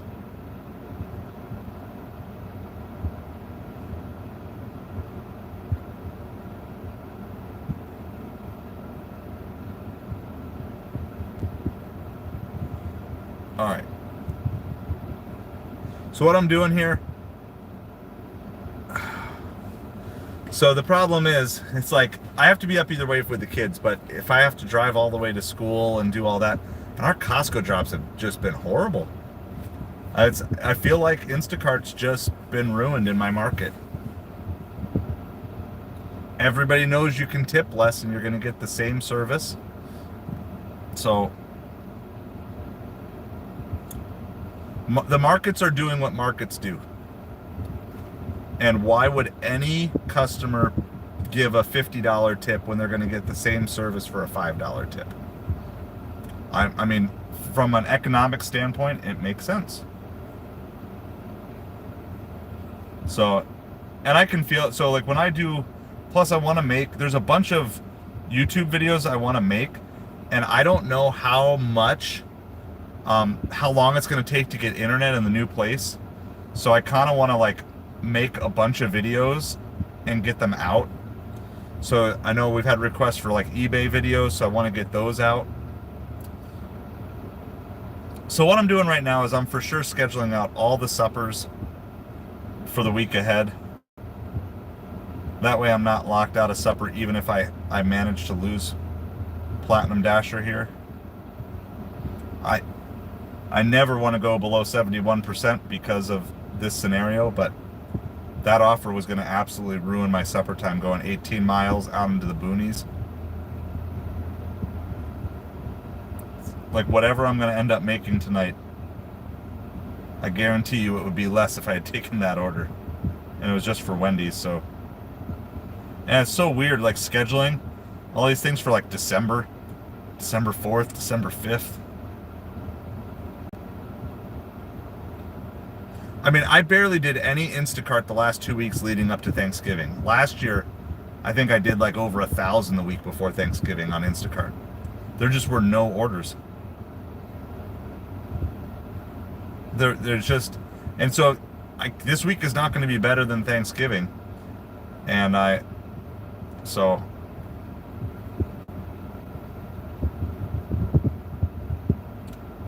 all right, I'm going to get all these suppers done. We're getting like little Uber Eats, but nothing crazy yet. We'll get everything on here. I mean, I'm going to roll with them. I'm going to go big. I'm going to go for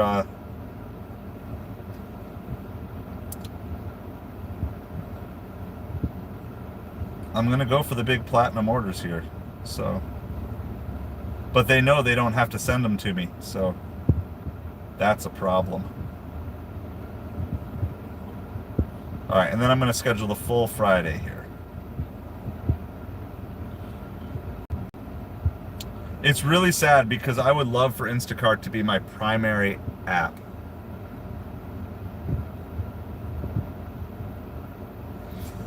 Like, I would just love for it to be my, but there's so many issues with it. There's so much fraud by the drivers. And then when you can take 3, 4, 5 Instacart orders at the same time because you got a team shopping for them, then all of a sudden you can take lower margins, so then it pushes the price down for everybody. It's like they're, just remember, in the end, all these apps are going to win. These apps are going to win, so you've got to figure out what's your long-term exit strategy here.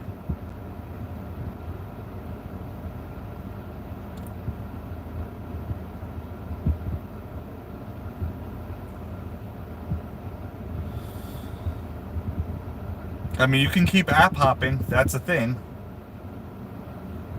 You know, you're allowed to do that, but is that really what you want to do for the rest of your life? Just hopping from one gig app that's good? Because you can already see these catering apps are going downhill. I mean, Easy Cater is now offering $5, or Deliver That is offering $5 base pay for a catering order with setup. Like, that's worse than what DoorDash used to offer.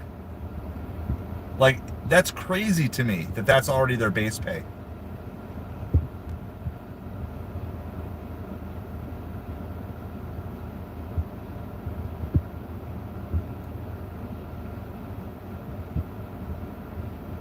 All right, well, we're getting better. I'm not taking this because that's just way too high mileage. $17 for 10 miles. That's a good sign, though. Now we've had a couple of decent ones in a row, so I'm gonna finish getting scheduled, and we'll get. So this is how I'm playing this when I'm watching my acceptance rate on Uber Eats and I'm doing earn per offer. I am trying to just wait till I start seeing good Uber Eats offers come in, and then when I see that, then that's the sign that I can switch over to that. Zundern, yeah. So I do food delivery as well. So we're talking football and doing food delivery and all sorts of other things. So yeah, it's kind of a twofer here. So just helping people strategize how to make money, how to get through tough areas of life, but we do lots of sports and sports analogies with it and sports lessons. Not that everybody always likes my lessons, but I like my lessons.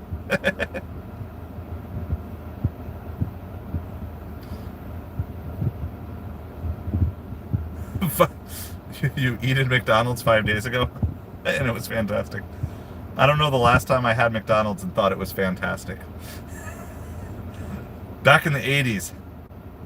Back in the 80s, McDonald's was fantastic.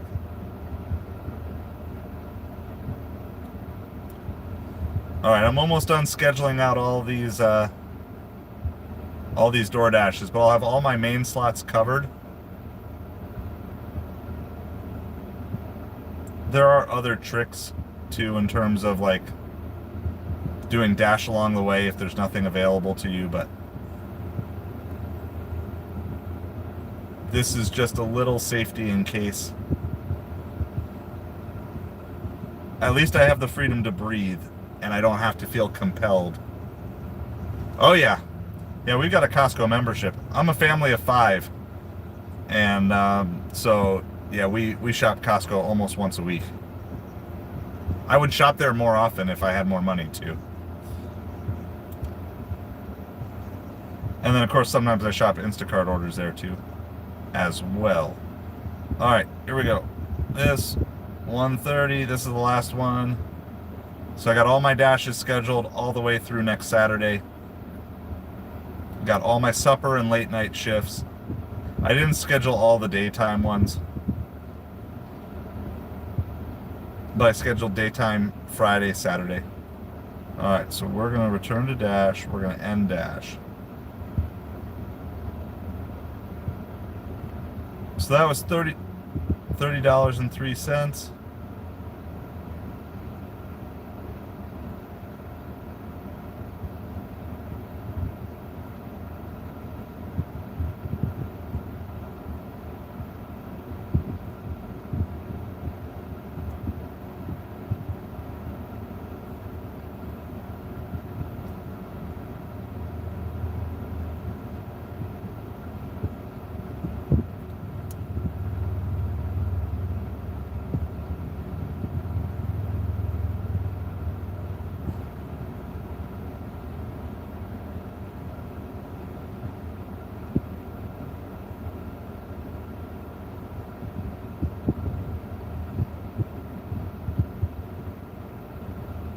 Sorry, my wife is texting me. Alright. So we're going to do this here. We're going to return to dash. We're done. So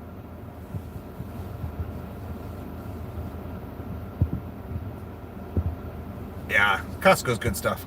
Alright, let me do this. Let me refresh the chat here really quick and make sure I know what's going on. Appreciate all of you guys hanging out here tonight. Queso, yeah, see, I've never watched any queso videos, but we're going to go on earn per offer, even though earn by time is available, so. Alright, we're going to do this here. It's scary. I mean, anything that's more than $1 a mile we're going to take, but I hopefully don't want like super high mileage stuff. So I ended up getting like $77 for the afternoon shift. Of course, we were sitting here for the last little bit working on some stuff. All right, football score update for everybody. Just playing along at home. Buccaneers, Panthers tied at 10. Saints are up 6-0 on the Rams at halftime. Ravens are up 9-0 on the Eagles. So those are the games. All the other games from earlier today are in the books.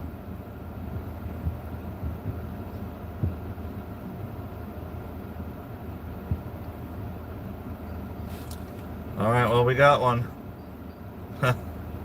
Well, it's not good, but I'm not going to let that make me lose Platinum Dasher, so I'm going to take that $5.50 for 3 miles. Maybe we'll get stacked.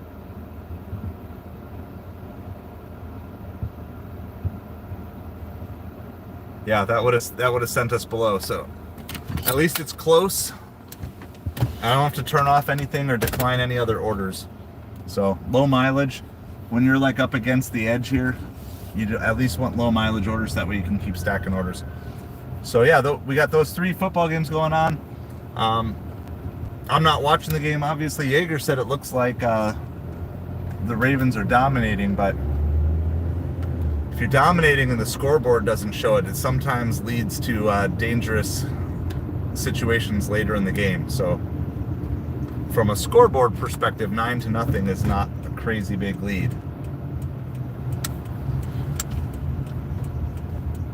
So we're gonna go pick up a pizza order. This is Tony's New York Pizza.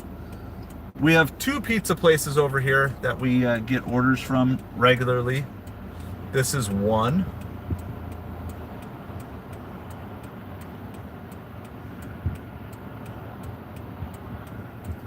I'm going to tell you too, the flow of orders has been a lot better downtown by Magic Dumpster recently, like in the last 2 weeks.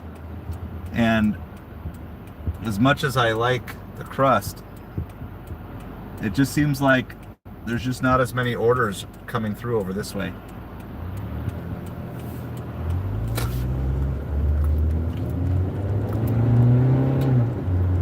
So we may have to make some tweaks. To where we choose to set up. It might be worth at least setting up downtown on the weekends a little bit more, just to see what that looks like. There's definitely times where I wish I had somebody else who was a delivery driver in my town that I really knew well to do like some tests like this, just to see.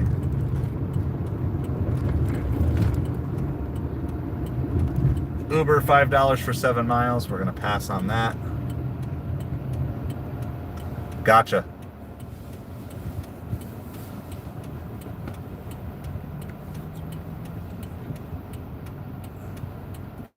Well, I thought a lower scoring game would favor the Eagles.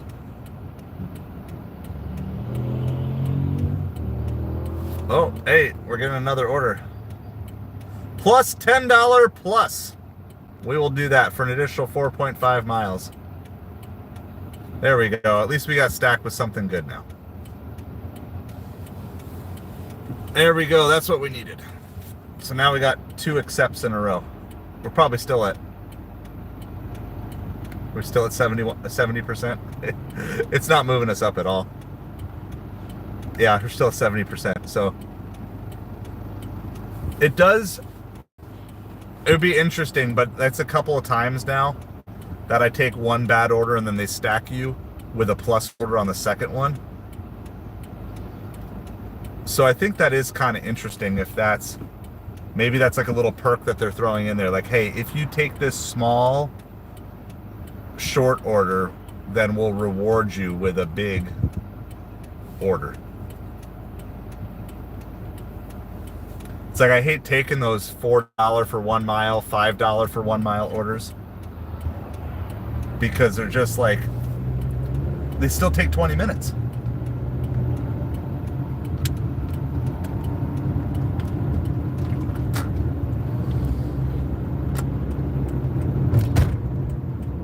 Yeah, we'll take the $10 plus.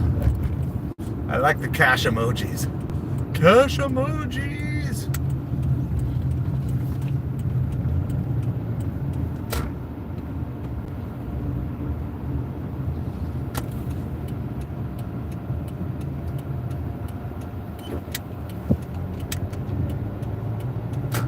Alright, well here's our first one, Tony's New York Pizza.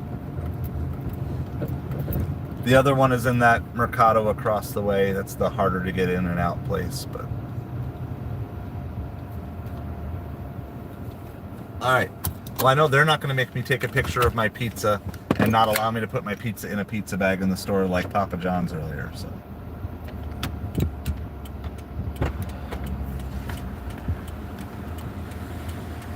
Hopefully they'll be ready, because this place is slow sometimes. So we'll see.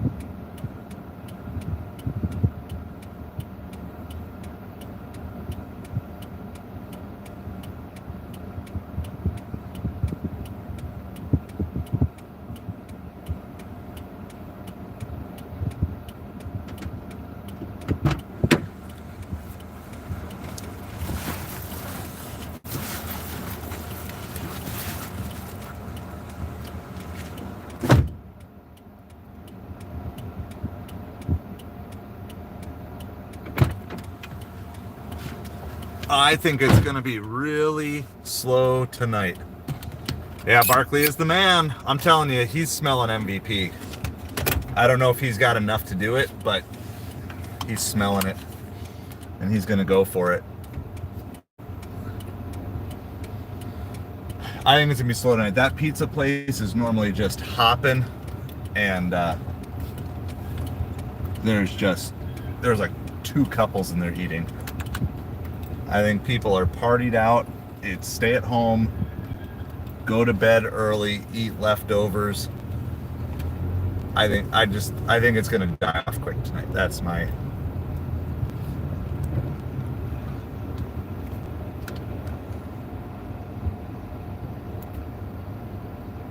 Is that over here? I don't need to go over there. Is that, hold on. If this is in here, I was thinking it was across the street, but if it's over here, this is significantly better pickup than what I thought. It says it's right over here.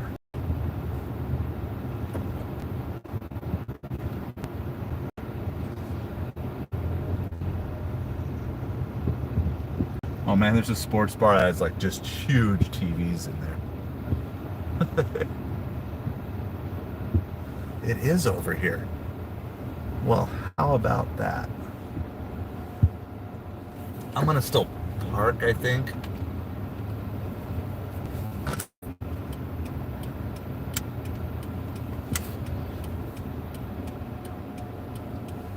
All right, so this is better than I thought. It's actually not across the way. I don't know what that taco place is called over there. Rocco's Tacos or something, maybe. $6 for 7 miles. Chipotle. All right, I'm gonna put sign up. Yeah, last day of Thanksgiving leftovers before they just all hit the trash for everybody. All right, I'm gonna put BRB up. $9 for 9 miles. Uber Eats. There's just junk coming through on Uber Eats, so I'm actually pretty good. I'm glad we got this order. This order is really big too, guys. It's 12 items, and only like 2 of them, 3 of them maybe.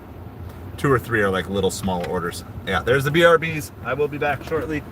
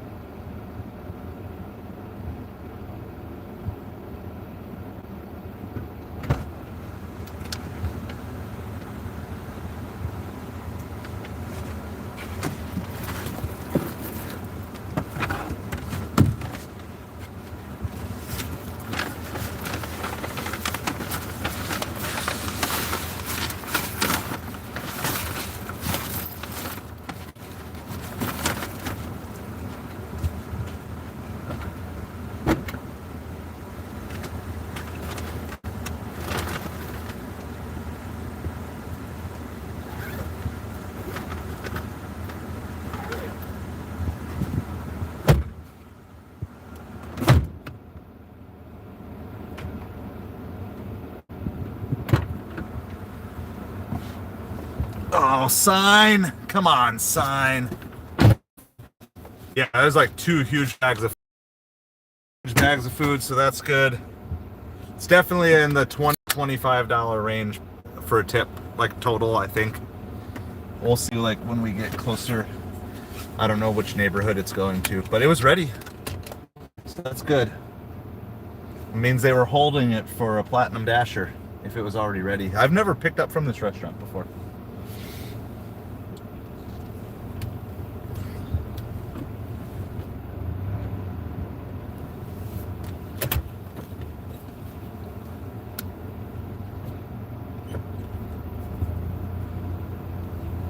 So first drop off's like 2 miles away, but it's actually really close, but I have to do like a U-turn to get out of here.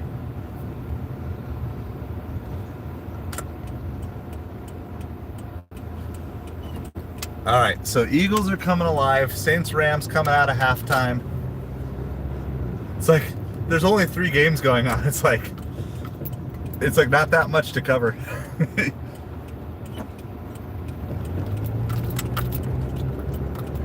All right, so we're gonna cut all the way across.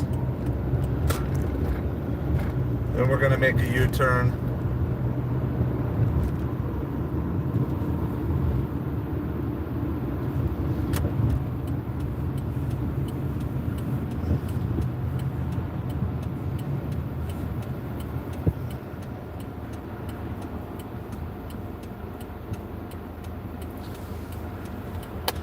And then we gotta go back that way and drop it off, and then we got to make a U-turn and go back this way and to the left somewhere.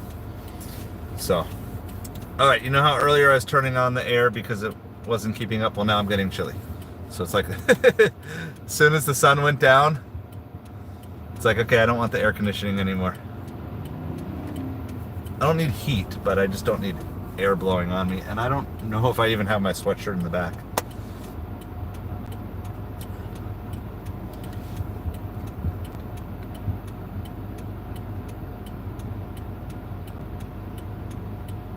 Eagles are 8-0 when AJ Brown plays. That's like such a random stat. $10 for 4 miles on Uber Eats. Normally I would want to take that for a hidden tip, but I just can't do it right now in the middle of too many orders.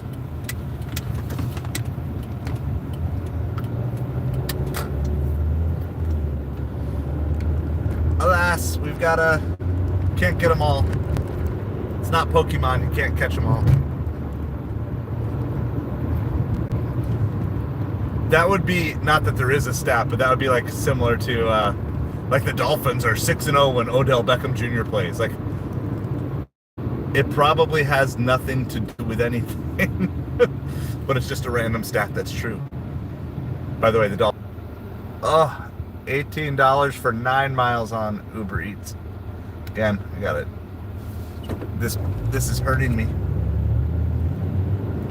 Yes, there's just no good orders, and then all the good orders come through in like a 2-hour span. You just can't do them all. I need my good tippers to eat at different times. Why y'all gotta eat right at like 6 to 6:30?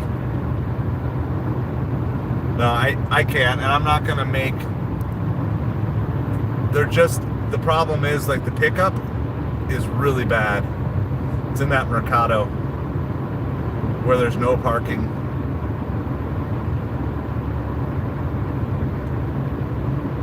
We'll get one more good one, I think. I think we got time to get one more good order after these 2 are delivered. And the problem is if you take that one, then you might miss out on another one. You know, a good one from DoorDash. My Uber Eats max out right around like $40, but I'll have DoorDashes in the $50 to $80 range. So if I could only have one app, I would probably take DoorDash, as much as that hurts to say. $16 for 12 miles on Grubhub.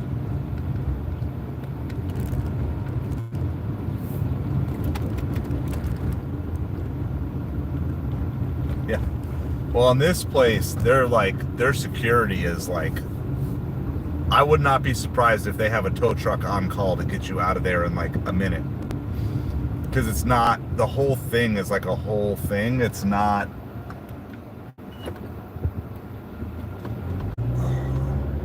It's a $36 shopping trip for 28 units. That's like all a supper. That's on Uber Eats. Man, that's what I want in the afternoon. Uber Eats is throwing some juicy ones out there. People are going to get paid on Uber Eats tonight. And then they follow up with $5 for 17 miles with their next one. 14.9 Eagles. Hey, I picked the Eagles. I did pick the Eagles. I'm rooting for the Eagles, but I just thought, like, I think they're the better team. I think the Ravens are just still finding themselves. I think the Ravens can get there. Like, I think the Ravens can get to being a top quality team. I'm just waving them to go so I don't have to do the awkward sit at the stop sign. Like, just get out of here. Go, go, go. How's it going, Paul? We're out here talking some football and dropping off some orders. So I'm just about to drop off this pizza order, but how are you tonight? Thanks for hanging out with us.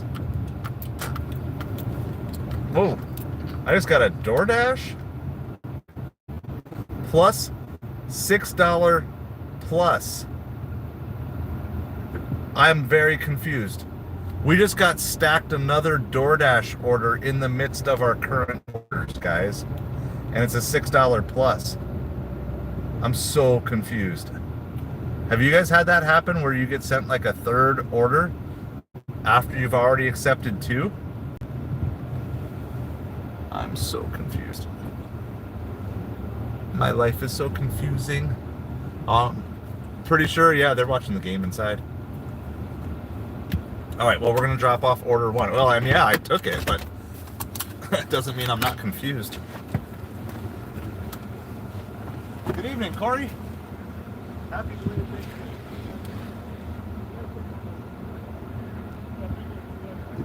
Christmas starts on Monday. You gotta have like Christmas place. I know. You gotta get the reindeer. Well, I am just a red beard. Red face, red hair, clothes. There you go. Yeah, have a great night. Thank you.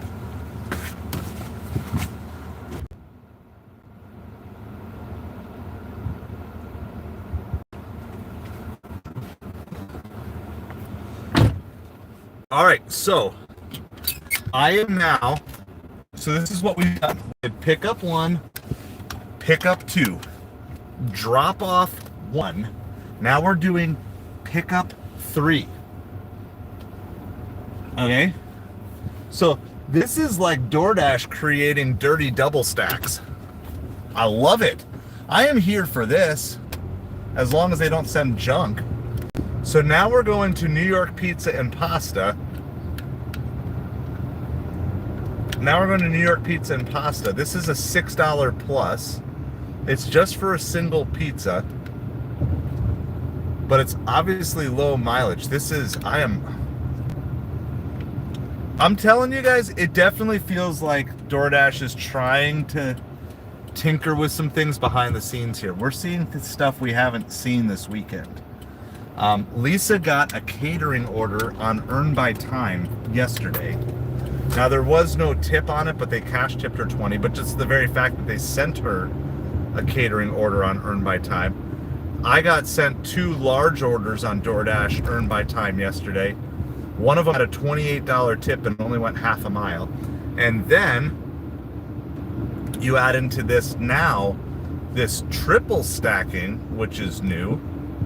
As long as they're sending me like plus orders, even if this is only $7, which is very possible, $2 base pay plus a $5 tip,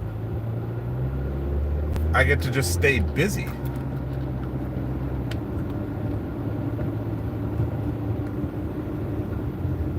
And I'll tell you what, from DoorDash's part, I'll give them credit here. It makes me less likely to deliver on other apps, right? So if you want to keep your best drivers your platinum drivers, and not that we're the best, but you know what I mean. If you want to keep your top tier drivers happy, just keep doing that. So I'm going to see how this plays out. I wonder, do you think they're going to send a fourth one and just kind of keep this going? This would be awesome if they would do it on Earn by Time as well, where you just literally have an ongoing clock and they just always... I've kind of wondered why Uber Eats has always sent orders as you get close to delivery, but DoorDash hasn't. And I've kind of wondered why DoorDash wouldn't do that. Because you can use less drivers if you do this. The Panthers don't want that number 1 pick. Who's quarterbacking for the Panthers now? I don't even know.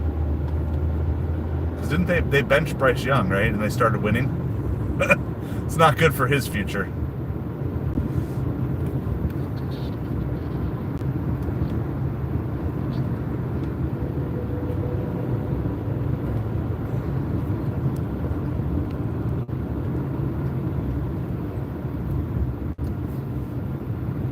Oh, you think Bryce Young is starting? I thought they had benched him, but maybe they just gave him 1 week off.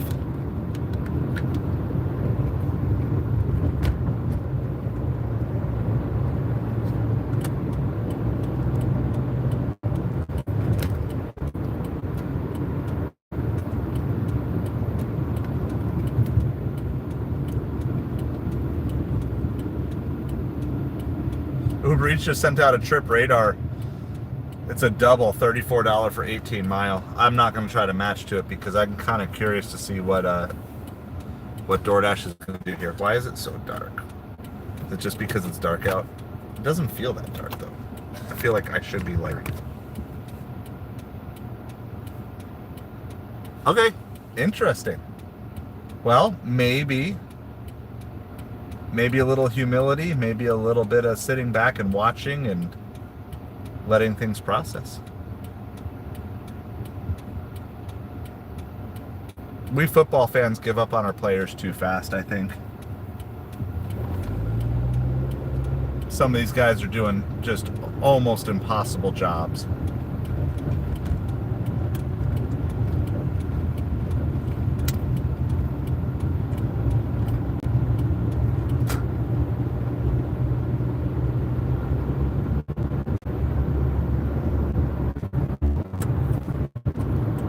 All right, so this is New York.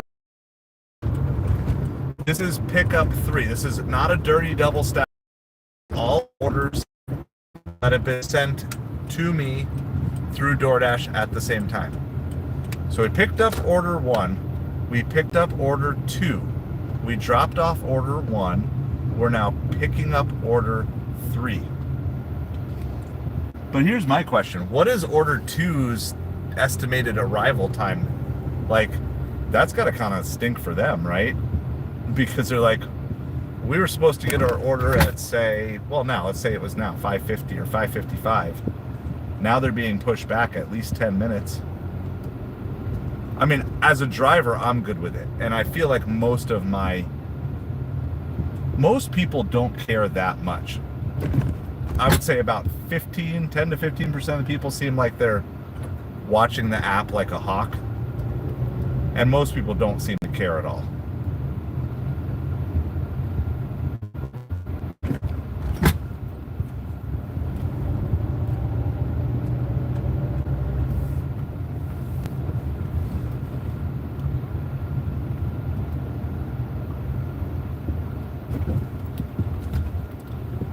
That's interesting because I don't see ID verification on DoorDash much at all for me. You know, obviously if you're delivering alcohol, you see it, but all right. Well, here is pickup number 3.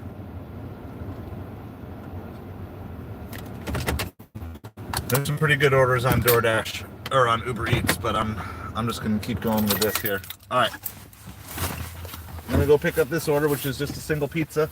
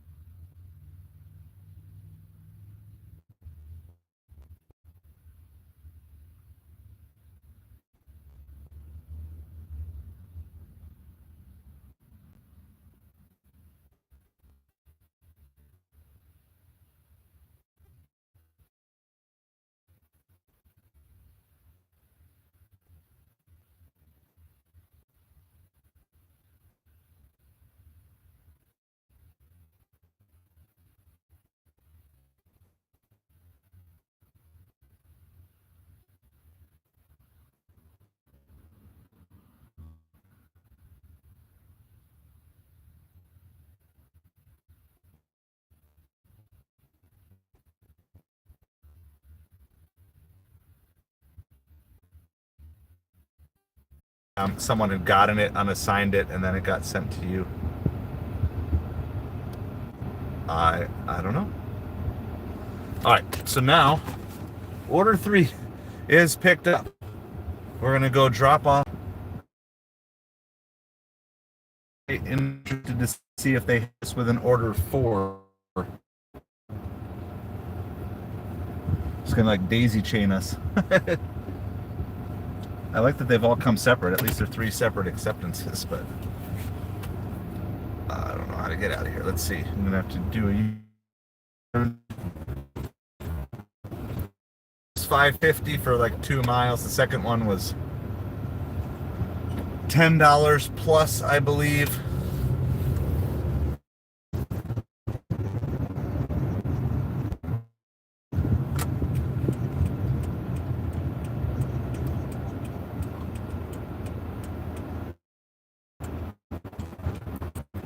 In the jungle, the mighty jungle, the lion sleeps tonight. In the jungle, the mighty jungle, the lion sleeps tonight. Oh, wee, bum on the way. How's it going, Midnight? Hope you are doing. All right, so we're in the middle of a triple stacked DoorDash order that we are delivering. This next one is like 12 items from a Mexican place. So, is Juan Soto gonna sign with the Mets or not? I kind of need to know this and just set up my life expectations for the next 10 years for the Mets. Mets, Red Sox,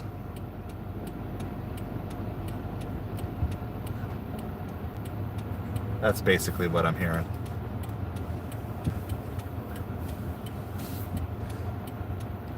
It's getting dark out now. Sunset was like a half an hour ago. We still have a little light over by the beach, but that'll be gone very soon. That is true. Hush, my darling, don't fear, my darling, the lion sleeps tonight. Hush, my darling, don't fear, my darling, the lion sleeps tonight. All right, here's a rundown. Eagles 14-12 over the Ravens. Rams 7-6 over the Saints. Buccaneers are down 13-10 to the Panthers at halftime.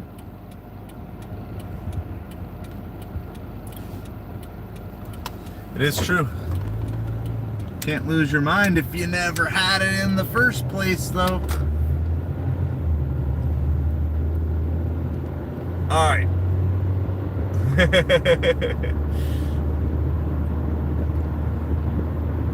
It is it's a combination of like the food delivery and the streaming. Like, food delivery kind of wears me down in one way. Like, it wears down my goodwill for people. Like, I start out like, I'm ready to serve, I'm ready to go out there, I'm ready to bless people, and then like you just keep running into like negative things, and it like wears that part down. Midnight. Your team is going the wrong way.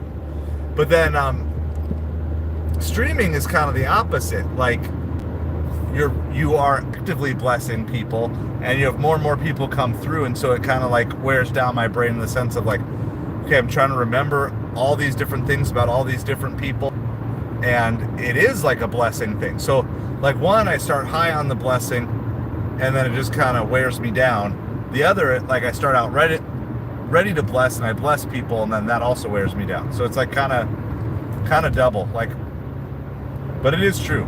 You can see it in all of my long form videos. Like, look at me the first like 2 hours of the day versus me the last hour of the day. It's like I do go downhill quick.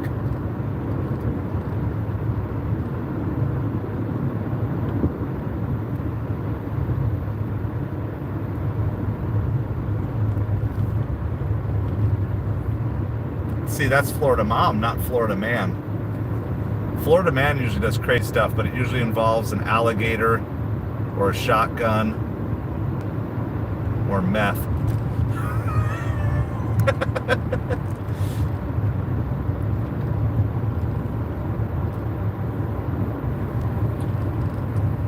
It's good, kids. You're just going to stay warm. I mean, everybody knows if you're going to shoplift, bring your kids in with you because they're not going to be suspected at all. Kidding. I'm kidding.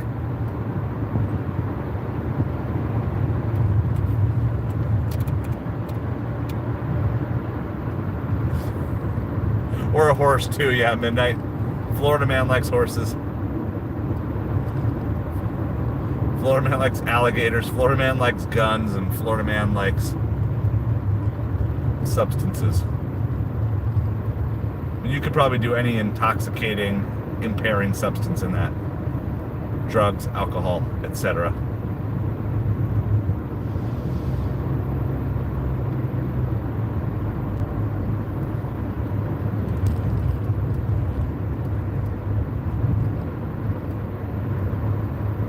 Unless you're saying you bring a horse into shoplift, but that also would probably work pretty well too.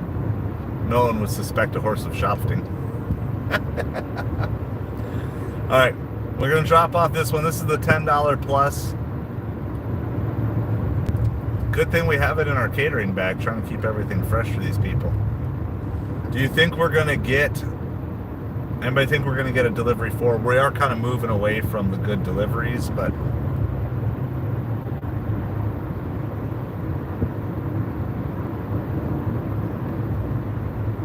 I like stacking a plus order with another plus order.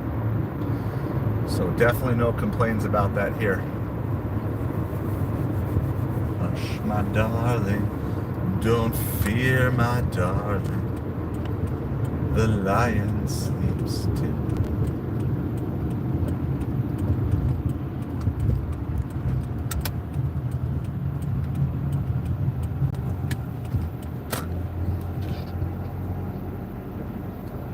$17 for 25 miles on Grubhub.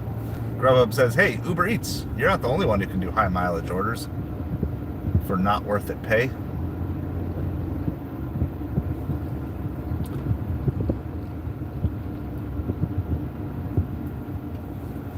I wish they would do like Undercover Boss with like DoorDash or Uber Eats.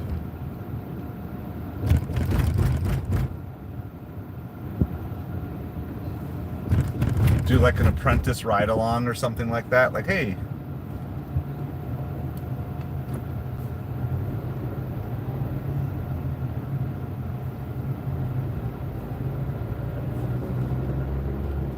Well, hey.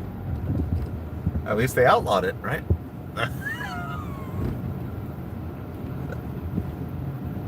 Oh, apparently there is. This is a nice...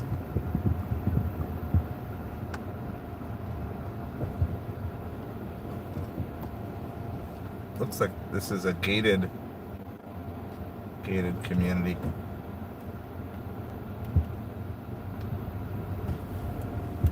Let's see. William A. Good evening, exclamation point. Is there a gate code?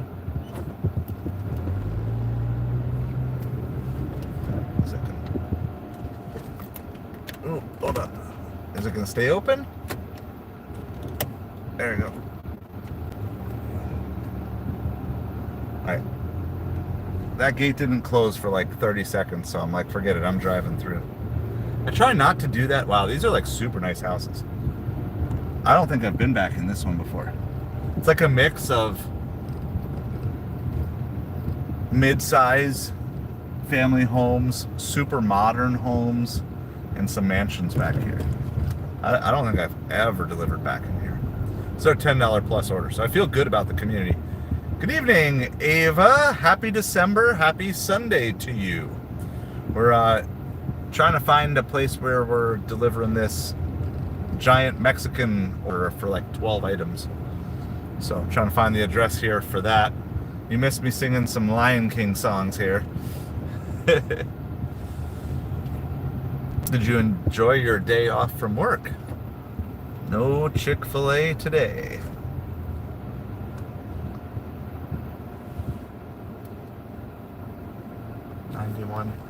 No, one more.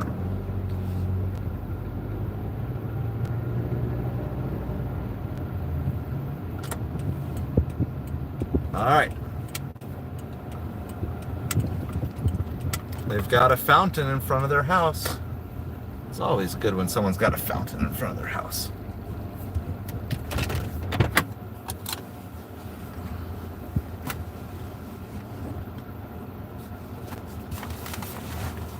Well, it depends on how negative you're talking.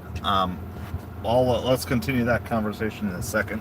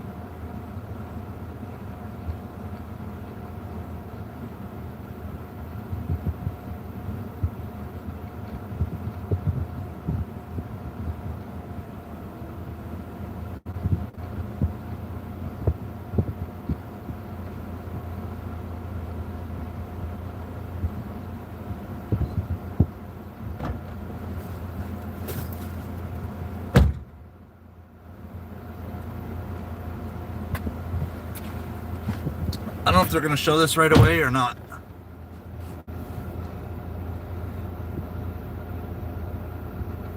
That was $17.50 for that one. That was at $10 plus. All right. How far do we have to go to our next delivery? Don't know.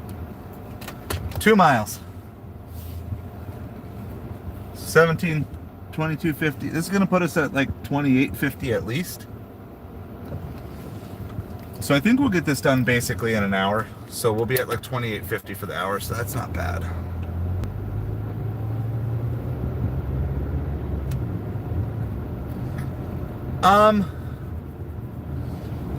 So Kaylee, for me, there have been lots of weird moments and many frustrating moments. I've tried to make all of them lessons to learn from my part. Oh, we're literally I got to go out to the main road and turn in the very next exit. So this is not far at all. It said 2, but that was assuming I had to go down and make a U-turn, which I didn't. So we're like less than a mile away. I've known from the start that doing delivery was not my ultimate destiny. And so that part being added into all of this, and a lot of my frustration though was frustration with myself for putting myself in the position that I even had to do this in the first place. You know, I had things really good and a lot better than I realized I had them at time, and it came crumbling down.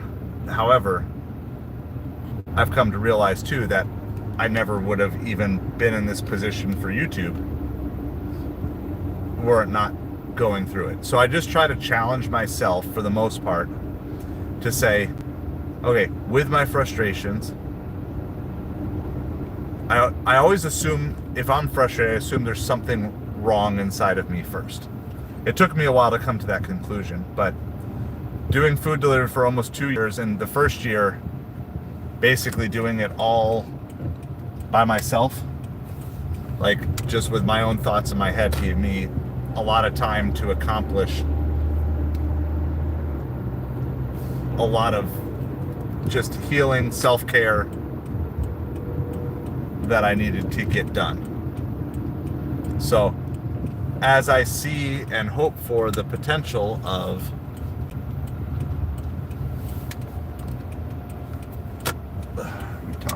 let's see, which way is this going?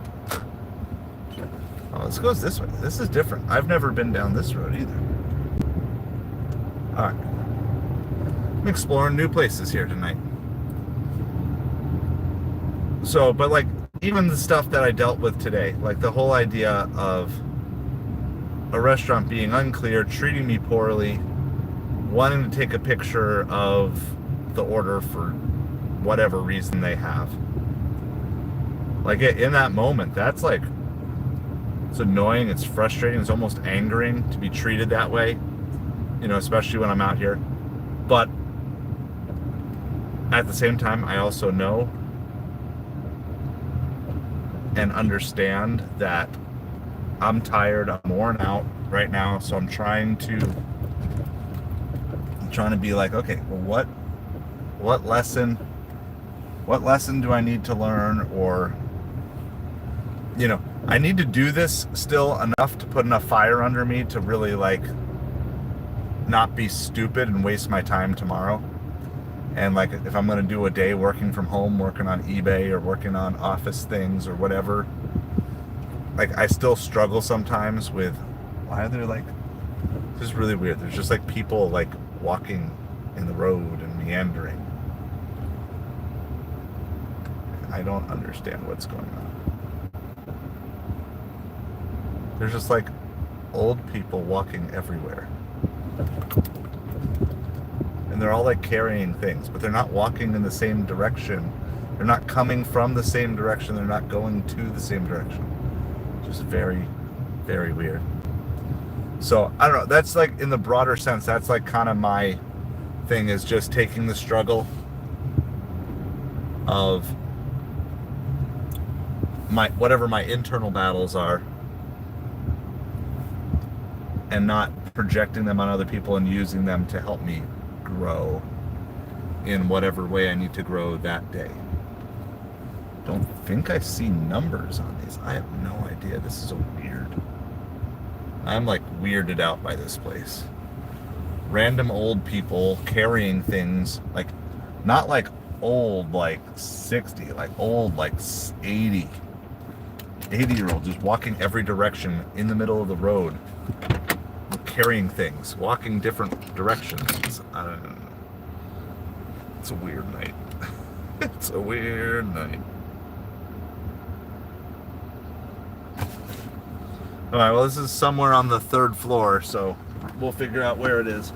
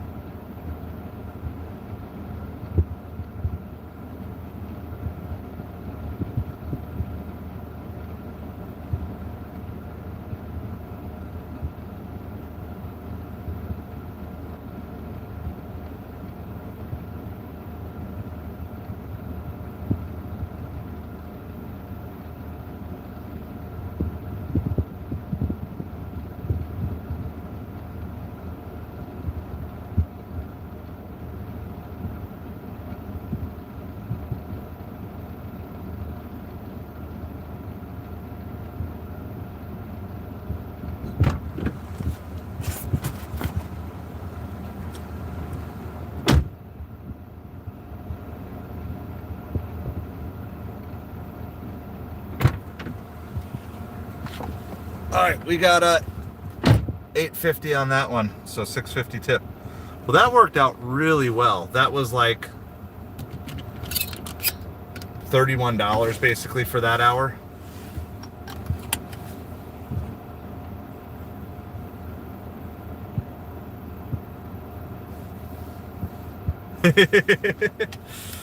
Yeah, I know. Some people say you should carry when you deliver. I don't even know what the official rules are for these apps. I mean, obviously, do what you want. Like, if you feel like you need to carry, I wouldn't worry about what the app says.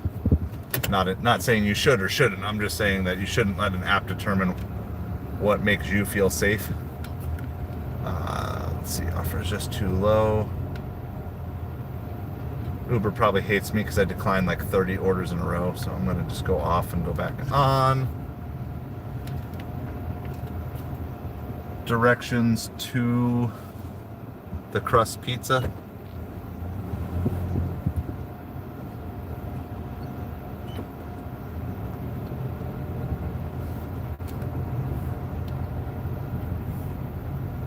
Oh, I can go out that way. Let's do different directions. Directions to P.F. Chang's.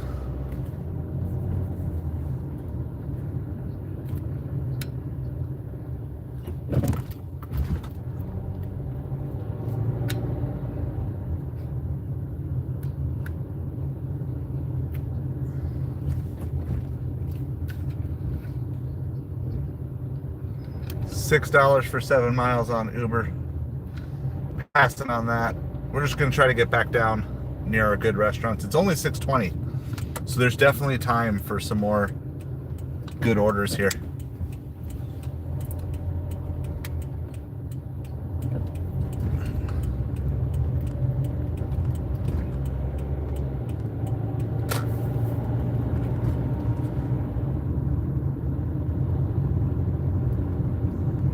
All right, well, good evening, everybody. Appreciate you guys hanging out with us here tonight. We were out doing some food delivery, talking some football as well. I don't know if we're going to do a separate live stream for the game tonight. We shall see. I might also just keep this stream on live until we run out of deliveries and go home and I can stream the game from home. That was kind of fun on Sunday night, or on Thursday night when we did that for the Dolphins game, even though the Dolphins didn't win. Panthers are winning 13-10 over the Buccaneers, 6:44 in the third. Saints are trailing by 2 to the Rams with 11:53 in the fourth quarter. And the Eagles have the ball and are up 14-12 on the Ravens with 8:36 left in the third quarter. So our games are kind of spread out. Early third, late third, early fourth quarter.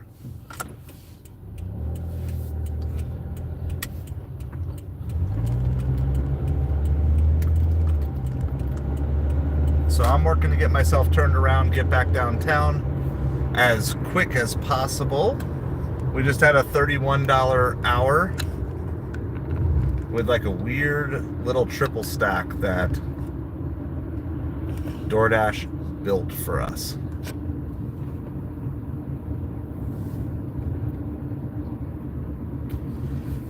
So you guys have watched probably more football than I have today. So I ended up not making a video from Thanksgiving, but I have 2 life lessons that we can learn. Does anybody have ideas for another life lesson we can learn from the football games today? So my 2 are going to be, it's up to you to change the narrative about yourself. That's going to be talking about the Detroit Lions and the narrative that they cannot win on Thanksgiving. And I'll also probably include the Dolphins not changing the narrative that they can't win in cold weather. That if you don't like the narrative people are telling about you, you've got to change the narrative for yourself. And then also, my other lesson is going to be regarding the Chicago Bears and how you manage your time.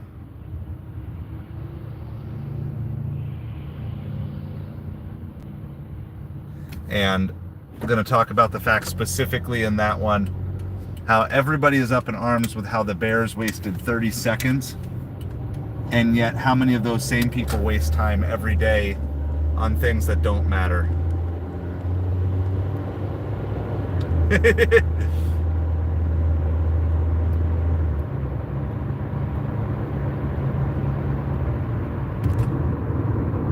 Yeah, no, for sure. I mean, midnight. I gotta be a little careful about what we actually say on YouTube with stuff. But no, I understand. That's not something I have to deal with in my area right now. But I would always, I always try to keep my head on a swivel with everything. So those are my 2 life lessons. I always like to, see if you guys have anything else that you want to add to it. Of course, there's still the Sunday night football game too, which there could be a good life lesson. Welcome back, Plain Sharks. We're just talking about... Yes, I know. I appreciate it. I appreciate what you're saying. And I smelled what you were stepping in. I picked up what you were saying. So... But yeah, so if you guys have any other... Those are the 2 life lessons that I have for sure, is like, if you want to change the narrative about yourself, you have to do it. The narrative about you is not just going to change just because you're older or life is different or whatever that might be.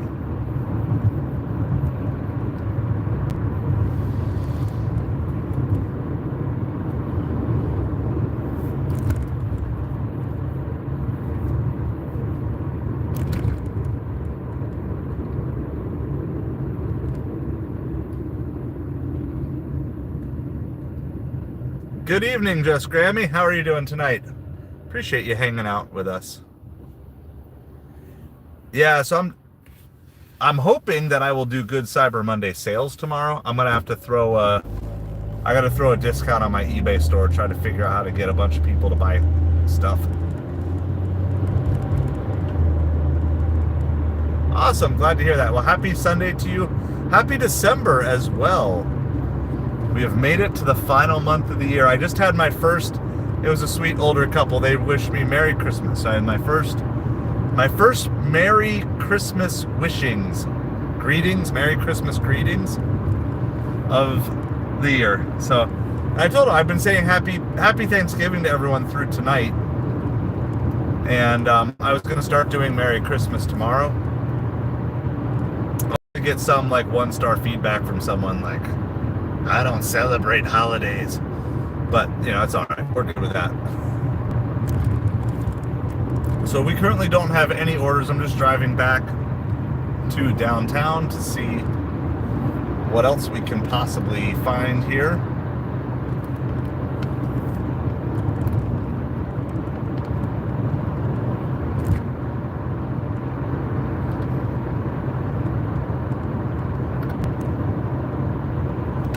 Even after taking about 3 orders in a row, we're still sitting at 70%.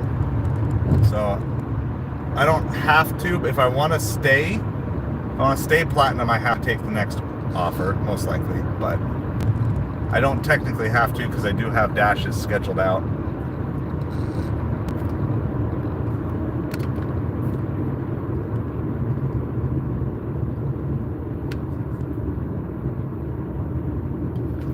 All right, we'll do a quick little score up. It's really easy to do score updates when we're only following 3 games. So, Rams and Saints are all tied. All these games are close. Very close games across the board. Rams and Saints are tied at 14-14. Eagles are leading the Ravens 14-12, but Ravens have the ball. And then Panthers are still winning, beating the Buccaneers 13-10. Ugh. You mean all I want for Christmas is earplugs? That has to be my least favorite Christmas song.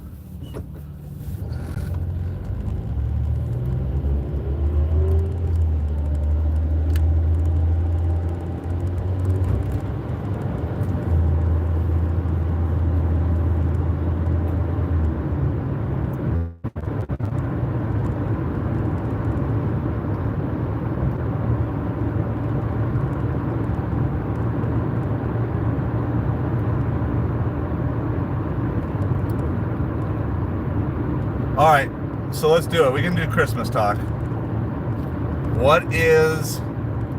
You can give your top 3. What are your top 3 least favorite Christmas songs? top 3 least favorite Christmas songs. Like if you never heard them again, you would not shed a tear. Your top 3. So my wife won me over on one of these that I used to kind of like, and now I realize like, that was dumb. So Mariah Carey is number 1. Mariah Carey is number 1. Number 2 is Christmas Shoes.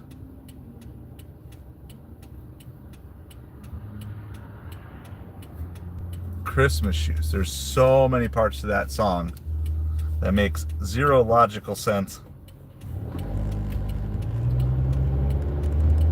I don't know if I have a number 3, but I have a 1 and a 2. All I want for Christmas is you and Christmas shoes. I'm gonna buy these shoes for my mama, please. Yeah.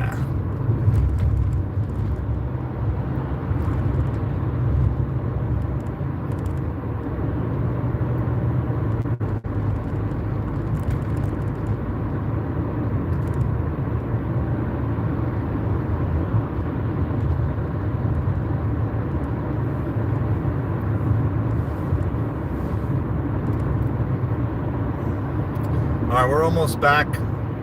We're gonna head over by the crust and all that stuff.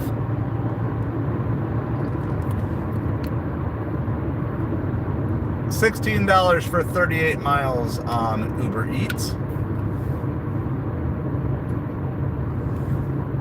I'm open to suggestions for another bad Christmas song to add to my top 3 list. I'm trying to think.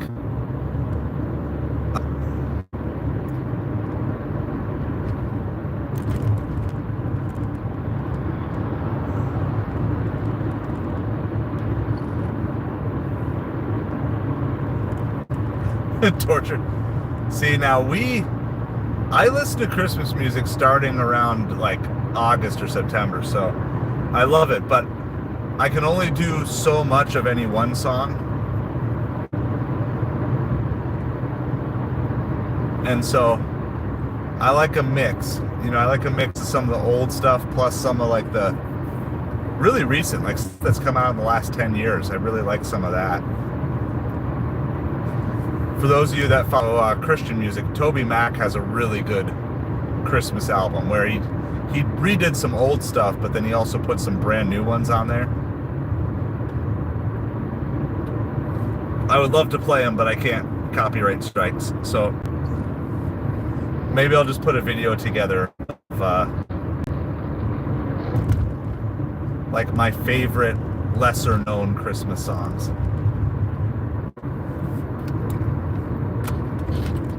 All right, scary time. We turning DoorDash back on. It's scary time. It's scary time. I believe in you, DoorDash, though. You've sent us 2 pluses in a row. And one was a 10 for 17. The other was like 6 for 850. So I believe in you, DoorDash.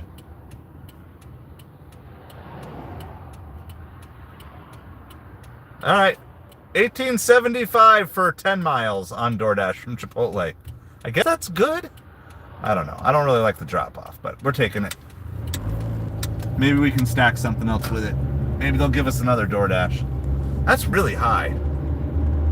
That's like a really high order. Rudolph got run over by a reindeer. 2 burrito bowls and 2 chips and guacamole. I don't know. That seems really high for this. I wonder if they boosted the base pay. Yeah, it's not really good. If the 10 miles was like a good drop off, then I'd be okay. But yeah, it's not worth losing platinum over. And it's Chipotle, so maybe we'll get something. Maybe we'll get another one stacked with it. They've been stack happy tonight. Like if it just brought us down to Magic Dumpster, then I'd be like, that's golden. Because it's like it repositions us where we like to be for the second half of the night. This just takes us right back out. So if we don't get something else along the way, then we're probably talking 18 for 20. So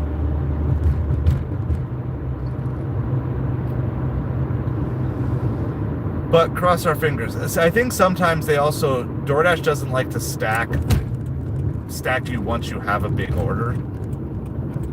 So they much prefer to stack a bunch of like, you know, $8 to $10 orders together. So, because odds are there'll be another Chipotle coming out of here that's going at least part of the same direction. But we might be able to dirty double stack this one too. We'll see. I don't even know if there's going to be parking. Oh, it just stopped right here. Because we can just do that now. We can just stop cars in the middle of the road behind other cars.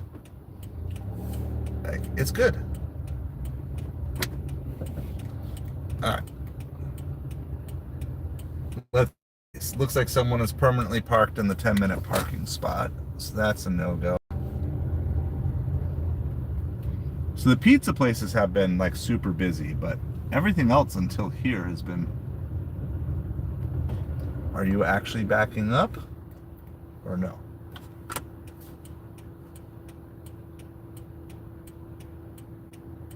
Just back into me. Back this direction. So that way I can just follow it in. Because, yeah, you better believe it. That's my spot. That's my spot. Because I'm not time. I don't have all day to wait here.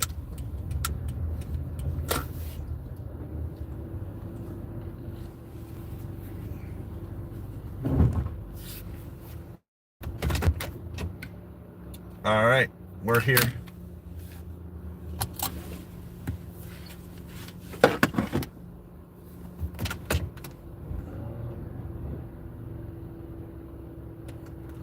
I mean, I hate to say it, but man, it's bad. He's the type of guy that maybe you want in the playoffs, but all right, I'll be back.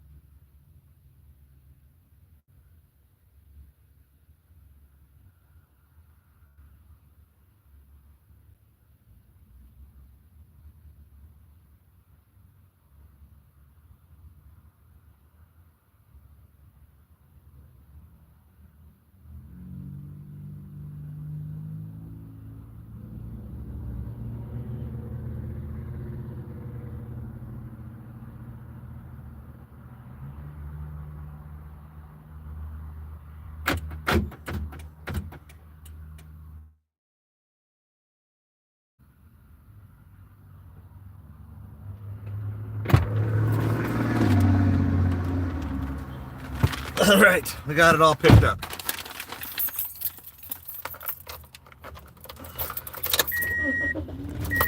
I mean, I'm sure that's what they want. The question is there an actual reason why? Is there a reason why that's happening? My catering bag is in the back, so they're just gonna get the pizza bag for this. So.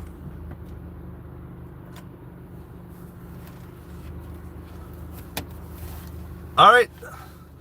95 and 4. Oh, that's not bad. Playing sharks. That's, yeah, it's probably about what we're ever, right around that 23 to 24 an hour here.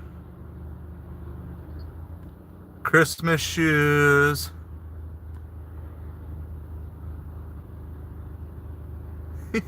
Midnight.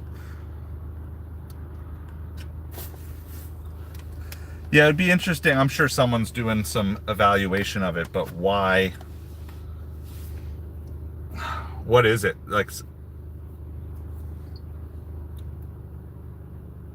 confirm pickup. Oh my goodness. Instacart has sent me like nothing all day, and now it's like going crazy.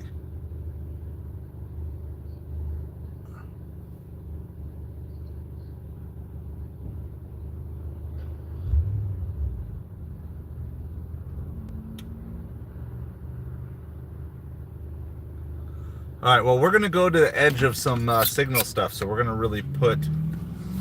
so right now I'm on the car Wi-Fi. At some point I might have to switch over back to Cricket, but I need to be car Wi-Fi for the north end of town, but when we go to the east end of town, I might need Cricket, so we'll give her a little run here, see what it is. I mean, variance is good, but as long as the variance is kind of like equal, you know, in other words, like if it's not for some reason helping whatever's going on, helping one type of kicker and hurting another type of kicker or whatever,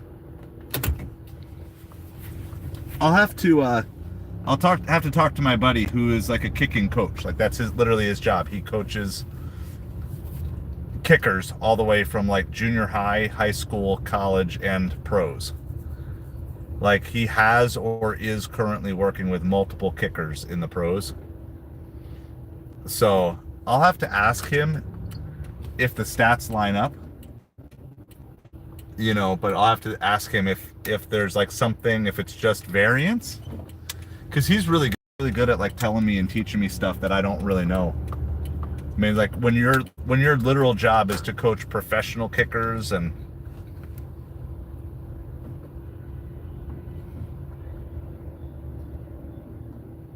well, I can just go out that way.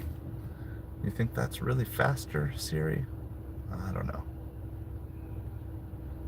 I'm not sure. We'll have to see what it looks like when we get here. Panthers are up 16-10. I guess I'll do what you say, Siri. I guess I'll do what you say.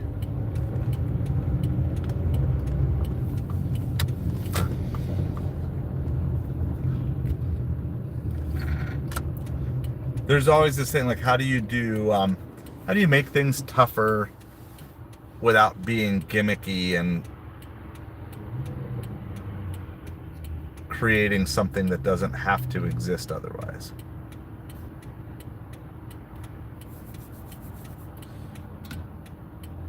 Because you don't want kicking just to get worse across the board. I mean, unless they have a reason to. I guess they want more people to go for two.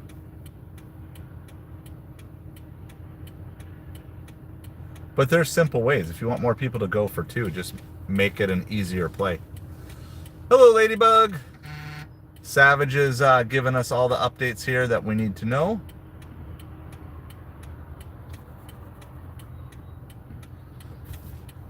Eagles up 14-12, Rams up 21-14, Panthers up 16-10.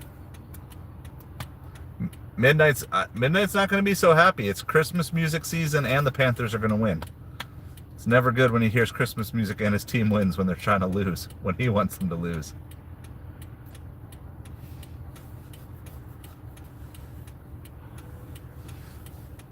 Just remember, coaches and front offices tank teams, not usually players. These players these are their real careers. They have real stats they're trying to accrue. You're a Carolina player's free agent. You don't care what the team's goals are for next year. Your only goal is to secure yourself the best possible contract for next year. And no player wants to play so poorly that they're not going to be brought back next year either. So tanking is primarily done by the front office and the coaching staff.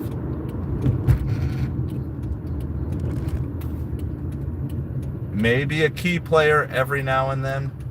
Maybe.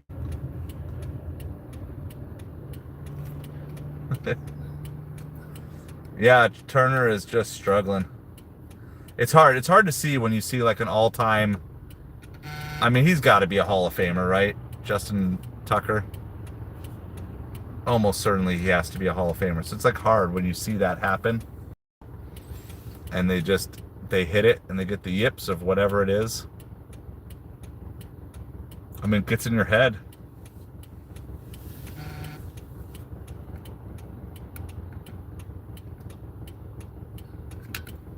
I'm just going to turn off Uber Eats because I just can't do it. There's too many bells and dings. And right as I say that, then Grubhub sends an offer too.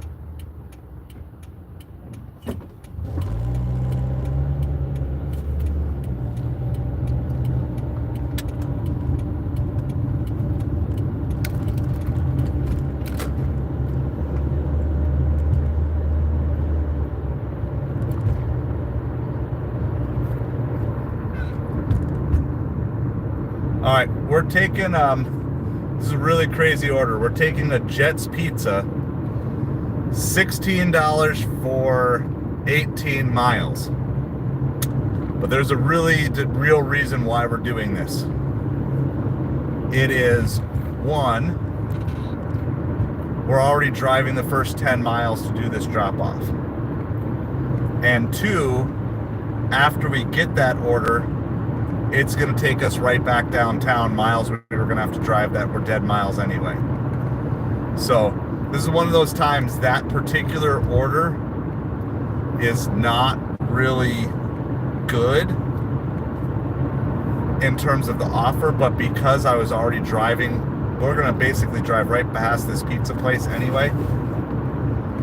So it's going to all work out in our favor. And all those miles that were going to be dead miles back, now we're going to get paid $16 for the dead miles back instead of getting paid nothing or hoping we'll catch an order. So we're going to do this. We don't have to worry about getting timed out or anything. Like yeah. So it's an interesting scenario.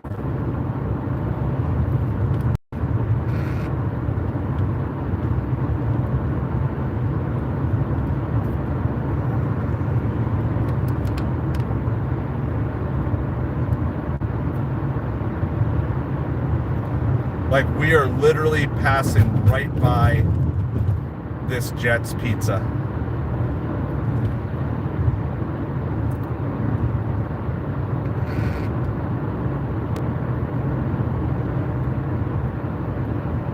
Hey, no, it's good midnight. Like, I always say the same thing. Like, I wish I could give you guys more football updates, but I'm driving, so it's like, no, it's all good. It's all good. That's why we do this. Like, we're out here, we're like cheering each other on. Like, yeah, I wish I could be just sitting and watching football or streaming football right now, and I can't. But in the meantime, you know what I can do? I can work and I can hang out with you guys and do that. So we'll try to do some updates. But yeah, this is awesome. Yeah, exactly. Savage has us covered too. That's what's really cool. It's like different people come in at different times because you guys understand what we're all about and give the best updates that you can in situations. I try to do it as well here. The Buccaneers are first in goal on the Panthers here. It is 16-10 Panthers leading. Buccaneers are first in goal.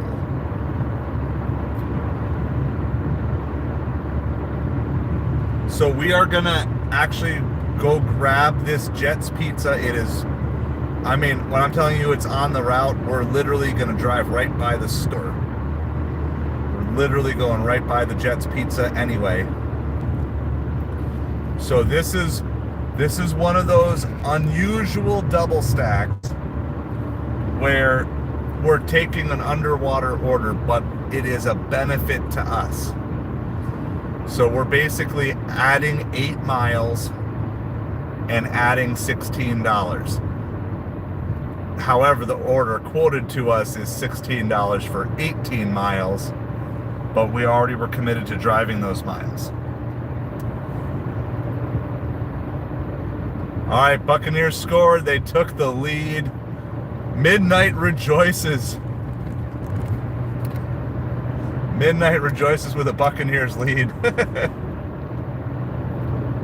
Ravens are still down by 2 with the ball, but it is 4th and 10 from their own 39 with 11:41. That's probably a punt zone, unless they're doing something wonky. Saints are down 21-14. They have the ball. 2nd and 7 on the Rams 13 with 2 minutes left.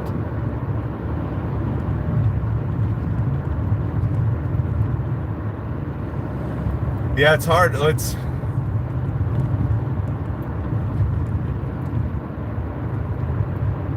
tough, Jaeger. I mean, Eagles have the ball back, so you almost feel like if the Eagles could just go down and put up 7 here, it's going to be really tough for the Ravens to do much else.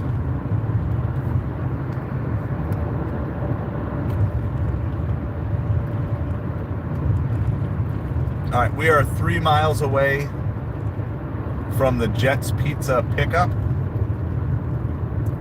Then our final drop-off is going to bring us all the way back downtown after we do this. Yep, Bucks took the lead. That's crazy. Absolutely crazy.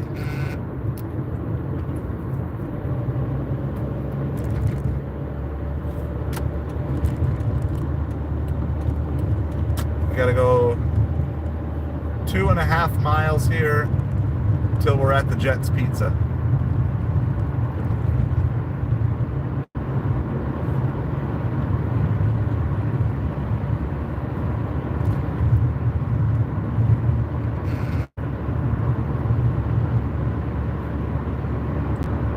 Plain Shark's giving the full scoreboard update for you guys. How's it going, Jeff? Good evening to you. Happy Sunday and happy December. You have made it to the final month of 2024. I don't know if we're going to make it to the end of 2024, but we made it to the final month.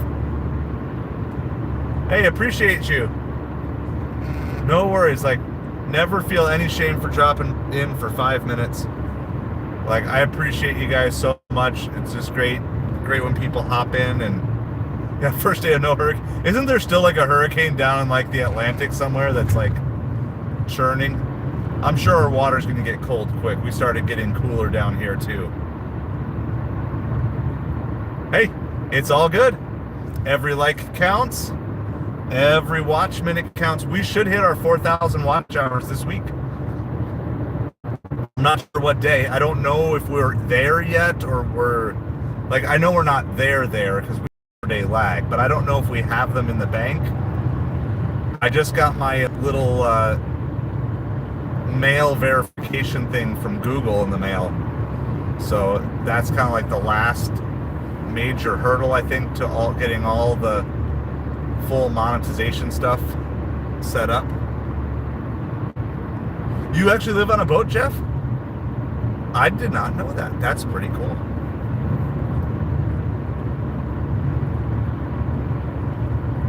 I do know as soon as that Gulf gets cold, it just...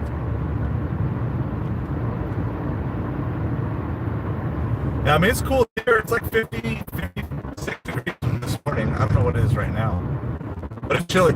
I've got, I don't quite have the heat on, but I definitely don't have the AC on full blast. And as soon as the sun went down today, I was like, it's chilly.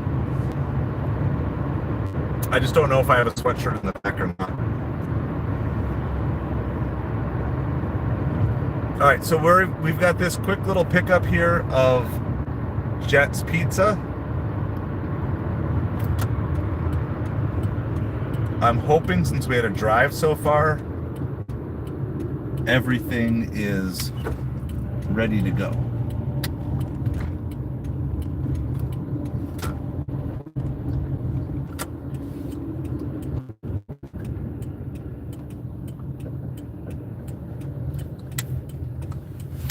Are you? Yeah, I would do that job.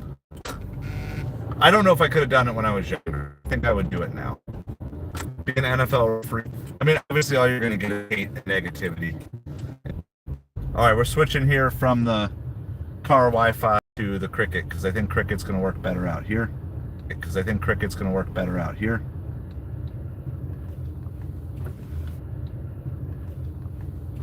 Yeah, so Jets Pizza. Like, I don't know how pizza, right? So we like Jets. It's obviously it's way different style than a New York style pizza. All right, well, temporarily I gotta move Chipotle out of here.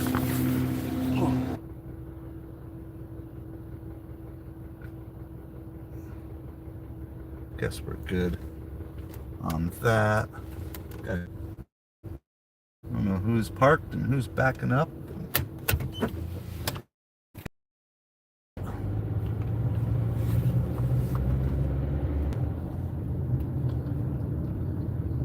Yeah, I told you, Jaeger, I'm taking Barkley. I'm riding with Barkley. It's all good. I like every type of pizza. It just depends on which one I'm in the mood for. Right? So like sometimes late at night I just want like that, you know, Papa Domino's, whatever, Pizza Hut, good. So there's that part.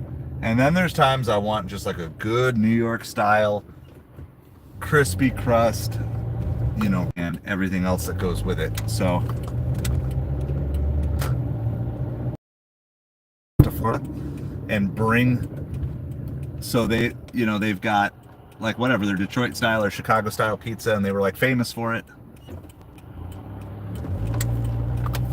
And then they decide to also bring it here and share it with us.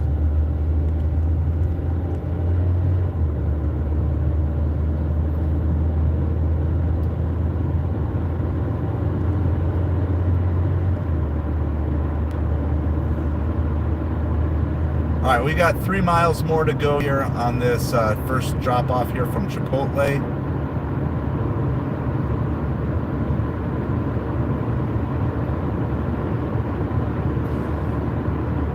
All right, Rams Saints game is final 21-14. Like we have it all here. I'm not saying we have the best of every type of pizza here, but we do have it all. So if you're craving Detroit style, we got Jets. If you're craving Chicago style, we have Rosati's and Aurelio's. New York style, we have tons. We just have tons of different New York style, including New York pizza and pasta, Moravella's, Bocce. Again, they're all like New Yorkers. Like they're these big New York, like they're genuine New Yorkers who just transplanted down here.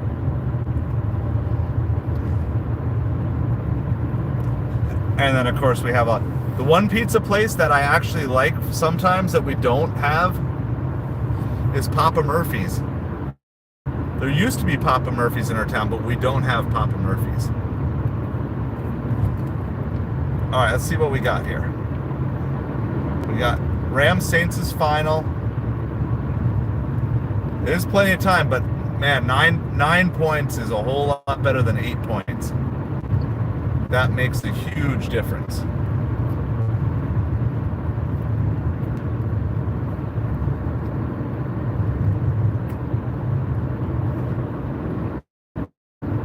Buccaneers, 3rd and goal, is that where we're at? I guess technically, or 2nd and 4 from the 5, it looks like. All right, I think I'm lagging a little bit, but they're close.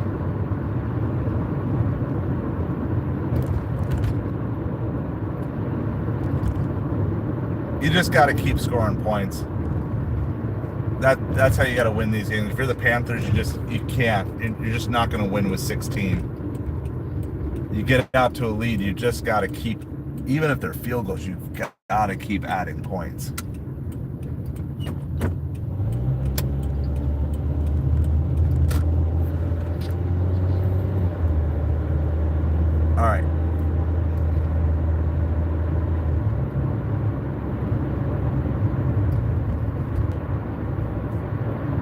else we got here?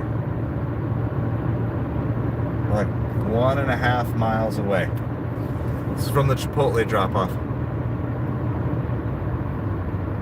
Yeah, I know, that extra point, missed extra point means so much.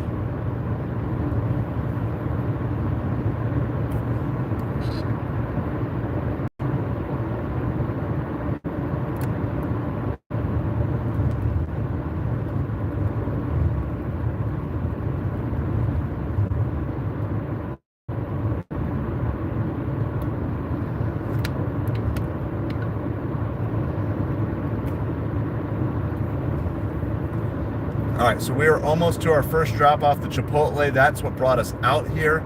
We already have our Jets Pizza picked up for Grubhub. That's what's going to bring us back to town. So if you have to take an order that takes you out, then at least get an order that takes you back to town. That's your ideal.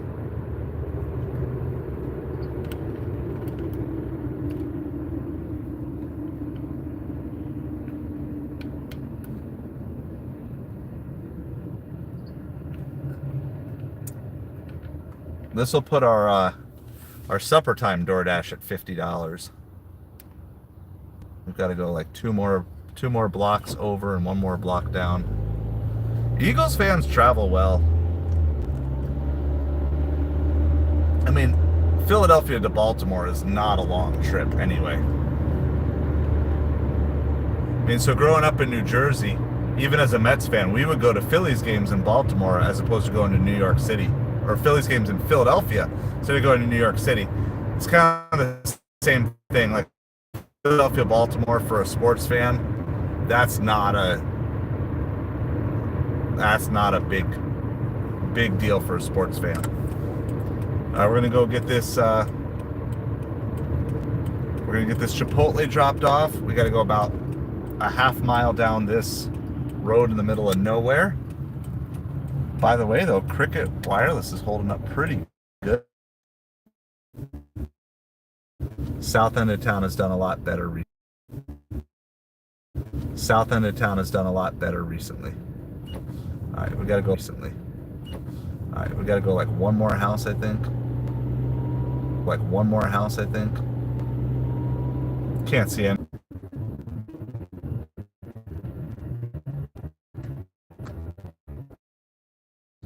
It 4211. Yep, this is it.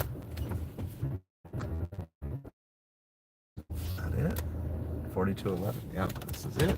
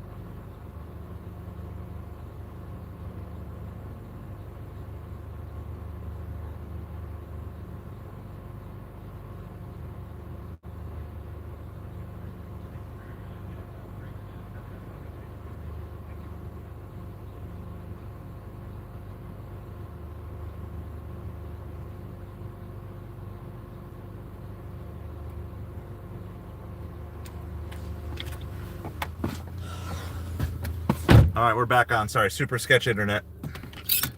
They stopped the tush push. Just get to still end up in a good pickup next stuff, so. Thanks. Yeah, I know. Sorry, super sketch internet out here. We're on the boonies. There's just nothing. Like there's a road. If you go out that way, it's like every Frozen Craig. Frozen Craig.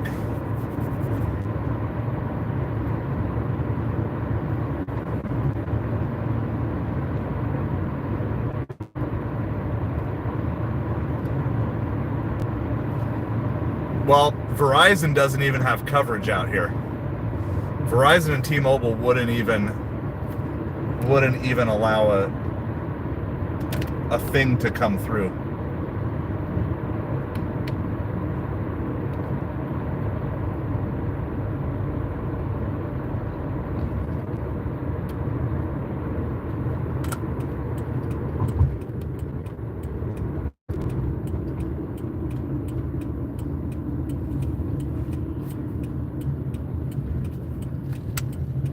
All right, we got about 8 miles to go.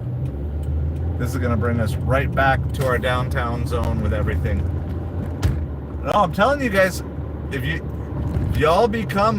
hook me up with like 200 members, we can get Starlink.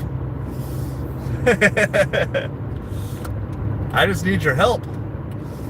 I need your help to get to Starlink. I can't justify Starlink yet. Man, that would be so much fun. So much fun to run Starlink, and probably would want to put it on a newer car, not this old bucket of bolt here. But Rams won 21-14. Yep. So Buccaneers only kicked a field goal, so Panthers are down. Yeah. Telling you, if you got the horse, ride him. I mean, this is why I think if you go back to Thursday Night Football, why not just run Mostert 4 times up the middle on 4th and 1, Jaeger? Or at least run him up the middle on 1st down, 2nd down, and 4th down. If you want to try a trick play on 3rd, I'm good with that, because you already know you're going for it on 4th. So, like, I really don't have an issue with the 3rd down play call, but the 4th down play call, no go. 1st down, 2nd down, 4th down for sure. Mostert up the middle, Mostert up the middle, Mostert up the middle. Just make them stop you. Yeah, and that's where I just say, like, I don't get upset at Tua there because he didn't call that play. Now, if we find out he's calling those plays, obviously that changes, because that's just a poor decision making, in my opinion. But no, just run the ball. Oh, this pizza's going to a hotel. Yeah, and it's going to take us a lot closer to downtown and Magic Dumpster. So, like I said, the drop-off location is great, so I've got no issues with that. We're just going to... Sadly, we didn't get any crust orders, but I feel like probably downtown is the best place for the next couple hours anyway.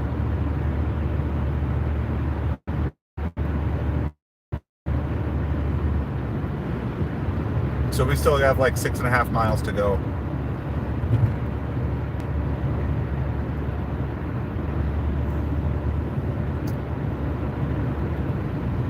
I actually don't know the Dolphins' structure for play calling right now. Is it all McDaniel?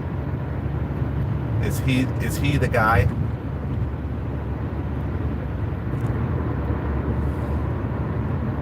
Like, I wonder if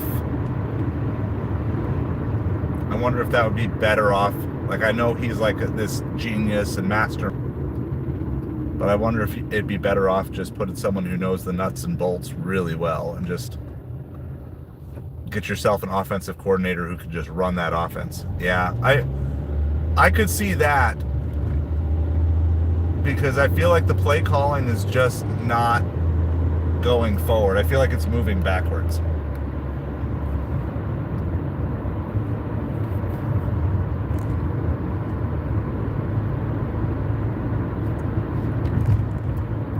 Key Food Hours, Naples, Florida.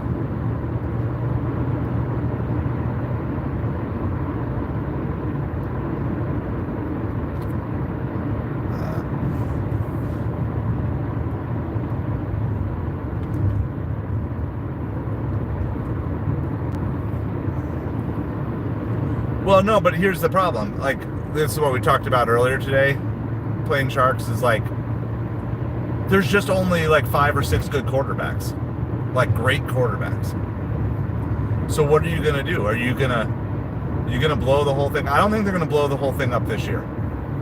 I'm just looking at it from a logistics business standpoint. I don't think it makes sense to blow everything up this year. But if you tell McDaniel, like, look, you've got to hire yourself a coordinator who's going to call your plays. Like, this is your kind of like your last chance. I feel like next year it could be his last year. I don't think, unless the team tanks this year, I don't think he gets fired. You fire him when you're also sending Tua away, and you bring in a new guy and you just start from scratch and you rebuild. I don't think you bring in another coach to coach Tua.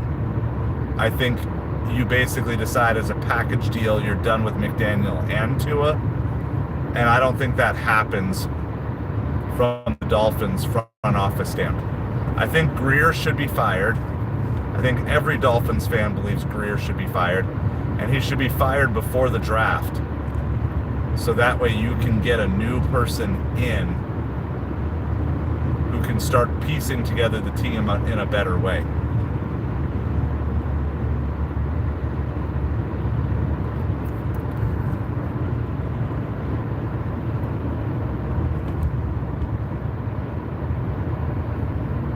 But I think you give, sometimes you hear this, you give the coach, like, look, you've got to fire this guy, or give this responsibility up. And if you're willing to do that,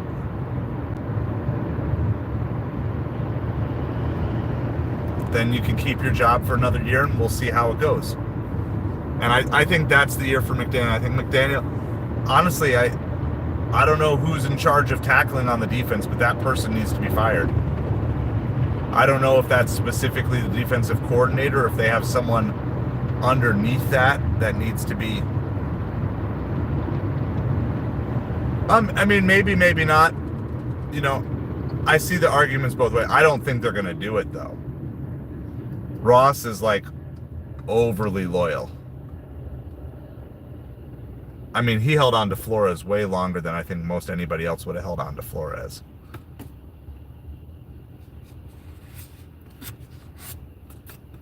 Here's what I think. I think upper management,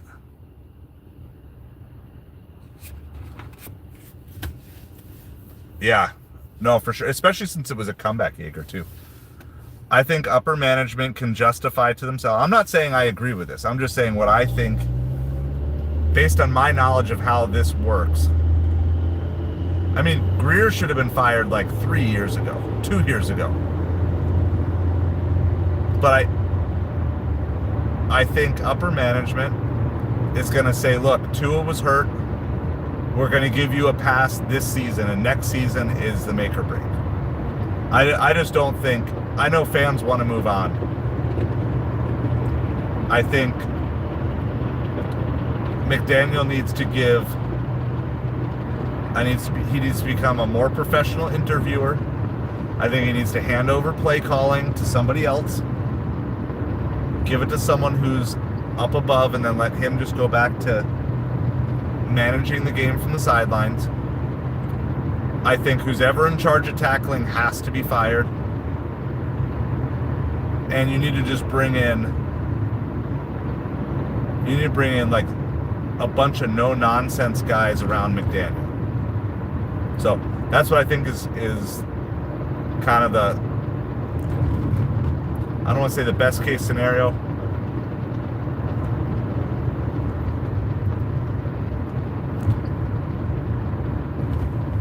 But I think something along those lines is the more likely scenario for this year. Now, if the Dolphins finish with a losing record, then all bets are off. But I'm going on the theoretical the Dolphins go 4-1 or 5-0 in their last 5 games. And if they make the playoffs, I just don't think you can do it. I don't.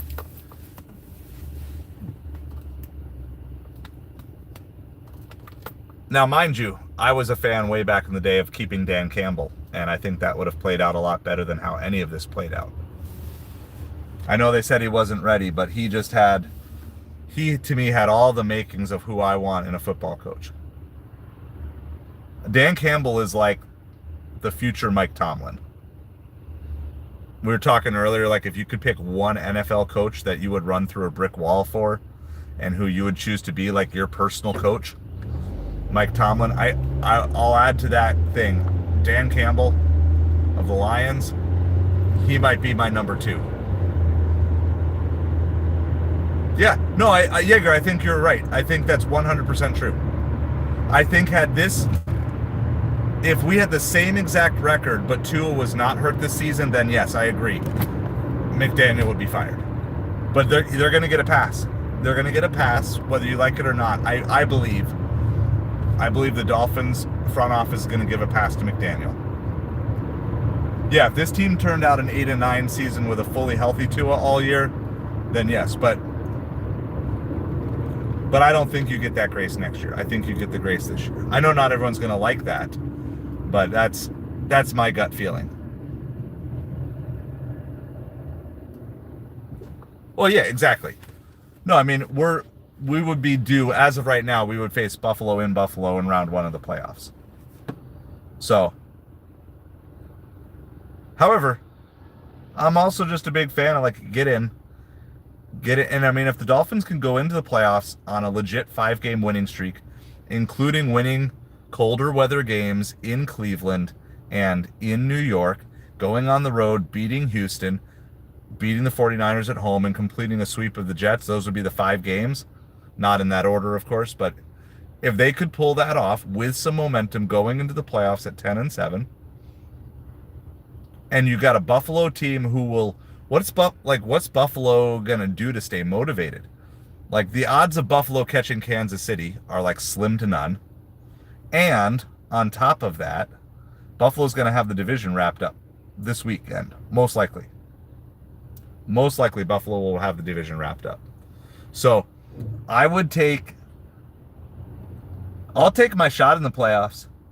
There's not much of a difference between the draft pick you're going to get at 8-9 and 9-8 or 10-7. It's all going to be a middling team in the middle. So I'd rather have the shot at the playoffs. I do agree with you that we will almost certainly get destroyed. Like, I agree.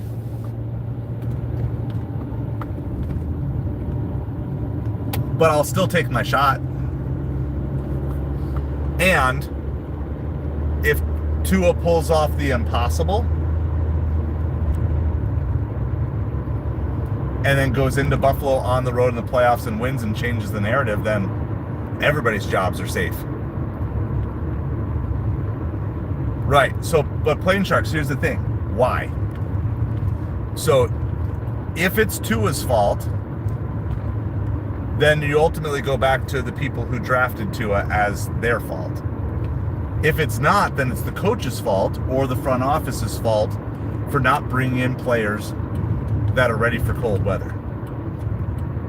Right? So there's always been this thing, like, because Marino didn't have issues playing in cold weather. I mean, Thanksgiving Day pulls off that awesome win, the Leon Lett game in the snow, right? But, like, Dan Marino was never out there, like, looking like he didn't know how to handle. So it's not a Miami Dolphins thing. It's a recent Miami Dolphins thing.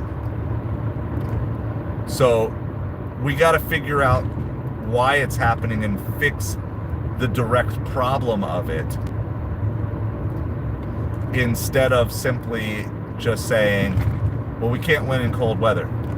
Because that's not always been their history. We've got to figure out why we can't win in cold weather.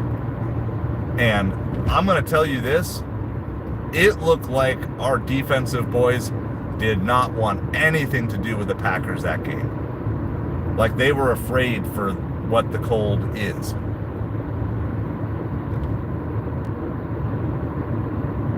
And that, to me, falls on either the players you're bringing in, or it falls on the coaching, not teaching them how to actually handle this. Like, I don't know, do you have to tackle differently in cold weather? I'm not a football expert. But that's why I would say, like, who's ever in charge of tackling, they need to be fired. And you bring in an old grizzly Packers or Bears defensive coach. I mean this honestly, like, you do some research and you throw out, you research names like Brian Urlacher, and you just say, all right, Mr. Urlacher, we need to fix this. Like, you played in cold weather. Like, you need someone who's not gonna like benching people who are not doing what they need to do. Like, you bring in, I know he's passed away, but like, you bring in a Reggie White type. You bring in a Brian Urlacher, someone who's not going to take any crap for any of that stuff, and you just say, look, guys, you got to tackle.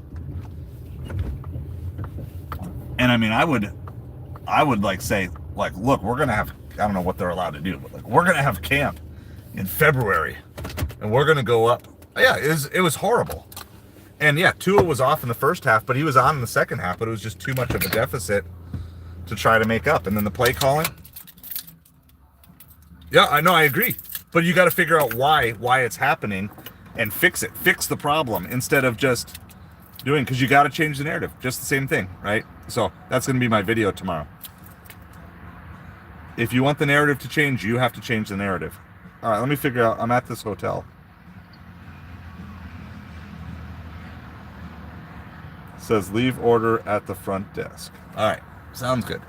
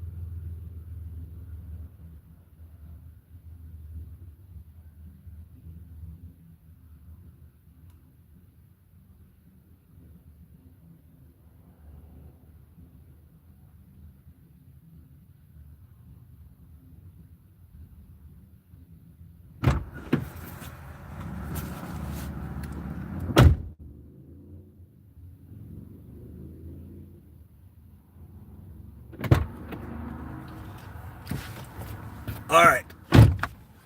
It's over. You'll be a Don Shula. It's a big win. It does technically help the Dolphins a little bit too. Ravens losing. Obviously, I don't think we're going to catch the Ravens, but the more teams that get to 5, 6, 7 losses, the better. And that means it's more teams that have to fight for everything that's going on. And so, like, I don't realistically think the Dolphins are catching the Ravens. However, the Ravens having to battle and play hard against everybody else, like not getting playoff spots locked up, is just good. Big win for the Eagles.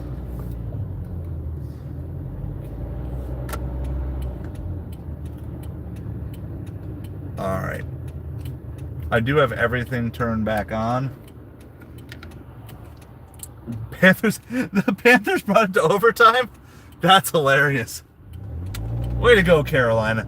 I'm going to tell you, I don't even know who their coach is right now, but who's ever the coach of the Panthers, is that Rule? Is Matt Rule their coach? He was their coach, but I don't actually know who their coach is right now. Who is the coach of the Carolina Panthers?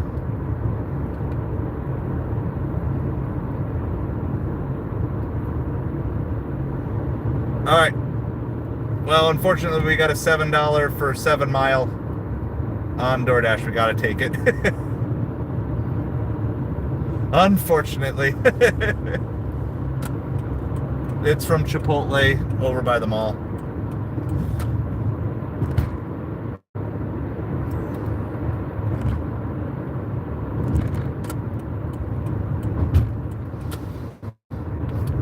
I think that's really funny. Yeah, so they have an interim, right? Because Rule got fired, I guess. So he's got them playing well. He's got the Panthers playing well.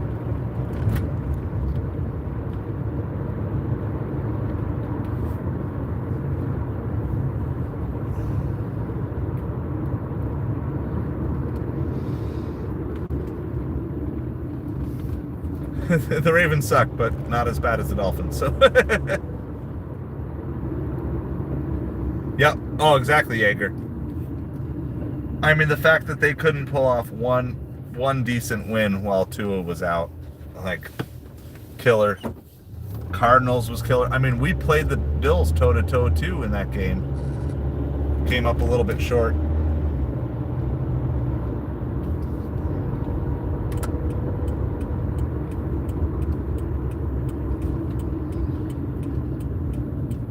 All right, we're here at Chipotle, different Chipotle than we were at before. It's the best offer they have for us right now, $7 for 6 miles on DoorDash. Leads me to believe that the night of delivering is probably going to come to an end very, very soon. This Chipotle parking lot is empty. Oh my goodness, this place is usually like packed. It's just everybody's got to go back to school and work in the morning.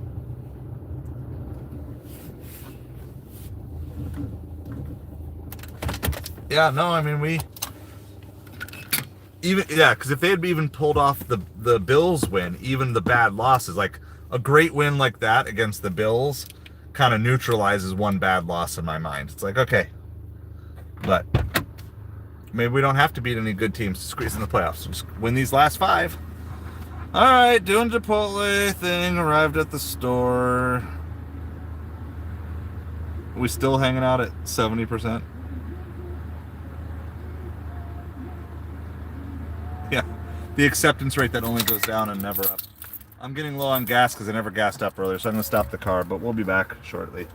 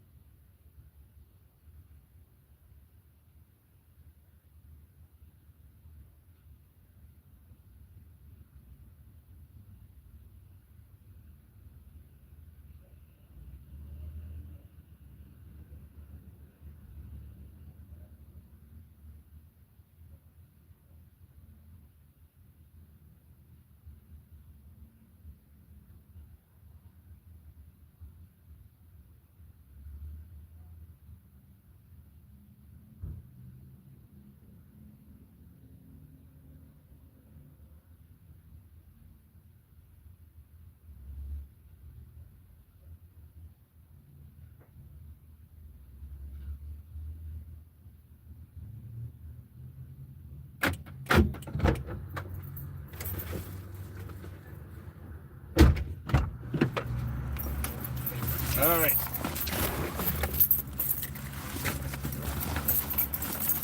Gonna get everything reset. I saw my sweatshirt in the trunk, so I'm grabbing it. 'Cause I'm Florida cold right now.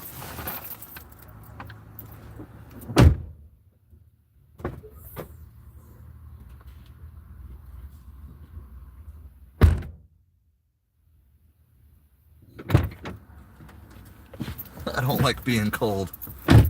How's it going, Tex? Awesome, I appreciate you so much. So, we're rocking, we're rolling. I don't think we're gonna start a separate stream for the Sunday night game tonight. Not gonna worry about. Maybe I'll add it to the title. So, appreciate you so much.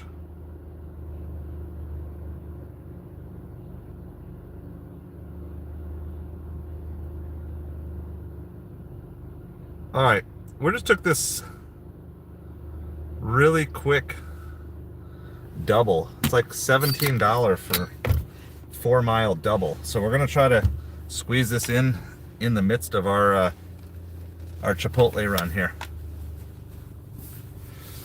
It's 59 degrees and breezy. It's time to bring out the Transformers sweatshirt, so.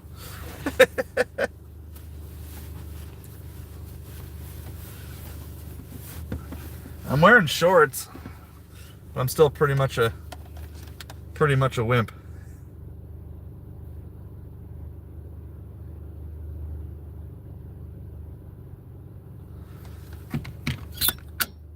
All right, where is this one?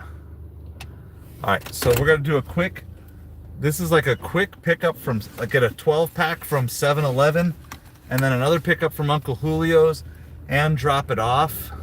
All kind of right by where we are right now. It's like just kind of a quick jaunt, 2 miles out, 2 miles back, and then we'll go do the rest of this.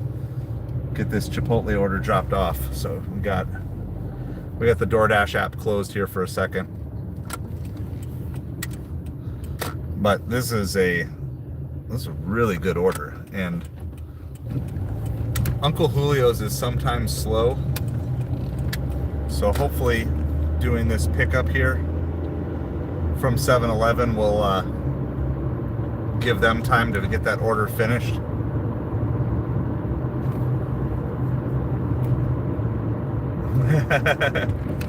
I guess technically I don't know if it's that cold. It feels that cold. It feels like, I'll look it up here. 62, sorry, I lied. It's 62 and breezy. So that's the level of my wimpiness now. Having lived in northern Minnesota and Wisconsin for like way too many years.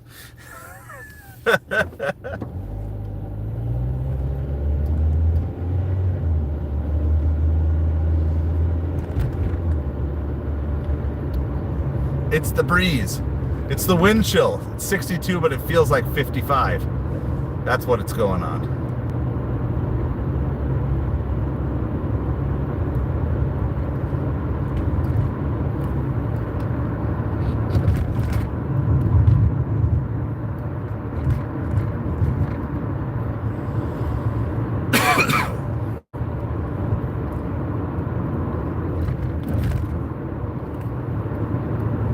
All right.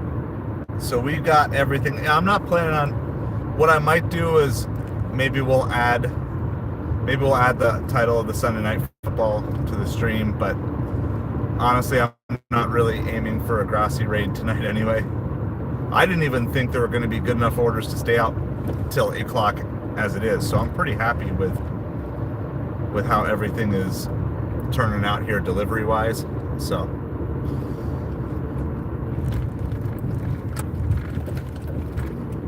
don't put me in charge of getting the Dolphins ready to handle cold weather, because I can't even handle this temperature. But I'm also not a professional. Not more a year.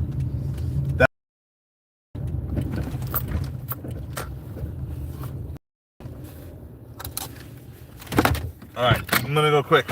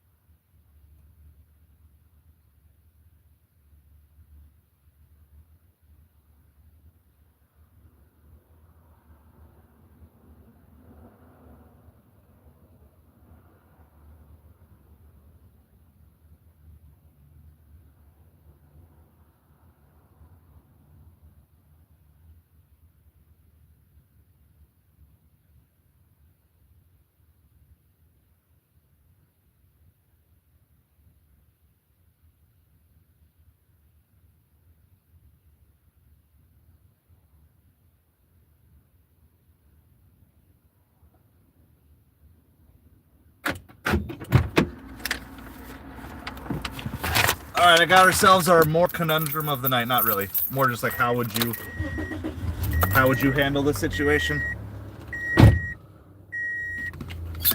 Yeah, it's not getting warmer anytime soon. That's for sure. All right, now we're going back to Uncle Julio's, which is right by the mall. Okay, so the guy ordered a 20-ounce Coke. Okay, regular Coke. And they were out of Coke. So I asked what his sub options were. The best one, the closest one was Coke. So I did that and asked if he could sub it in, the 7-Eleven worker, if he could sub it in. He said sure, he could do it. I reached out to the customer, never heard back. So we went with it. But should I have done that? Should I have canceled it? Because never heard back from the customer. Or should I have just bought a 2-liter? Should I have bought like a 2-liter of Coke just out of my own pocket? So it would have been like $3. This is like a $17 payout. So just kind of curious what you guys would have done there. Yep, Cobra Kai.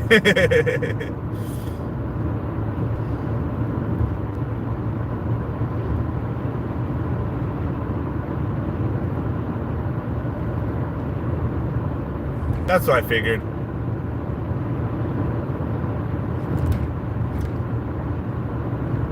He said like he was fine putting the sub in, so he's just looking for a cheap drink to go with his nice Uncle Julio's meal. So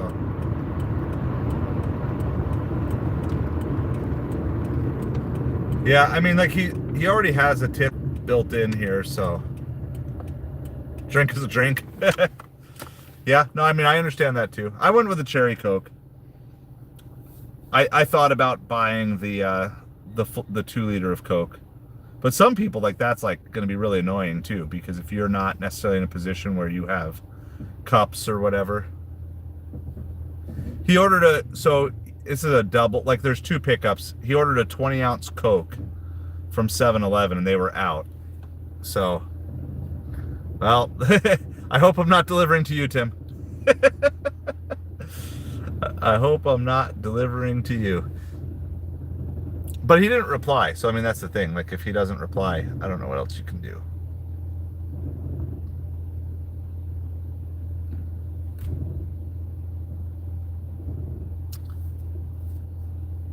I don't really like anything Pepsi. So that's why I wouldn't sub Pepsi for Coke. Yeah. I mean, if he says he wants to cancel, then I can always call Uber Eats or whatever. I mean, hopefully it doesn't lead to a tip bait or anything. I mean, I would think the worst case scenario here is he just calls and says, look, I got the wrong drink or whatever. But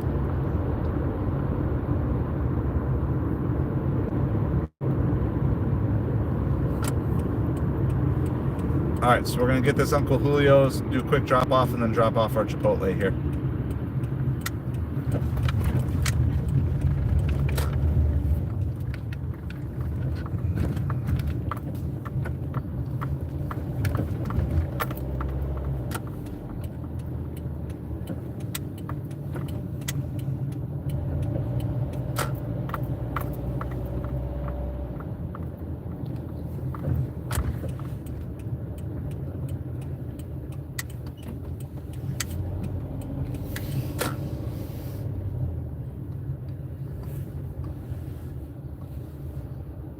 All right, we're going to go grab this order.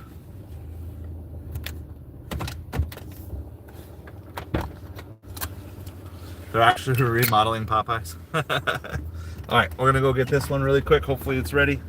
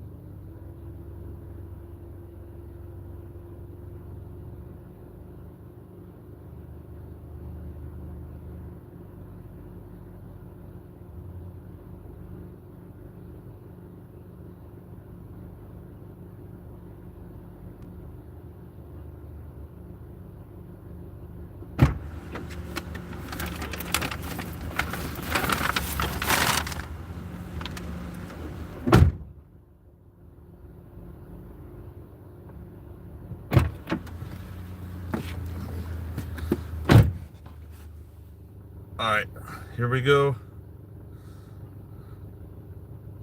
I don't know why they had this do in the order that they had us do it, but it's okay. We're gonna go quick drop this double, and then we'll go drop off the Chipotle, and then we'll be all caught up again.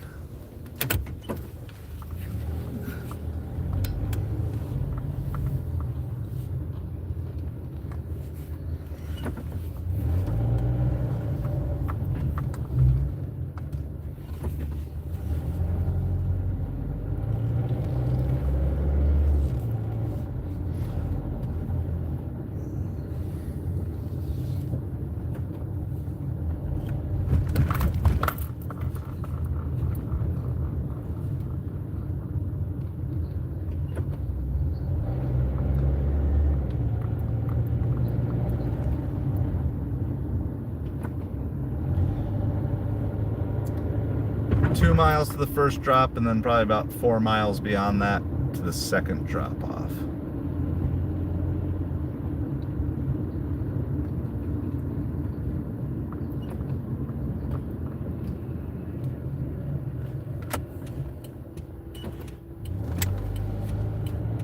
All right, so we're in between all the games. We'll try to do a full recap of all the scores for you for anything that you guys missed earlier today. It's kind of a pretty boring slate, but it turned out a couple of really exciting games.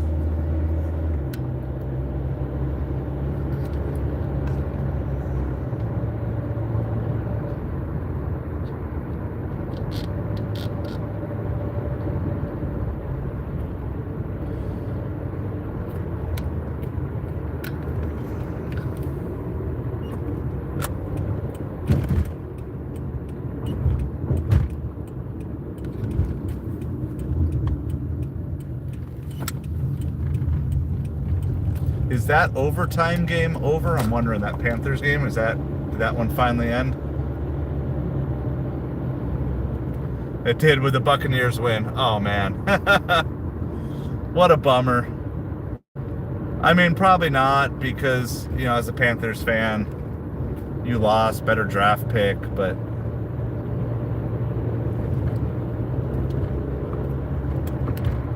bummer for the players.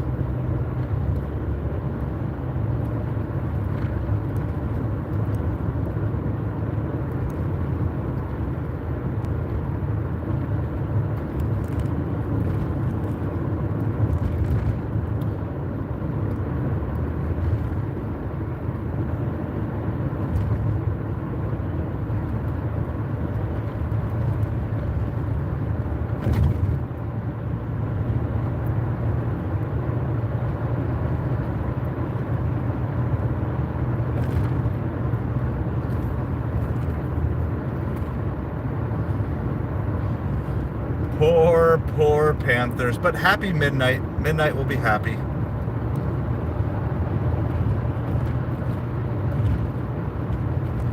But I mean, here's the thing, right? You're the Panthers. You already did this tank thing, and you already got the top draft pick, and it didn't work. So now you're maybe, are you going to draft a quarterback this year again? Maybe. I don't know.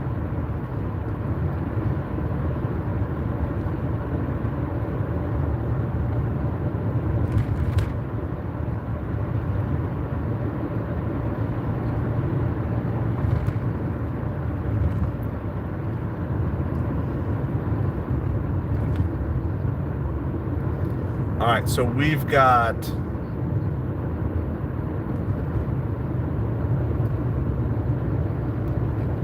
like half a mile here, about a half mile to our first drop off.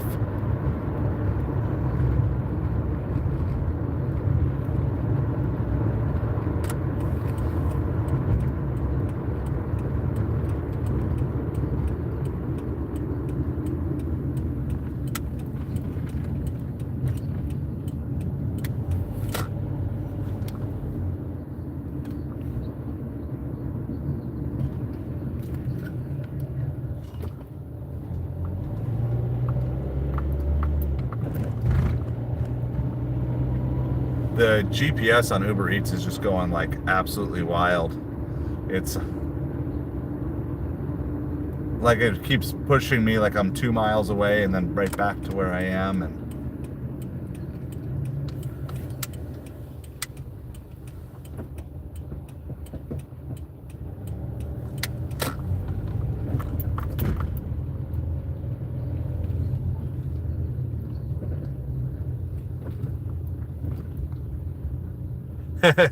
yeah, I can't get into basketball, guys. I mean, at March Madness I'll get into, but that's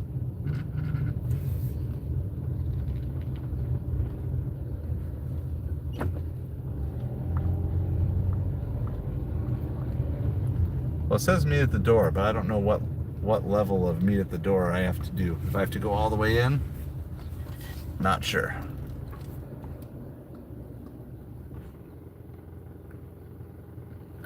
All right, I'll be back.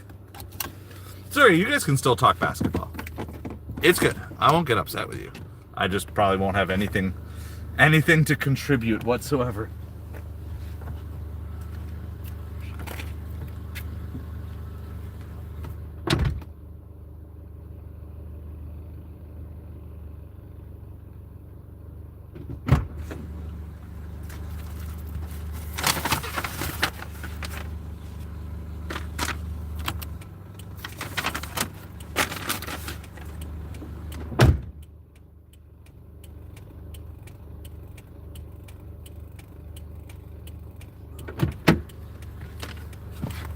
I just saw this is a handicap spot. It's not really well marked.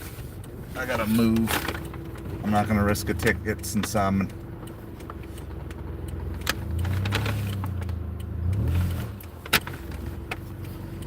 There's a spot right next to it, but like it's not like blue or anything.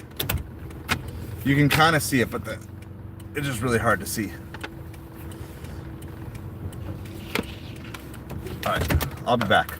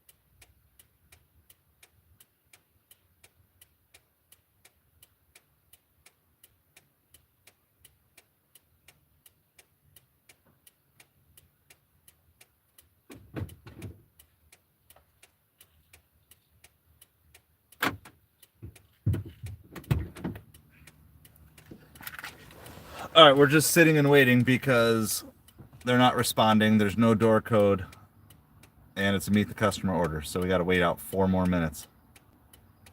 Uber Eats needs to fix this. There's no reason I should have to wait 4 minutes for a customer to show up. Oh, let's see if this is him.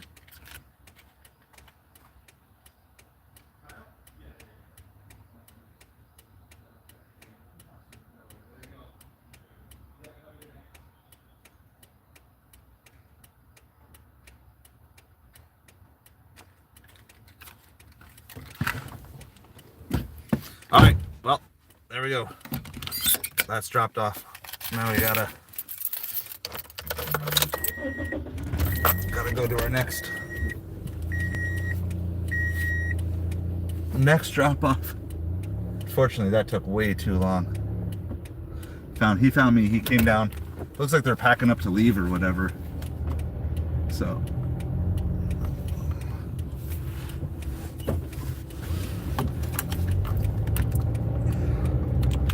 whatever. Just gonna keep doing what we do.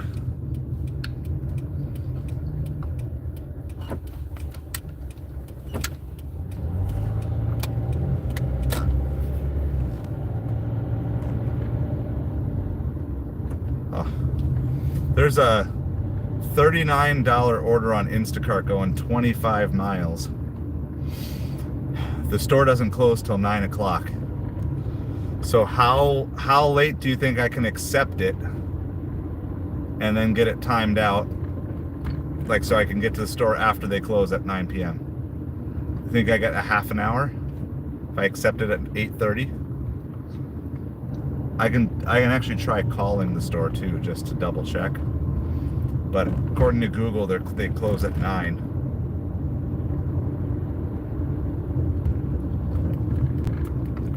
So I'm just, oh, well, it looks like somebody took it. I mean, if you were going that way, it makes sense, but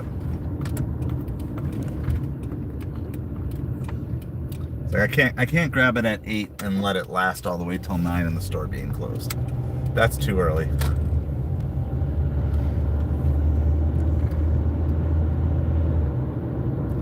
I think if I could grab it at 8:30 and then get there at 9, I think I could do that. Always looking for the free Instacart money. That's like all that Instacart is good for in my market right now.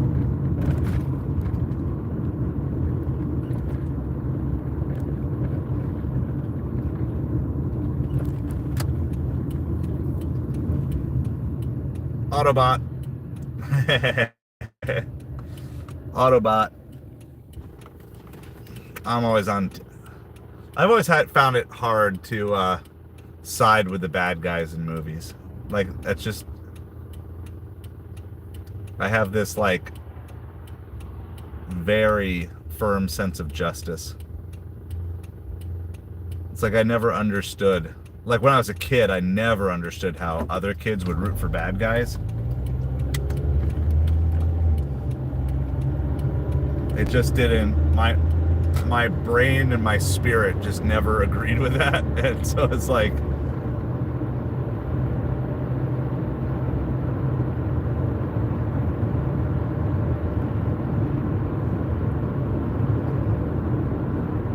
yeah, it's like, I don't know why. It's like, it's just a way that I was wired as a kid. It always was be like,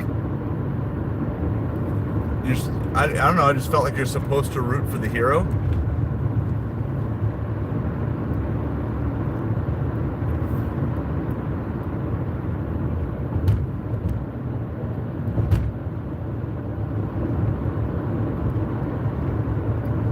Well, so there's some interesting, I've seen some interesting things where Thanos is kind of actually more the good guy. I have heard some of that. I never watched the movies, so I really never got into it, but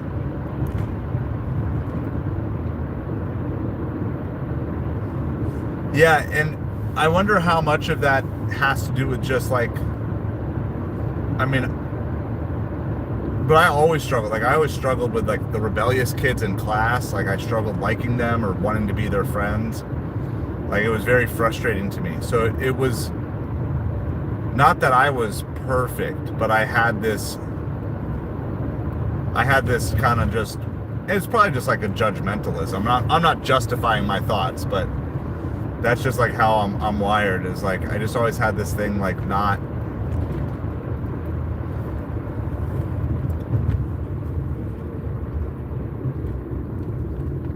being able to side with the villain.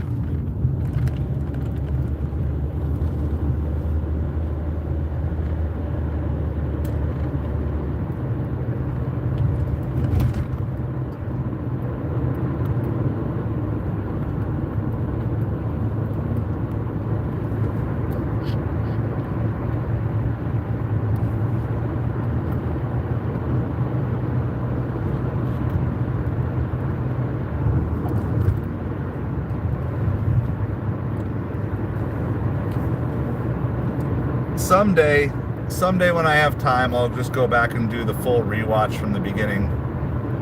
I mean, I've seen so many parts and snippets and spoilers of everything at this point in time. It's not like I'll be seeing it like a brand new person, but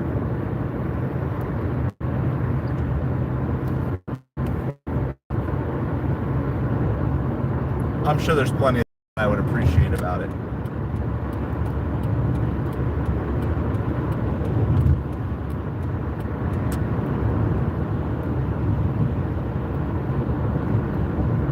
It's like they have to create drama.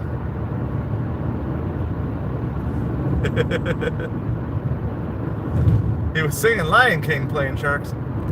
I don't know anybody around here who would sing Lion King.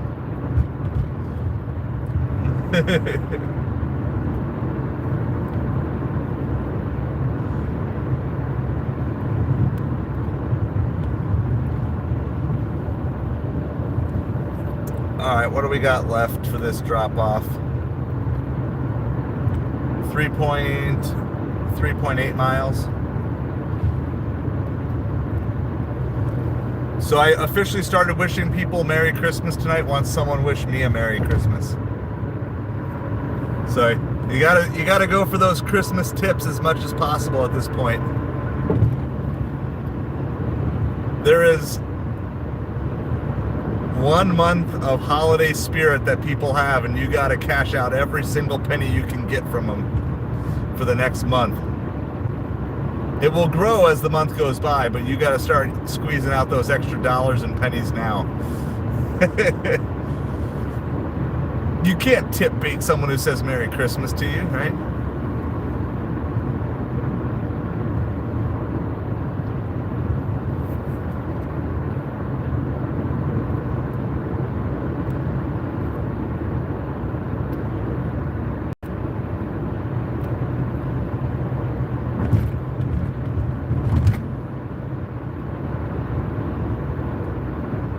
I feel like it's going to happen to someone in our group. I mean, I certainly hope it's me. But I just feel like all these guys doing these huge catering orders, I just feel like maybe there's a chance. Maybe there's a chance. Maybe this year is the year.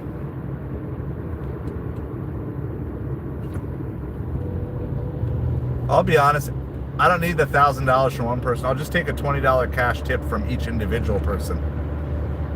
I'll take that too. Imagine how it would feel though, get a $1,000 cash tip.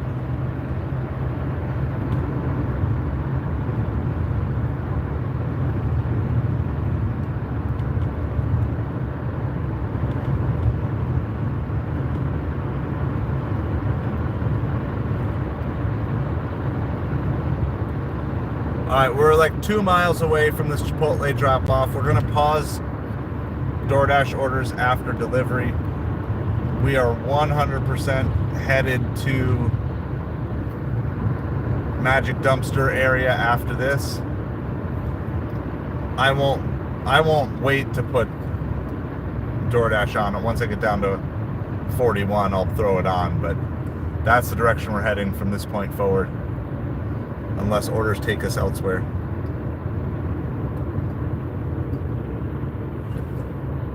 Well, that's nice. How long ago was that playing Sharks?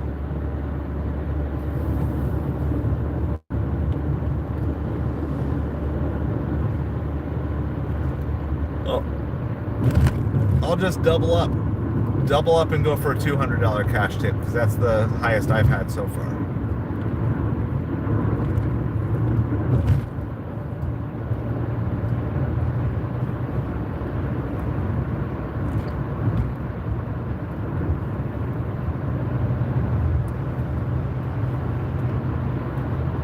All right, I've got another $31 Instacart at a store that closes at 9 o'clock.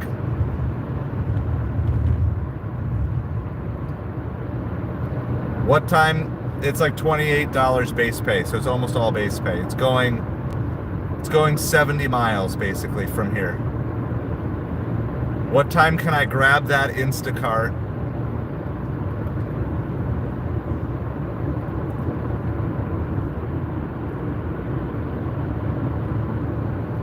what time can I grab that Instacart to then time it out? Because obviously I'm not driving 70 miles. 20 cash is your highest, Audrey? I've got in the hundo cash 3 times. Most recent one after the hurricane this year.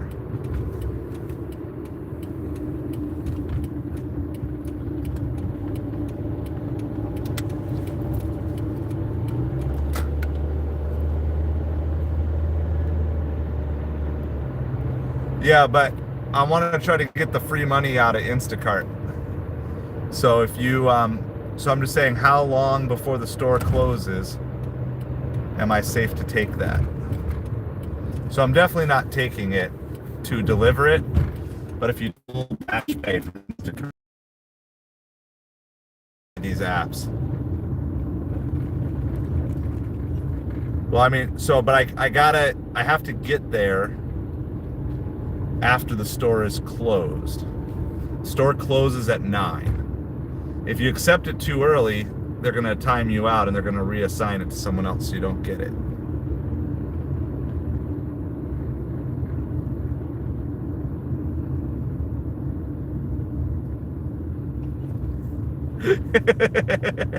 I'm not taking it to actually deliver it, Shane. I'm just taking it for free money from Instacart. Don't worry.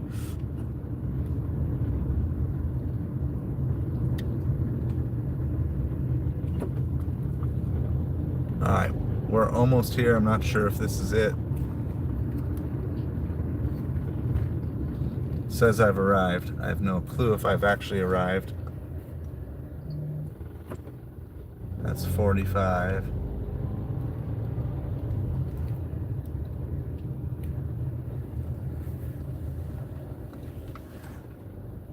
Are they actually coming out?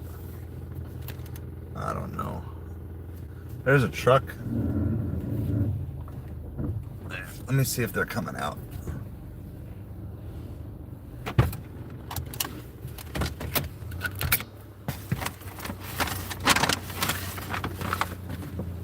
Good evening, Joseph. How are you tonight?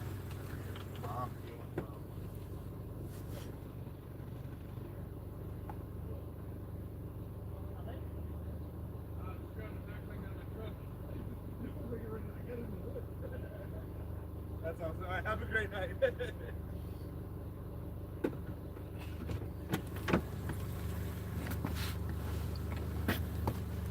All right. We're headed down towards, where are we headed down towards? Magic Dumpster.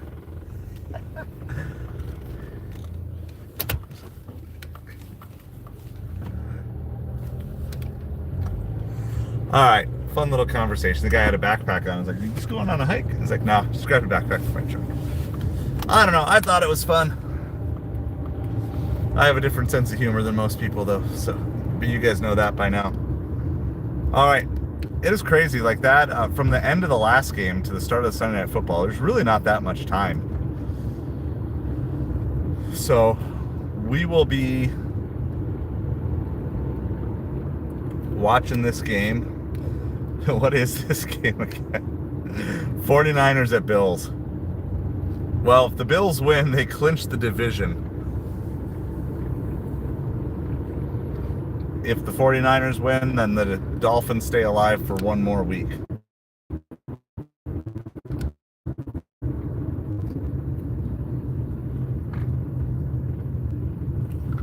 Finally got your order.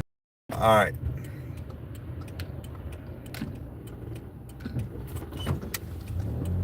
So yeah, so this order, it's a Publix order that I'm watching. The Publix that I'm supposed to shop at is probably 30 miles from here. And the delivery from that Publix to the actual order is an additional 40 miles. So I'm obviously not looking to take this order to take it.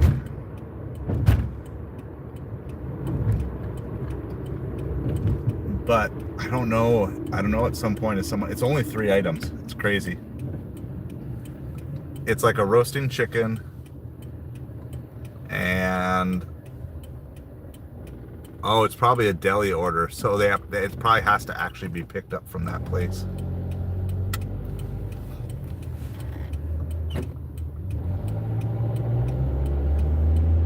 I wonder, would it still let me start shopping, even if there's a deli order? I don't know. We can always try, live and learn. What's my cancellation rate at on 7%? That's pretty high.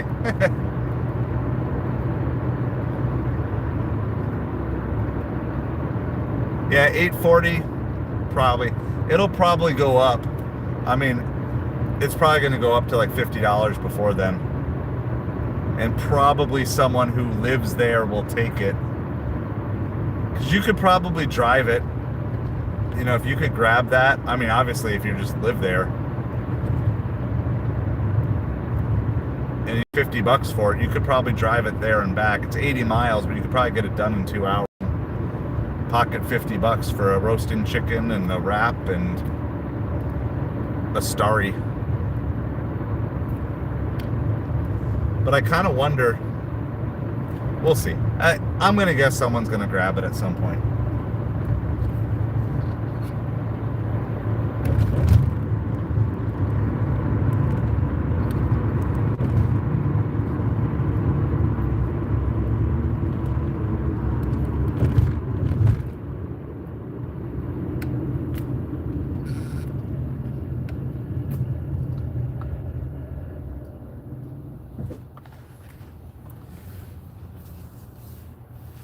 Yeah, because I think generally with most of these Instacarts, you have about 10 minutes, and then they'll start sending you warning messages for the next 10 minutes, and then you'd be good enough to go. Well, it disappeared. It disappeared for now. Doesn't mean it won't come back, but for now. $8 for 15 miles on Uber Eats. We are passing.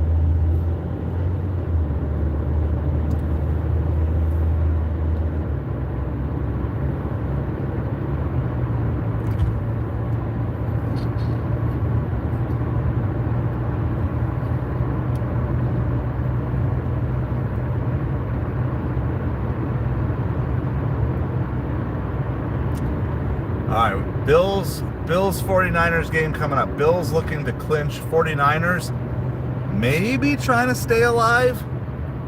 The bottom of the NFC is pretty weak. Like the bottom of the playoff teams.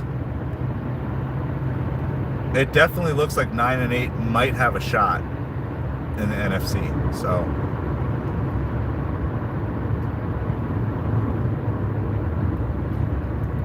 I don't really care about the Bills. Don't like rooting for them. I also don't care enough about the 49ers to care that much about this game either. So, it is what it is.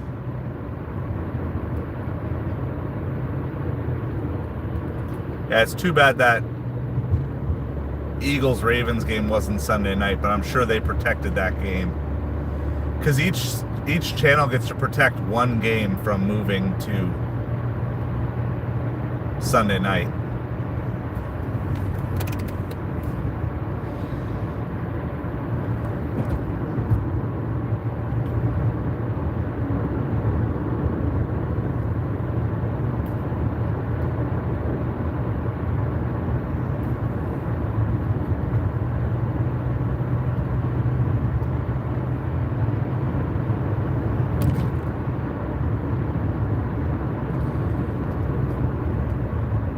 I am still going. It was pretty good. We've stayed busy. No like killer orders, but we've got some decent stacks. I got my first ever. It was like a triple on DoorDash. I don't know how to explain it, but after picking up my second order on DoorDash, they sent me a third one that I accepted. And then I dropped off the first, and then I picked up the third, and then I dropped off the second, then I dropped off the third.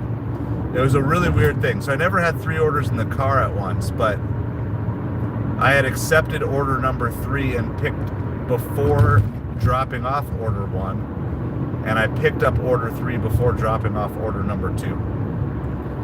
So it was definitely something I hadn't seen before, and 2 of them were plus. It ended up being $31 total. So it worked out, but that was something new I had never had before on DoorDash. Yeah, well, it helps so much I'm still sitting at 70%. I did decline 1 order today. That was like 18 miles that I was not taking right at the start of supper. And I've taken like 10 DoorDash orders today, and I've moved from 71 to 70. Except 10, decline 1, move down 1%. But we've had some good ones. Nothing crazy. Lots in the teens. You know, $15 to $20 orders.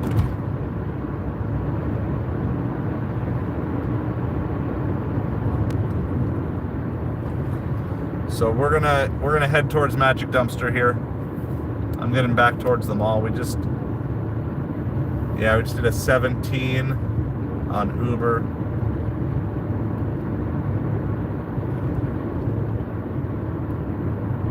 And then we also just did like a 750 on DoorDash. Yeah. Well, I mean, yesterday was fun, but I definitely did tank the acceptance rate a little bit because of the dash off. So, but I scheduled out all my dashes for the week, at least all the suppers. So if for whatever reason I lose Top Dasher at some point this week, at least I'm going to be able to get on for supper time.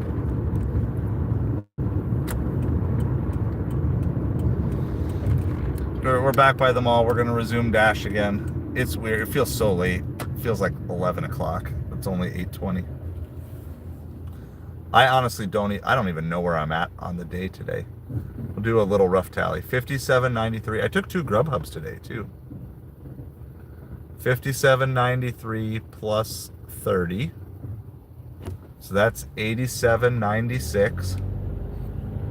I've got a pending tip on Uber, but I'm at 34.35 there. With a pretty big pending tip, but 116, 120.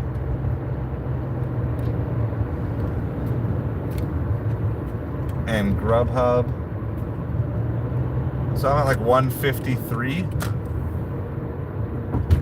But call it like 15 pending tips, so 165 roughly. I say I'm at 165. That's in 7 hours, so right? Or is that in? I started 12:45. That's almost 8 hours. It's just you need 1 or 2 huge orders to really average the 25 an hour and make up for the slower time.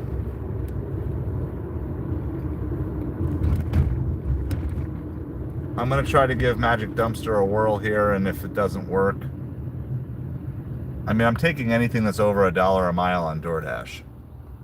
So our mileage is like crazy high today. Stupid high. Had so many 10-mile trips.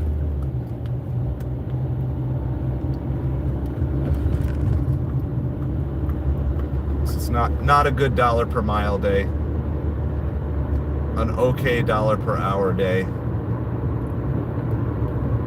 If we get to 200, I'll be happy for the $1 per day.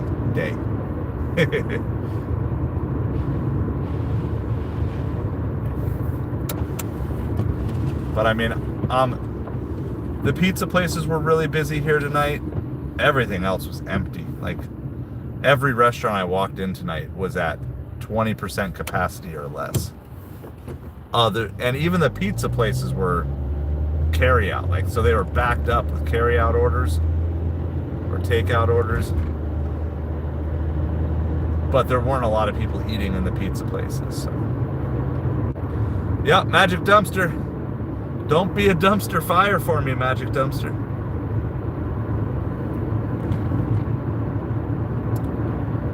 We're getting ready for kickoff, which is crazy.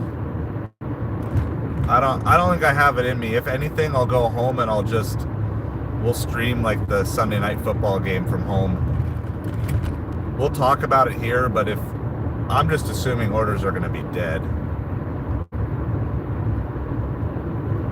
It's a Sunday night. It's a school night. It's a work night. It's a leftovers night. Like, just other than our retired snowbirds that are hanging out down here, I just don't expect there to be that many great orders coming out. But we're like 2 miles from Magic Dumpster. I will sit there. I'll give it like 5 to 10 minutes at Magic Dumpster. And if nothing, then I'll turn off DoorDash and head home. I'll take one bad DoorDash offer. I've got one bad DoorDash offer left in me.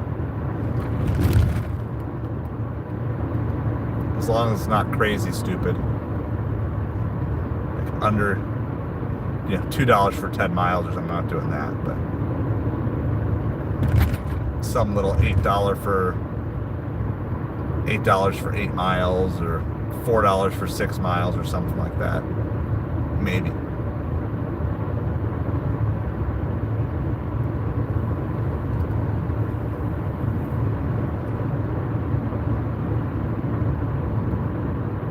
By the way, Lisa, if you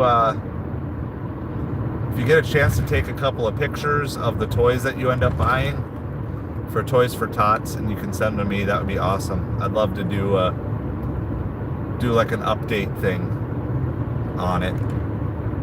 So the same thing, let Jason know too, because I think he was buying toys as well.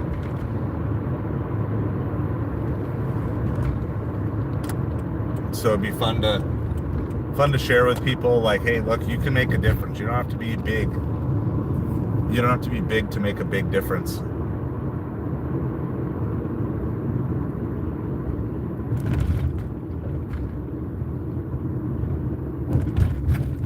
All right.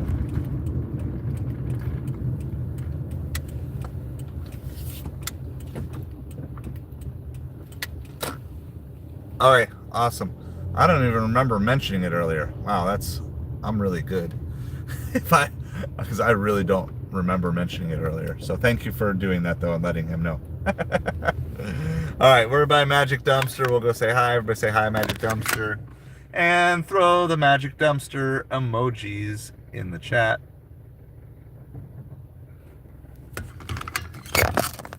So we are here. This is, honestly, guys, it's like the first break. I kind of figured it was going to die off quick, because that is my market on a Sunday. There we go. There's Magic Dumpster. It's like 49ers Bills game just started.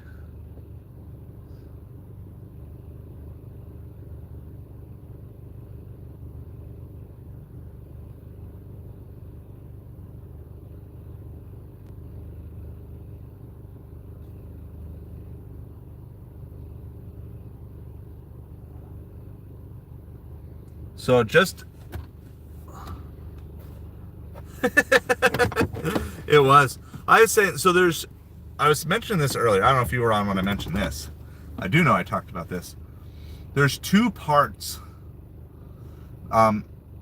There's two parts of gig delivery and streaming that wear me out. So the one part is the gig delivery. When I go out, and I really try to reset every day, go out with a good attitude. Don't let anything bad that happened in the previous delivery shake me. Like, just throw it off, be done with it. But you kind of start with this level of like goodwill, and you're like ready to serve people. And then slowly, as all negative things happen, it's not any one thing. Usually it's just a bunch of smaller negative things build up, and then it kind of depletes you, right? Just it just depletes you, and it does that. On the other side is the streaming, which is like, it's very much positive. It's, we deal with very few negative things on the stream. You mods are awesome at taking care of the trolls and everything. So it's generally, it's very giving and positive and uplifting, but that's also draining from the other sense, which is like trying to constantly give, trying to make sure you're not missing anybody who comes in the chat, trying to make sure that there's not, people are feeling welcomed and all these different things. And that's also draining as well. And so when I do the two together, It is there during the stream. It's way easier to keep going with dashing and delivering than when you're doing it by yourself. But then after the stream is over, like I find myself like crashing. Like last night, I literally never even got ready for bed. I just like, I went home, I ate shrimp and pigs in a blanket because that was what was left over. And I laid down to talk to my wife and I never talked to her. So like from the moment, like I was home for probably 15 minutes before I was completely knocked out and didn't even wake up till her alarm at like 6 this morning.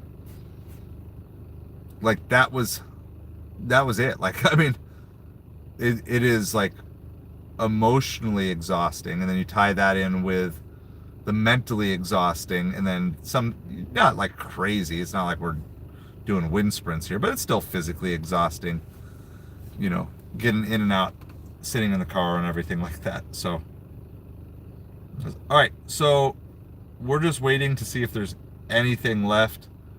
It is 8:30. I have not much left in me as well. I would love to try to stay out till that final tip comes through on the Uber Eats, but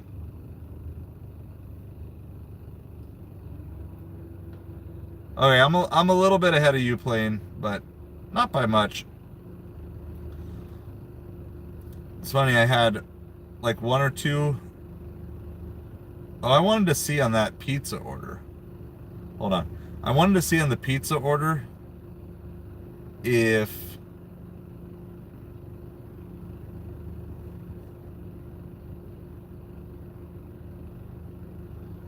I wanted to see how much of a tip was on that.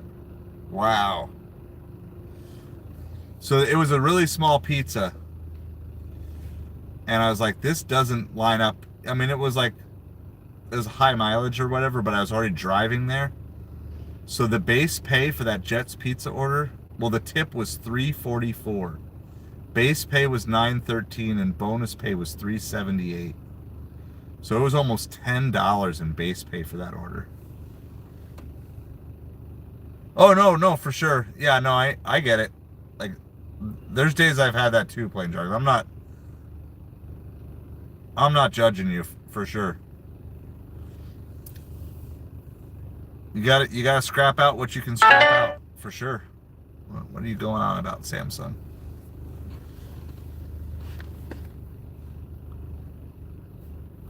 Well, thank you, Lisa. I appreciate it. They fired you. Be your own boss until you get fired by DoorDash.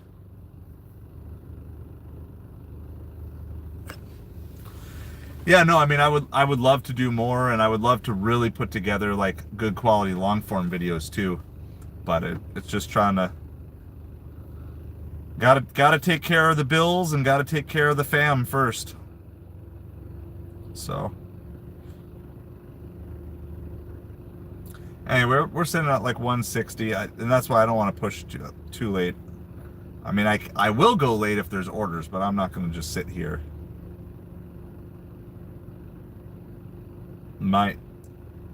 I'm pretty much, tonight went, I don't always get it right, but tonight went roughly how I expected tonight to go.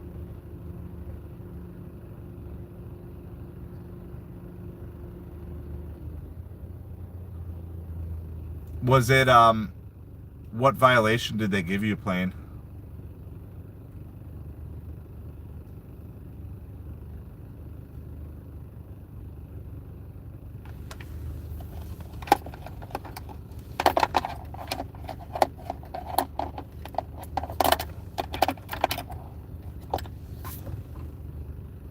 Not arriving to the customer on time? Gotcha.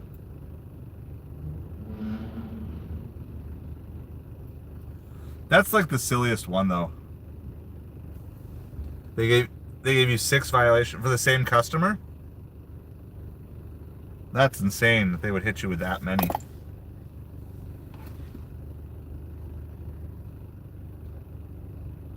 The whole that you can't appeal it based off of anything.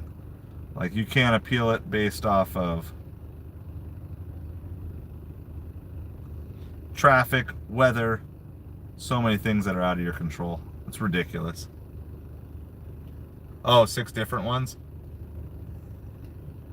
Did you have them all on your account at the same time? Because they push out after 100 deliveries. Did they still give you a cumulative total, even though they said they pushed out and don't count against you anymore?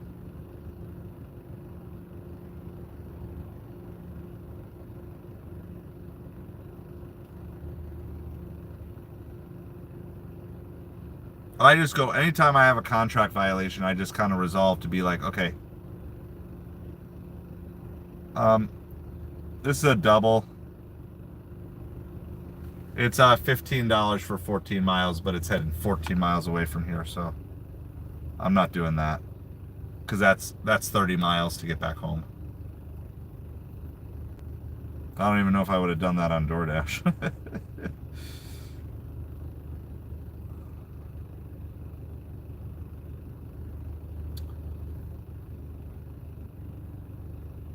What's yours for, Lisa? So yeah, I mean, I would always recommend to people like as soon as you get one on your account. Oh well, we got it. All right, this is perfect, because this is gonna basically bring us near home and a gas station. It's $11.50 for 7 miles. It's a double on. If we got it, I don't know if we got it. I don't think we got it. I don't think it actually gave it to us. Well, that sucks. And just like that, guys, you try to accept an offer and they don't give it to you even when you try to accept it, and that's how you lose Top Dasher or Platinum Dasher. Literally, clicked on it, didn't give it to me. And that's my cue. Look at this. Look at this. Just go straight to silver. You go straight to silver because even though you clicked on accepting an order, they don't give it to you. That's how you know it's time to be done.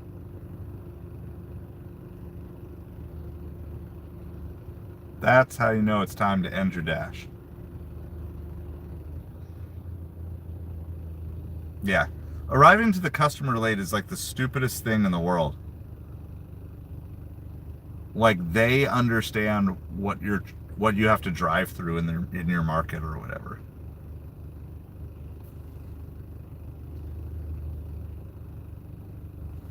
I got one for arriving at the store late while I was sitting in the parking lot waiting at the store, because they told me it was going to be like 10 minutes or whatever. So I marked arrived at store, and I still got a violation for that. So I got DoorDash off. I can't put up with junk like that. All right. Well, I think that's basically what we've got. There's nothing left. You have any catering orders for tomorrow, Lisa? Any of our catering people on? Anybody have catering orders? I haven't seen anything come through in like a week here.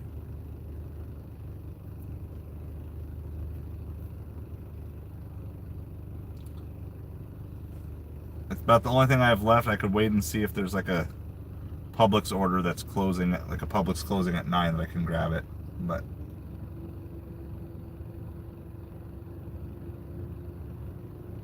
I don't have it in me.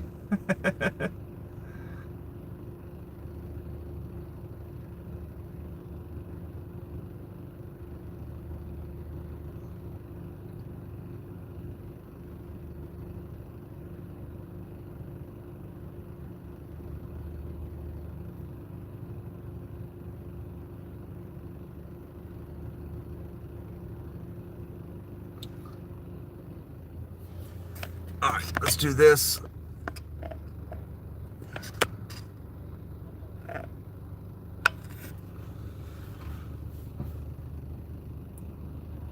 I'm gonna do, I don't always do this, but I'm gonna cash out my Instacart because it processes through on Thursday. So I'm gonna,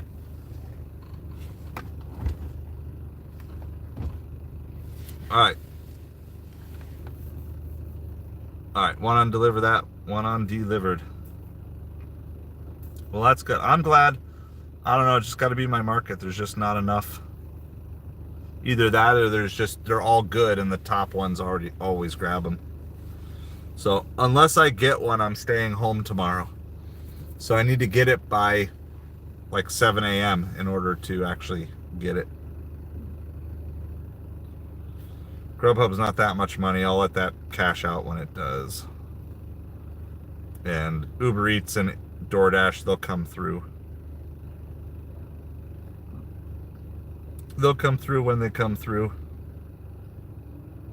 581.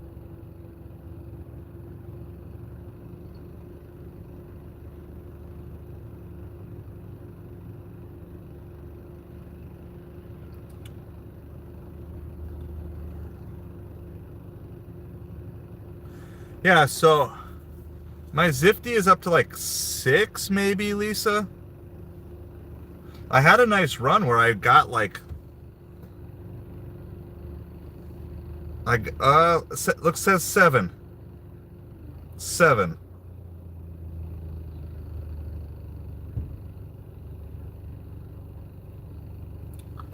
So I had that really good week, which was the week before last, where I had 3 Zifties, and I had a Zifty or deliver that pretty much every day for like 5 days straight, and some I had 2. So I'm at 7 there, delivered that. I don't know if it's gonna show me.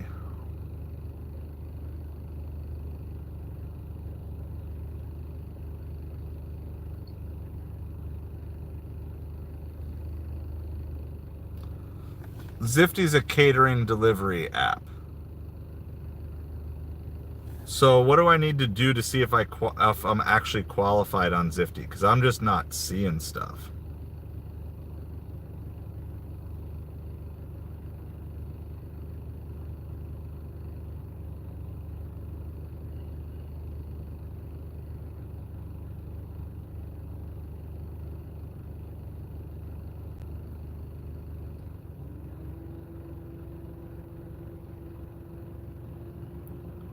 My driver rating is 5 stars on Zifty.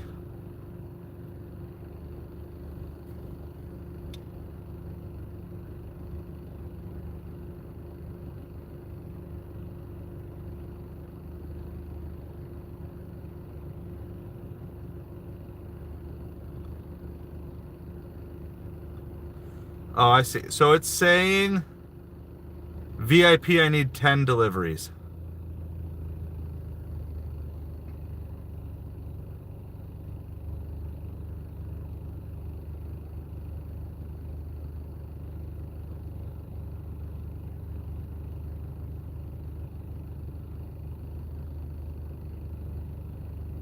So I got to get 3 more. Yes, to get VIP, I need 3 more deliveries. And then after that, then it's 10 more deliveries to get to Relish, which I don't know, is that the best?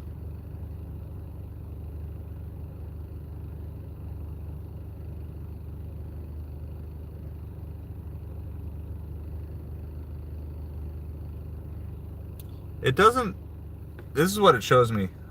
Here, hold on. I'm going to turn this camera around. I'll show you from the top.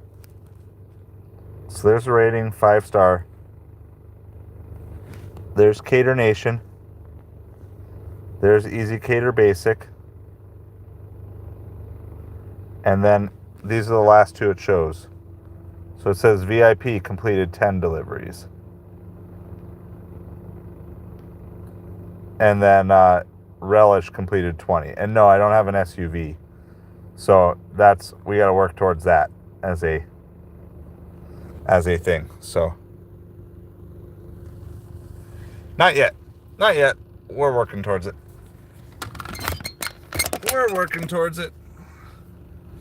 But anyway, it's good to know I have a 5-star review. At least one.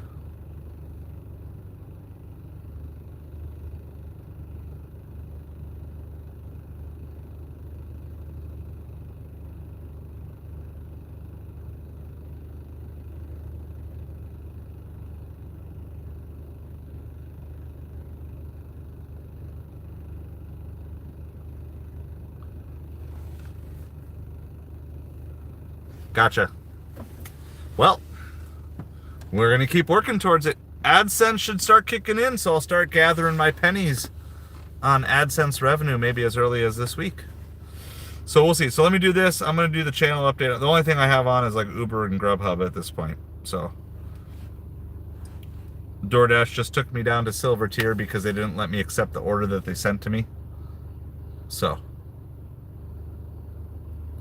so here's the channel update. We are at 3841 for watch hours. We're waiting for 159 to hit. I would assume based off of some recent videos. Let's see.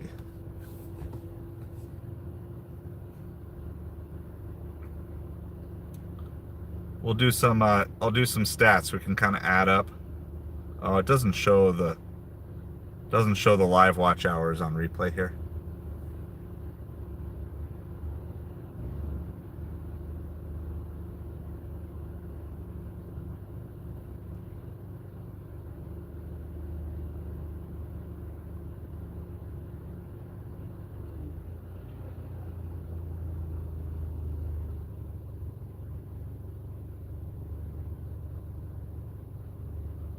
Anyway, I don't know how many watch hours I have in the bank, but we're really close.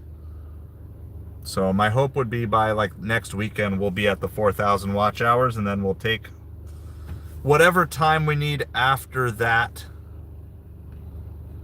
to do. So I got a question, since I got a couple of good experts on here.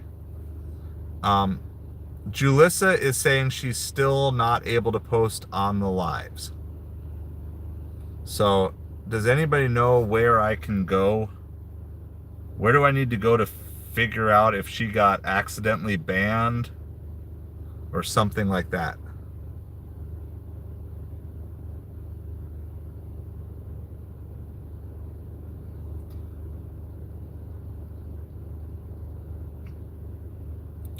Is that back in studio somewhere?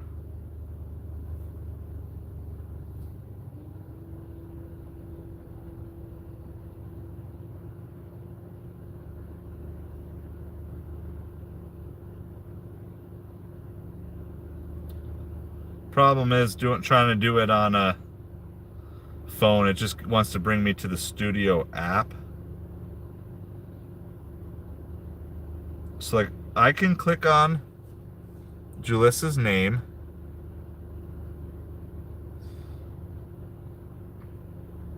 So she's still commenting on long form videos.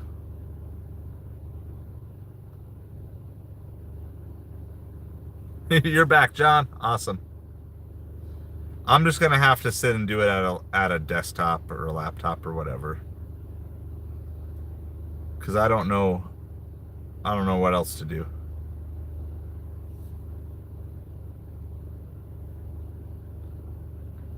Because I know she wants to be on here.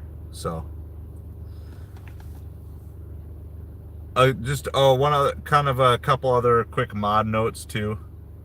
I just want to make sure we're keeping cursing out of the chat. I know sometimes it just kind of comes up, but I've noticed a little more slipping into it, and I know my family watches, my kids watch, and I know there's probably other kids and families that watch from time to time too. So well, I do want to kind of, I'm trying not to put too many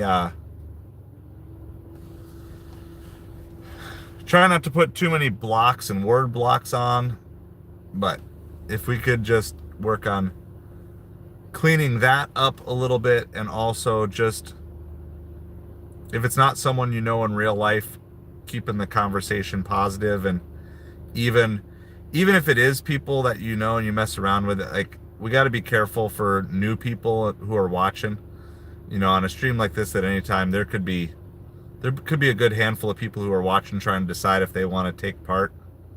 So we've just got to, I don't want to like squelch too much, but we got to keep everything super positive. If you've not, like, if you don't have an established relationship with a person outside of this stream, like I know, Lisa, you got relationships with Discord people and different things, but we got to be really careful, because I need to make sure that our chat also lines up with what we're all about here, you know, as a channel as well. Like the chat needs to be consistent with that. So anyway, just a heads up, please please censor your curse words, and keep the razzing so it's very understood that it's friendly. And I would say be super careful with razzing people.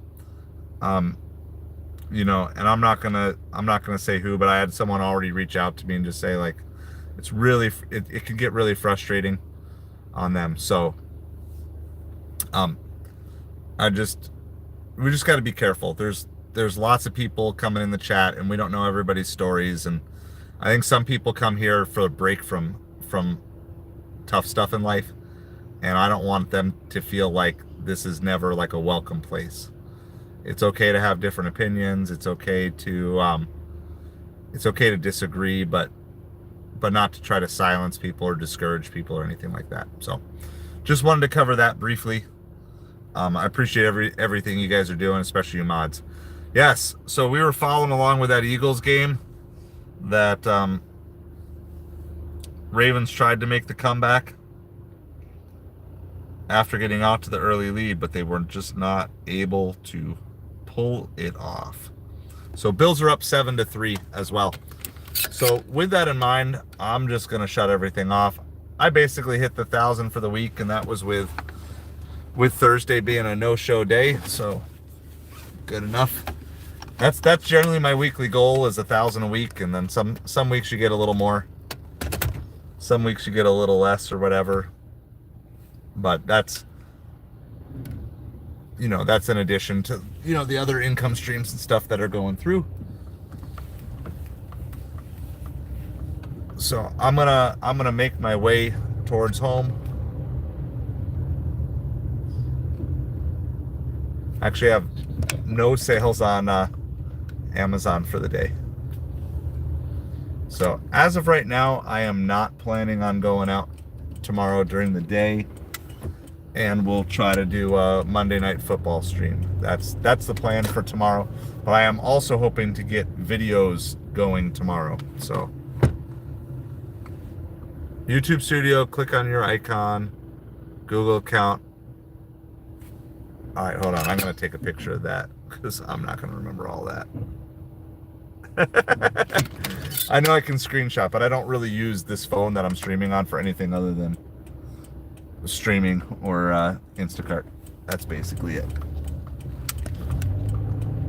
So we're going to head towards home here. All right. Well, I got a picture of the directions now. So I will I'll do that when I get home now that I'm moving.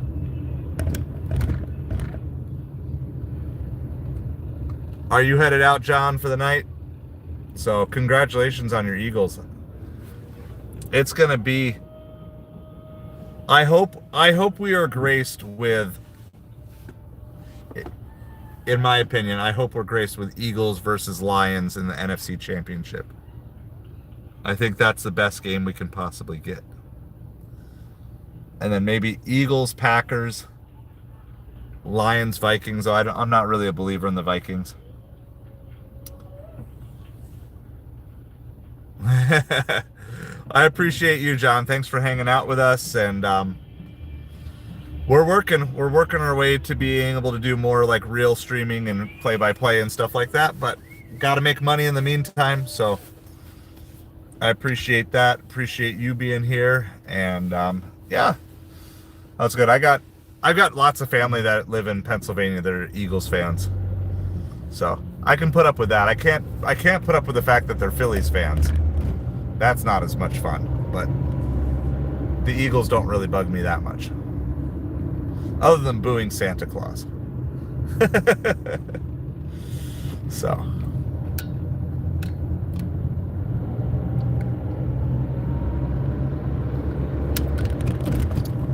And I should say, by the way, too, my $1,000 for this week on gig delivery, that doesn't include cash tips. Doesn't include any income from YouTube. Doesn't include eBay sales. Doesn't include Amazon sales. But it does include the stuff from the dash off yesterday, too. So my my net take home would be a little bit lower than the 1,000.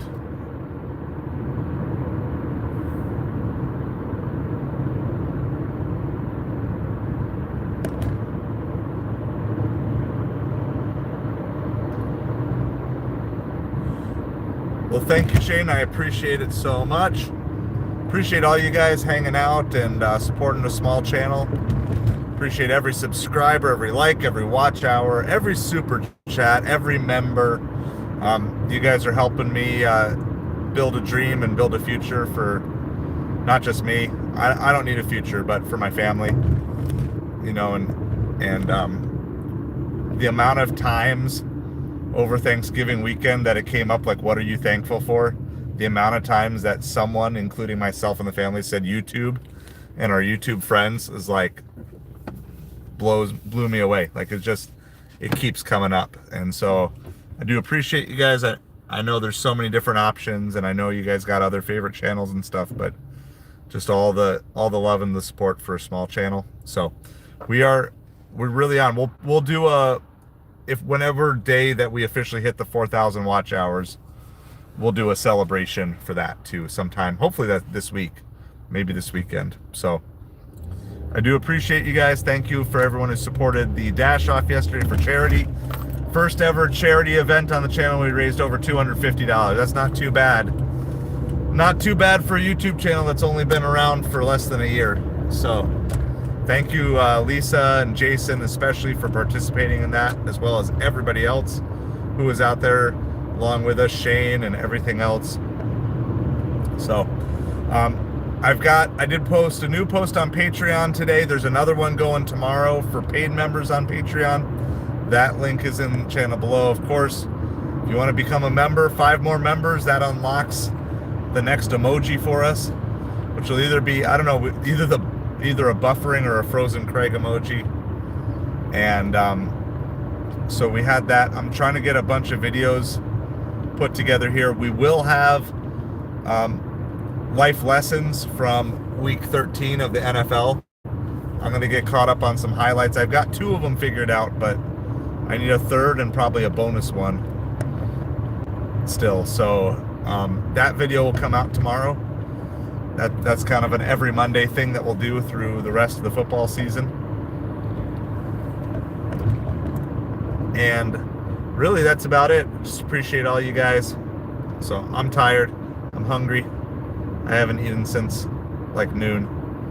So I'm going to go home. Eagles won. Yep. Eagles fans are rejoicing. There's the Patreon, guys. It's another way to support if you want. It's kind of like my Facebook. I post on there way more than I post on Facebook. So today was like some lessons that I learned while I was at church. And then tomorrow's like a follow-up on that, because they're teaching on gratitude, but gratitude in light of Christmas. So doing that. Appreciate you all. I'm going to sign off from here.